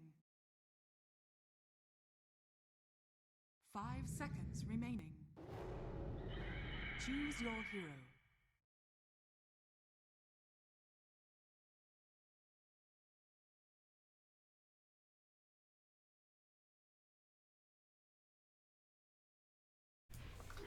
Alright, ladies and gentlemen, welcome to the last match of the ILG Cup Season 3 Mumbai Minor happening down at Fidato Gaming. Both Teletubbies and Reckoning Esports fought valiantly, and this is the last leg of their journey. One of them will be crowned champions. One of them will get the pat in the back and saying better luck next season, because we are approaching the end of the minor phase as well. So you've gotta try booking your slot to the regionals as quick as you can if you want to, because there's a whole lot of tournaments coming up ahead. 5 seconds. Before we do go any further with the game though, a huge shout out to our sponsors to make this tournament possible. Title sponsors Alienware, powered by Logitech G, associate sponsors Nestle Multimedia and Kaspersky, GPro by the Galax, energy drink partner Monster Energy. We do have the drafts coming in from first glance, what do you feel, Monish? I feel like Reckoning Esports have a really good draft compared to the Radiant, obviously. The Radiant, they've gone for more of a push lineup. If you see, they have the Venomancer, they have the Drow Ranger, and the Naga Siren who can split as well. But the Dire, they've gone for more of a straight up team fight. And one thing I'm not really seeing that often is how people use Phoenix Aghanims. So if I'm not wrong, Phoenix Aghanims acts like a refresher shard that happens that recharges the abilities once you're inside the egg, if I'm not mistaken. That So is you can have only it- for the Phoenix. Amateur. You So, fly alone. That's something I definitely do enjoy seeing. Apart from that, in the first game, we did have a lot of team fight oriented heroes. This time around, we have the Disruptor, we have the Undying, we have the Phoenix, the Doom, and especially the Magnus. There will be fights everywhere. It's gonna be a chaotic path to the championship. How do you feel like the laning phase will go though? Considering the laning phase, they have a really the Dire have a really good contest. Lifestealer might win against the. I'm guessing it's Venomancer who's gonna go off lane. And also, Drow doesn't do much against a Doom.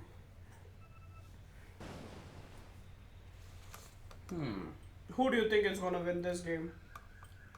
For me, I do favor the Dire because I'm a huge fan of team fights. But we'll need to see how coordinated they will be at the end of the day because that's what's gonna make or break this roster, this lineup. Don't you think? Because if they don't coordinate their spells that well enough, there really is a very low impact that a hero like Lifestealer can do, who needs a lot of support to make sure he gets into the proper position at the proper time to get the proper plays in. Yes.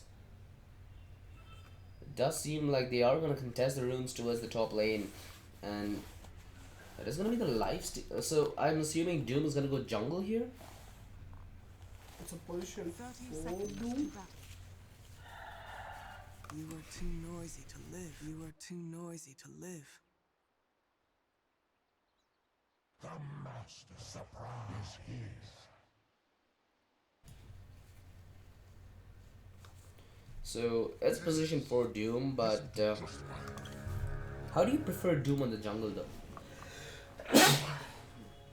Oh damn. The battle A little bit of dust got exactly how Lifesteal got caught between the trees. Another try.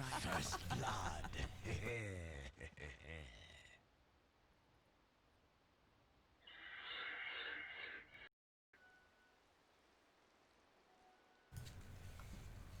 In all these three matches, there's been one common thing. Blizzard has died first. Oh, spotting out the triangle, aren't you? Nice. Sharp eye. Well, it so according to you, it's all gonna come down to Blizzard. Someone spammed Blizzard. Somebody. Oh damn. All right. Let's see who's taking on mid though. It is gonna be the Magnus taking on the Naga Siren. The Doom falls as well. Well, so it's not Blizzard. Oh oh my bad. That's Second Blood. See, consistency is key, Monish. That's the important thing of Dota, you know. See, even the Rose enjoying a good time. Have to do better And than that. considering that do better than we've gotten 2 kills already before the match even started, do you think that the Dire will fare well late game? Because the early game is already starting to get a little doomed. So what I've noticed from Teletubbies playstyle is they want to get objectives very early into the game. Like how you saw game 2, they didn't give any chance for the Alchemist to come back into the game. They took tier 2s before, if I'm not wrong, 25 to 30 minutes. They denied the vision game of the Radiant. So I'm expecting the Radiant to do the same thing as well, because they have more of a push lineup now. They won't give any mercy to the Dire. Well, the previous time it did seem like Teletubbies had a really good laning phase, and Reckoning was simply not able to recover and make it through to the late game. But this time around, it might just be a completely different story.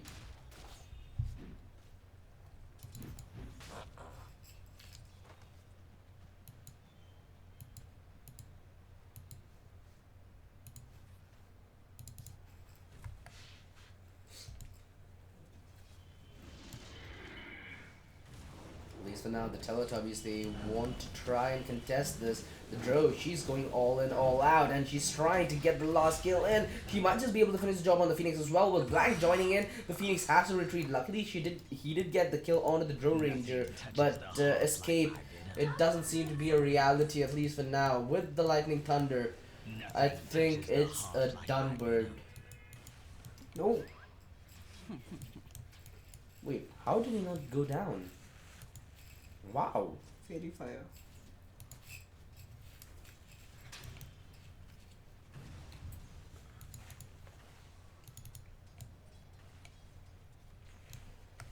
But the Dro going down early though is a problem, right? Because you do need to make sure that she will live through, that she won't be losing EXP and gold in the process. It is actually fine if you take into consideration that Lifesteal has already died once. Wait, when did they change Dro Ranger to not have Precision Aura? Last patch. Oh, damn. Okay, she's become like a human Medusa. Or what some people would consider waifu Medusa, but cool.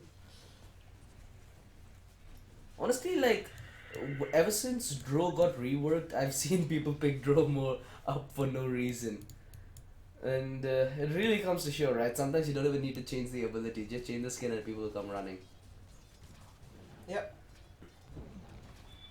That's like a tendency in other games as well. Like, if you recall something along the lines of CSGO, you might not be an AWPer, you'll still pick up an Asimov.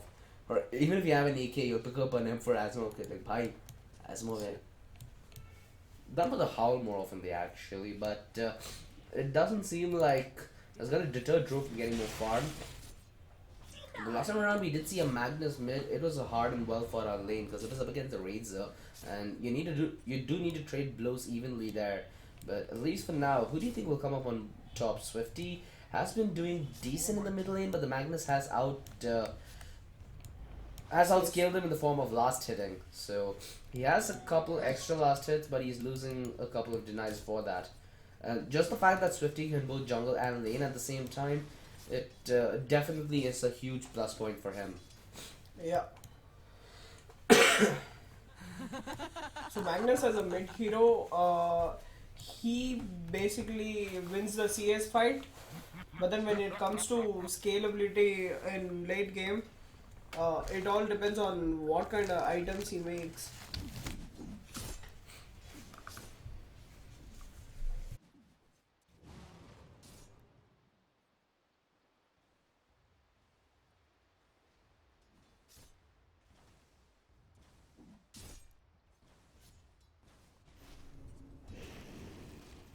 And the fight towards top dot, trying to get a last hit in, but Parasite still survives. Blizzard, he can't go chasing. So pretty back in terms of farm, and right now his objective should be to secure a good laning phase to make sure that he doesn't retreat to the jungle. Lifestealer just denied the bounty? I don't think so. He went there to hit a creep, I suppose, No, or a ward. He went there to hit the plague wards, but then I guess he accidentally denied the bounty. Next label play. The next label play. Dire I am not structures sure are what just fortified. happened. Radiant's middle tower is Trying to under gang the attack. Bro yet again. Viper is right around the edge. And this build from Viper is interesting. The first item he's going for is a buckler. What do you think about this? Because usually you see them force arcane boots, something along the lines of a Rod of Atos. This seems like a completely different Viper. Gust will keep the Phoenix a little far away, and they're not able to finish the job on the Viper as well, which is quite frankly disappointing. I think that should be enough juice to get the... Yeah, there we go. Enough juice done. They get the Viper, but would you really want to trade your safe lane carry for an off laner? No is going to be the most probable answer. It's going terribly bad for the Draw Ranger.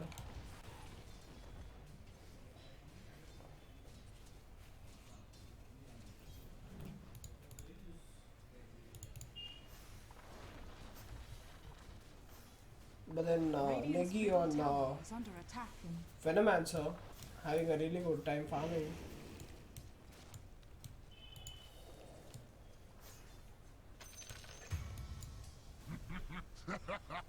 You know, the Magnus and the Naga Siren are going head to head in terms of last hits, but what's really changing is the Radiant don't have a really good carry setup right now. The Drow's not able to get any farm, and even if you look across the aisle, who else is there to carry her weight? The Naga Siren's doing okay, the Undying, not the best, not getting any last hits whatsoever, still stuck at 2. So it's gonna come to be a big issue once we approach towards the mid game of things, where this really carries a lot of weightage in terms of itemization. Yep. The Draw fell thrice already. She isn't getting much farm Oh no, here she's as coming well. back. And she's coming all alone. Luckily there's a TV in from the Disruptor, and mind you, both of these players are so low towards the bottom lane, they might just be able to get a kill. Parasite's TP'd in as well. Alright. Trying to go for a counter gank here, but do you really want to risk your draw falling once more? Right now she has only 2 raid bands and a magic stick. Magic wand. Dire's top tower is under attack. Needs to get back on top of the farm game now. And just to put things into perspective, look at the net worth of things. It's actually the Venomancer who is towards the top. Surprisingly. And the Drow getting even lesser farm than the Phoenix, who is technically still playing position 4. Oh wait, is it the Viper playing position 4 or the Phoenix? I'm confused. Is the Phoenix, right, playing position 4? No, Viper is playing the position 4. Right. Do you think that this is a well-composed lineup though in terms of farm distribution? It's a very unorthodox kind of lineup, but I don't know how it might work for the Dire. It could actually end up being good till the early to mid game, because there's too much of a DOT coming in from the Dire. Oh, and they've popped the egg. Parasite's trying his best to break it open, but no! The egg! It doesn't make it in time. The Tombstone will finish off the Viper. And in all honesty, that's exactly what Drow needed. She catches back on her EXP. Potentially some farm as well. And look at this, they're pressuring the Venomancer. They are hungry to draw more blood. The TPs could come in though. But there are none coming. Venomancer, he's on a TP in and of himself. Will manage to get it back, but look at how much rotations he's forced.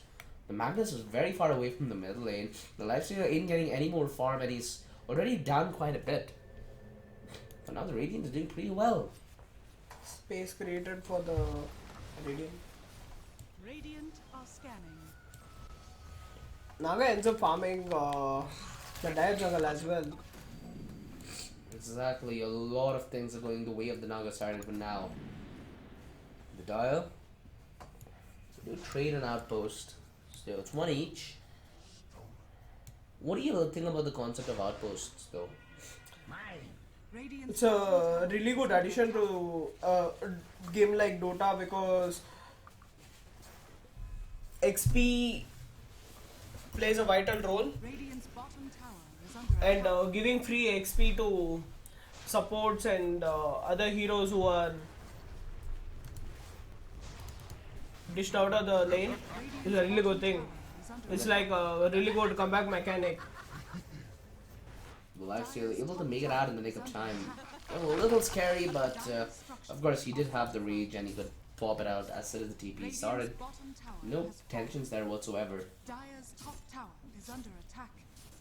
Magnus starting to get a decent bit of farm. What's the first item he's gonna go for though? For some reason he has the core Dire's staff top queued tower up. has fallen.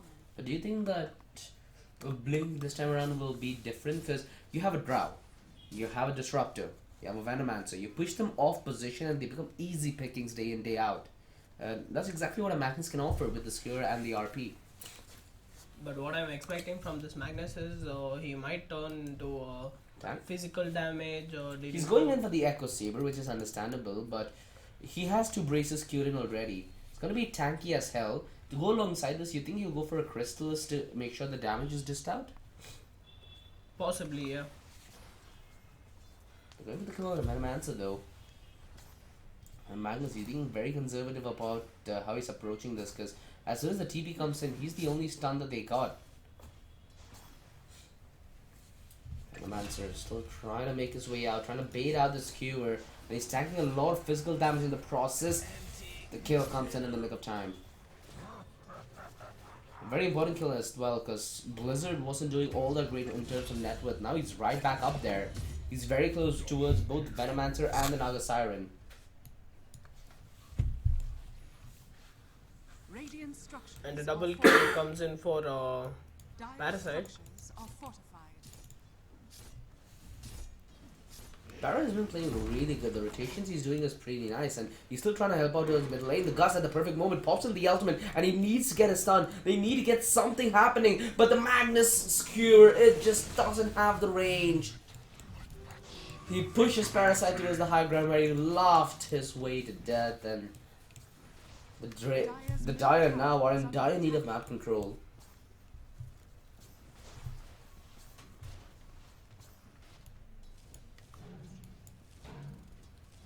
How do you think the Radiant will scale over time though? Do you think that it'll become harder to take them out late game? Because the Naga Siren obviously will be a farming machine where she'll pop off during the mid game. So will the Drow Ranger. On the other end, we have a Nyx who will be decent enough for the late game. Not really the ideal late game carry though. We have a Viper who scales well across all margins. Dire's middle tower. We've has not seen fallen. much action from the Doom though.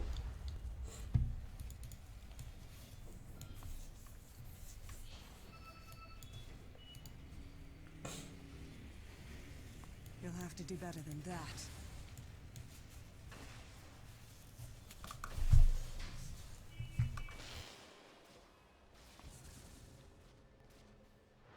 Dire's middle tower is under attack. Blizzard has done a very formidable job as well. Like, if you take a look at the network chart, it's close to the top, where he didn't have that great of a lane to start off with. He has come back into the game very hard.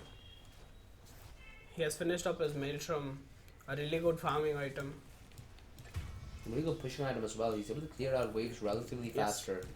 Yeah. Disrupted does show face a bit. The amount of pressure that the Dire are putting on the Radiant is just it's just unbelievable, because they're behind enemy lines. Now Swifty is gonna get cornered up pretty soon. Blizzard, he's offering himself a solo fight. He does have the song, so he might be able to escape, but with them coming so close, this is becoming a problem.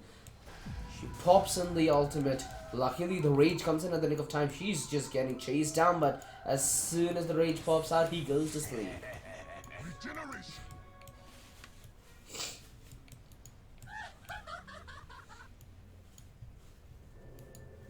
And just the fact that they were able to push out Swifty from lane in the matter of 15 minutes by having so much control is unreal.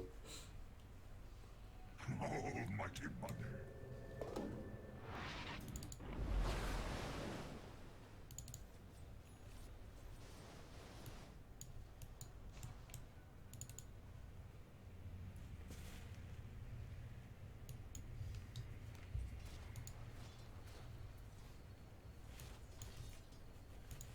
Blizzard is queuing in for the armlet. Do you think that that's the best item for now? Because there are plenty more items he can go for that might change the game. Do you think an armlet is the best choice?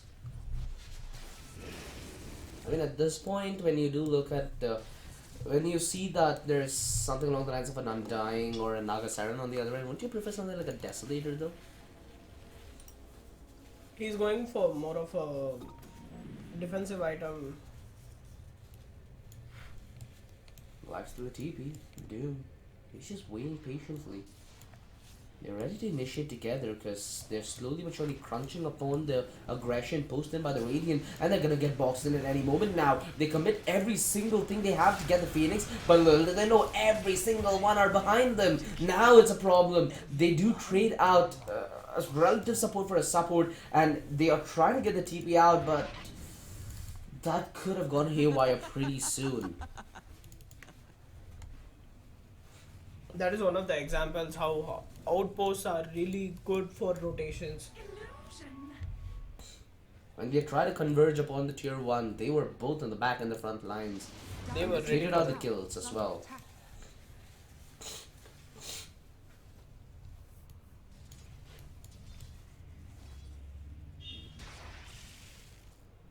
Might just be ready to challenge the madness. Both the Drow and the Venomancer look hungry, and they get the perfect initiation, the silence. It might be out a little too early. They pop the ultimate as well, and it's just a game of cat and mouse. And I guess he is gonna be the mouse. Oh damn, they just went meow on him.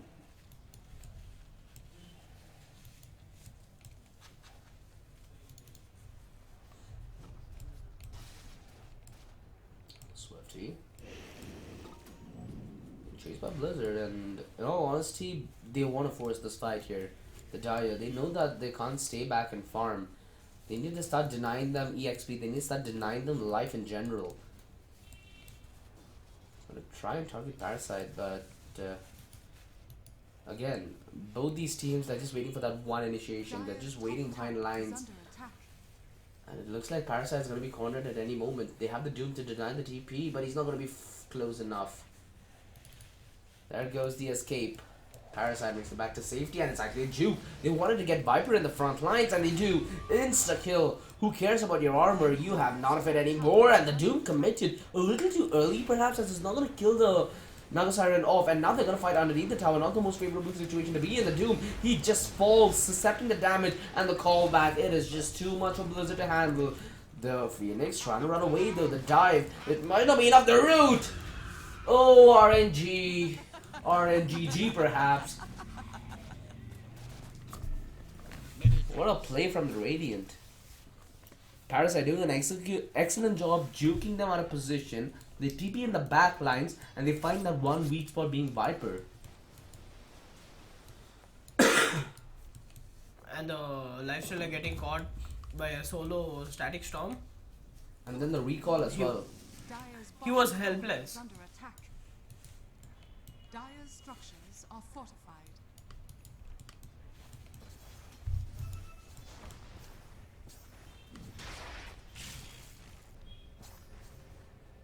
Dire's bottom tower is under attack.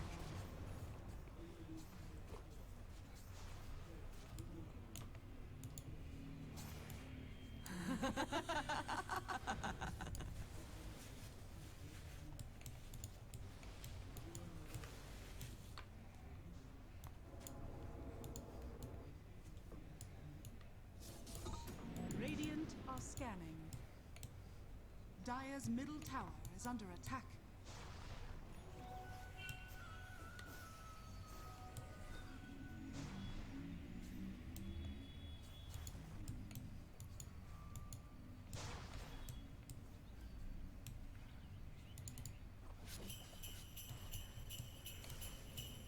Dire's middle tower is under attack.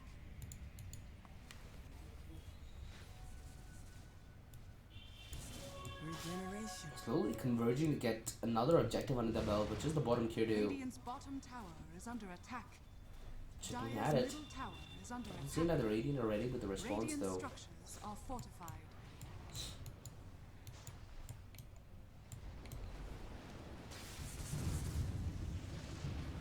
Sandstorm committed. They catch out the nicely yet again, and Blizzard, he's been getting caught off guard on multiple occasions. The RP, it pushes the Venomancer back, but they're trying to work both the backlines and the front lines at the same time. With the Magnus being stuck there, it buys so much distraction for them to take down Parasite. They're trying to return fire though. Blank does finally put an end to the RP magic, as I don't think we've seen the RP in this gank, and that could have costed them.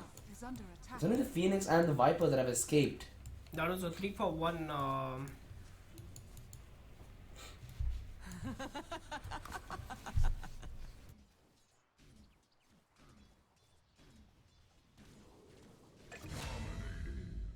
Dire's top tower is under attack.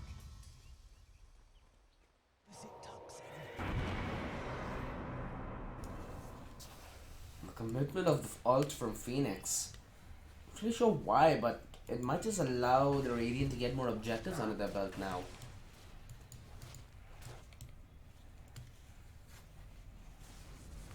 They did get a pick off on the Venomancer. Dire's top tower is under attack.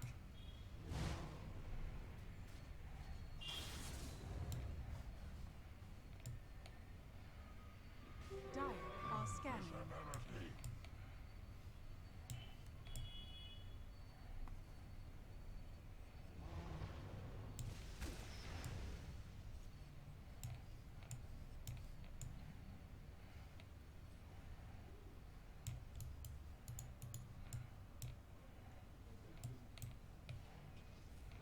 Oh no! It had the ultimate orb! Courier has been killed. Oh wow. What a find. What a find. That's gonna be a Radiant's huge courier problem. has been killed. The Radiant might be succeeding in terms of farms and net worth and kill, but that one item could have changed things, and on the back of the bounty they get the outpost as well. Radiant just lost 2 couriers. What's happening? The solo initiation from the Naga Siren, they drop in the ultimate. Oh no, the Viper, he actually managed to make it out. The recall, it does put him in the range for enough damage though. And the Gust, it's beautiful, the return! They stood no chance! They couldn't see this coming a mile away! Whew. That was a very smart play from the Radiant. Dire's bottom tower is under attack. That is unfathomable. You know, normally when you do talk about Indian Dota, it's, at least in my mind, it's like Sanjay Da, you hit and run. But here you run and hit.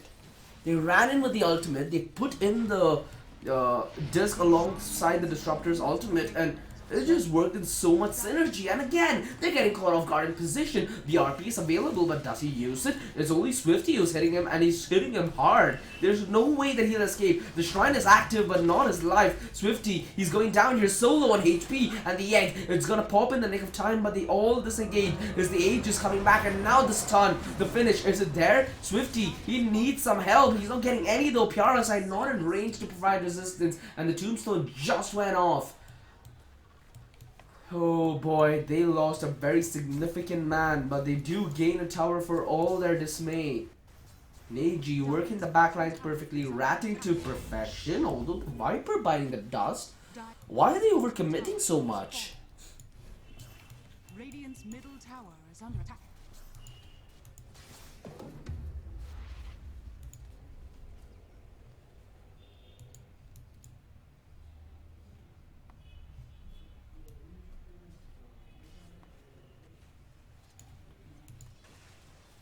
Does seem like the Radiant still get off on top of the trade. What do you think? Do you think that exchange was favoring the Dire or the Radiant? It was actually a good trade-off for the Dire, but in turn, they lost one of their towers. I'll take that. Radiant should be lost two compensating bits it. though. Radiant should be compensating it with putting up some wards around their jungle as well. Yeah, they can go for even more control. The Dire, they do get another outpost, so the XPM definitely will make a difference. These outposts are being recontrolled left, right and center.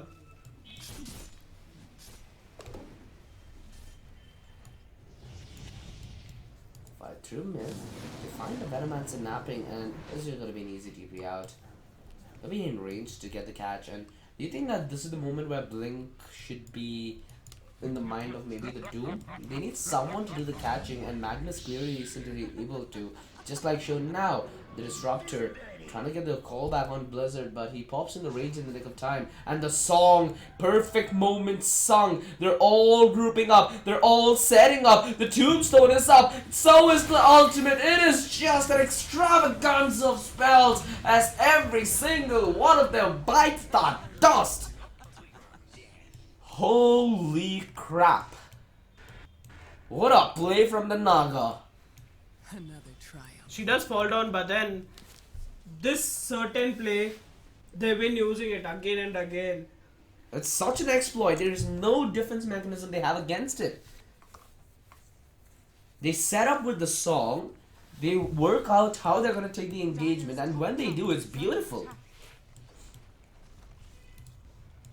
Do you think that this is the moment GG is going to be called? Because I don't see a way back for the Gyre right now. Has fallen. This might even be high ground. Doesn't seem like it. They don't want to contest anymore. Of course, the Phoenix is just going to come back up now. Roshan will still take time to spawn though. And they've taken more or less most of the objectives. Now their only objective is to take the other outpost and to keep all the waves pushed. Yes.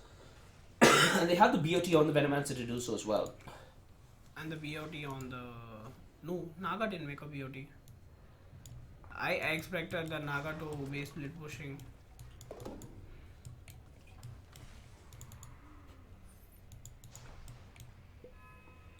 Yeah, let me reinitiate though. The Doom. Oh no, why did he blink there? Under attack. Your assessment. The Doom. It's on to the Venomancer. Not really the best target he can do because at range, the Drow is just going to town. Another one. Parasite doubling up with a kill onto both the Phoenix and the Viper. They're trying to disengage here. The Magnus, he's called back. He's done. He is settled in his grave. The Yules just to add embarrassment as he will hit the floor dead. Another dominant streak from the Venomancer. Mind you, he had the Doom committed upon him. And one thing that I've realized is the way they're using Doom is completely flawed. There needs to be a follow-up to Doom. You need to make sure that the target you're going after dies. And Venomancer was playing comfortably towards the back lines. Yeah. Doom initially missed his blink. If he had stuck his blink and... Died on Drow. Yeah. It would have been a bigger issue. Or even the Disruptor, because then he's utterly useless. He'll just be a man riding a camel. Dire's structures are fortified. Dire's top barracks are under attack. Actually, would you consider that a kangaroo or a camel? Dire's What bottom Disruptor tower rides on? is under attack. It's a dragon. Oh, okay, never mind. Never mind. Venomancer is probably tilted already. Dire's top barracks are under Got an initiation on, but his BKB is back up. Pops on the ultimate as well. And it's just this Veil of Discord that's doing so much damn damage. They're still not able to hold that ground. Blizzard, the silencer said, Phoenix, there's nowhere you can run. Buybacks committed. This is the final stand. Is this gonna be it? They're certainly looking for it. They're chipping down the racks. The song, it comes in yet again. And look at that. They're targeting the Nags. They're like, guys. Come, get this guy. He is out of position and he is out of luck. Because there is no way in hell they can make a comeback now. The Phoenix last ditch attempt by the Drow is just so powerful. She eats the egg for breakfast and that's GG. What a way to end this. Teletubbies are going to be a champions of the ILG Cup Season 3. Mumbai Minor happening down at Fidato. A huge thanks for everyone tuning in today. Before we do go off stream, a huge shout out to our sponsor to make this tournament possible. Title sponsors Logitech G, associate sponsors Next Wave Multimedia and Kaspersky, GPro partner Galax, energy drink partner Monster Energy. It's been me, OG, and Monish behind the mic. Had fun casting these few games with you. How do you feel, Monish? Any closing remarks? I never expected ILG Grand Finals to go to the last game and Teletubby is coming out victorious, though they lost the first game. This is something amazing to watch. And especially Swifty, the way he played this game was unreal. The way he used the song, the way he played around his team, the way his team set up for the gangs. It was just an extravaganza to watch. Obviously, from my end, the MVP will go to Swifty. What do you think? It is 50. Well, GG will be called, and that is it, ladies and gentlemen. See you next week, where we'll have probably the last miner streamed. Can't wait for it though. We'll see you later. See you. Oh wait, what, Manish? There's only CSGO for the next week. We don't have any Dota. This is the last Dota miner, Rip. and Teletubbies have finalized their spot in the regional Regionals qualifiers. playoff, which is gonna be real nice to see. Nonetheless, we will wait, expecting you here next week for some more CS action. Until then, bye bye, folks. It ain't a perfect picture, mister. You know that's true. But it ain't about what you say, it's about what you do.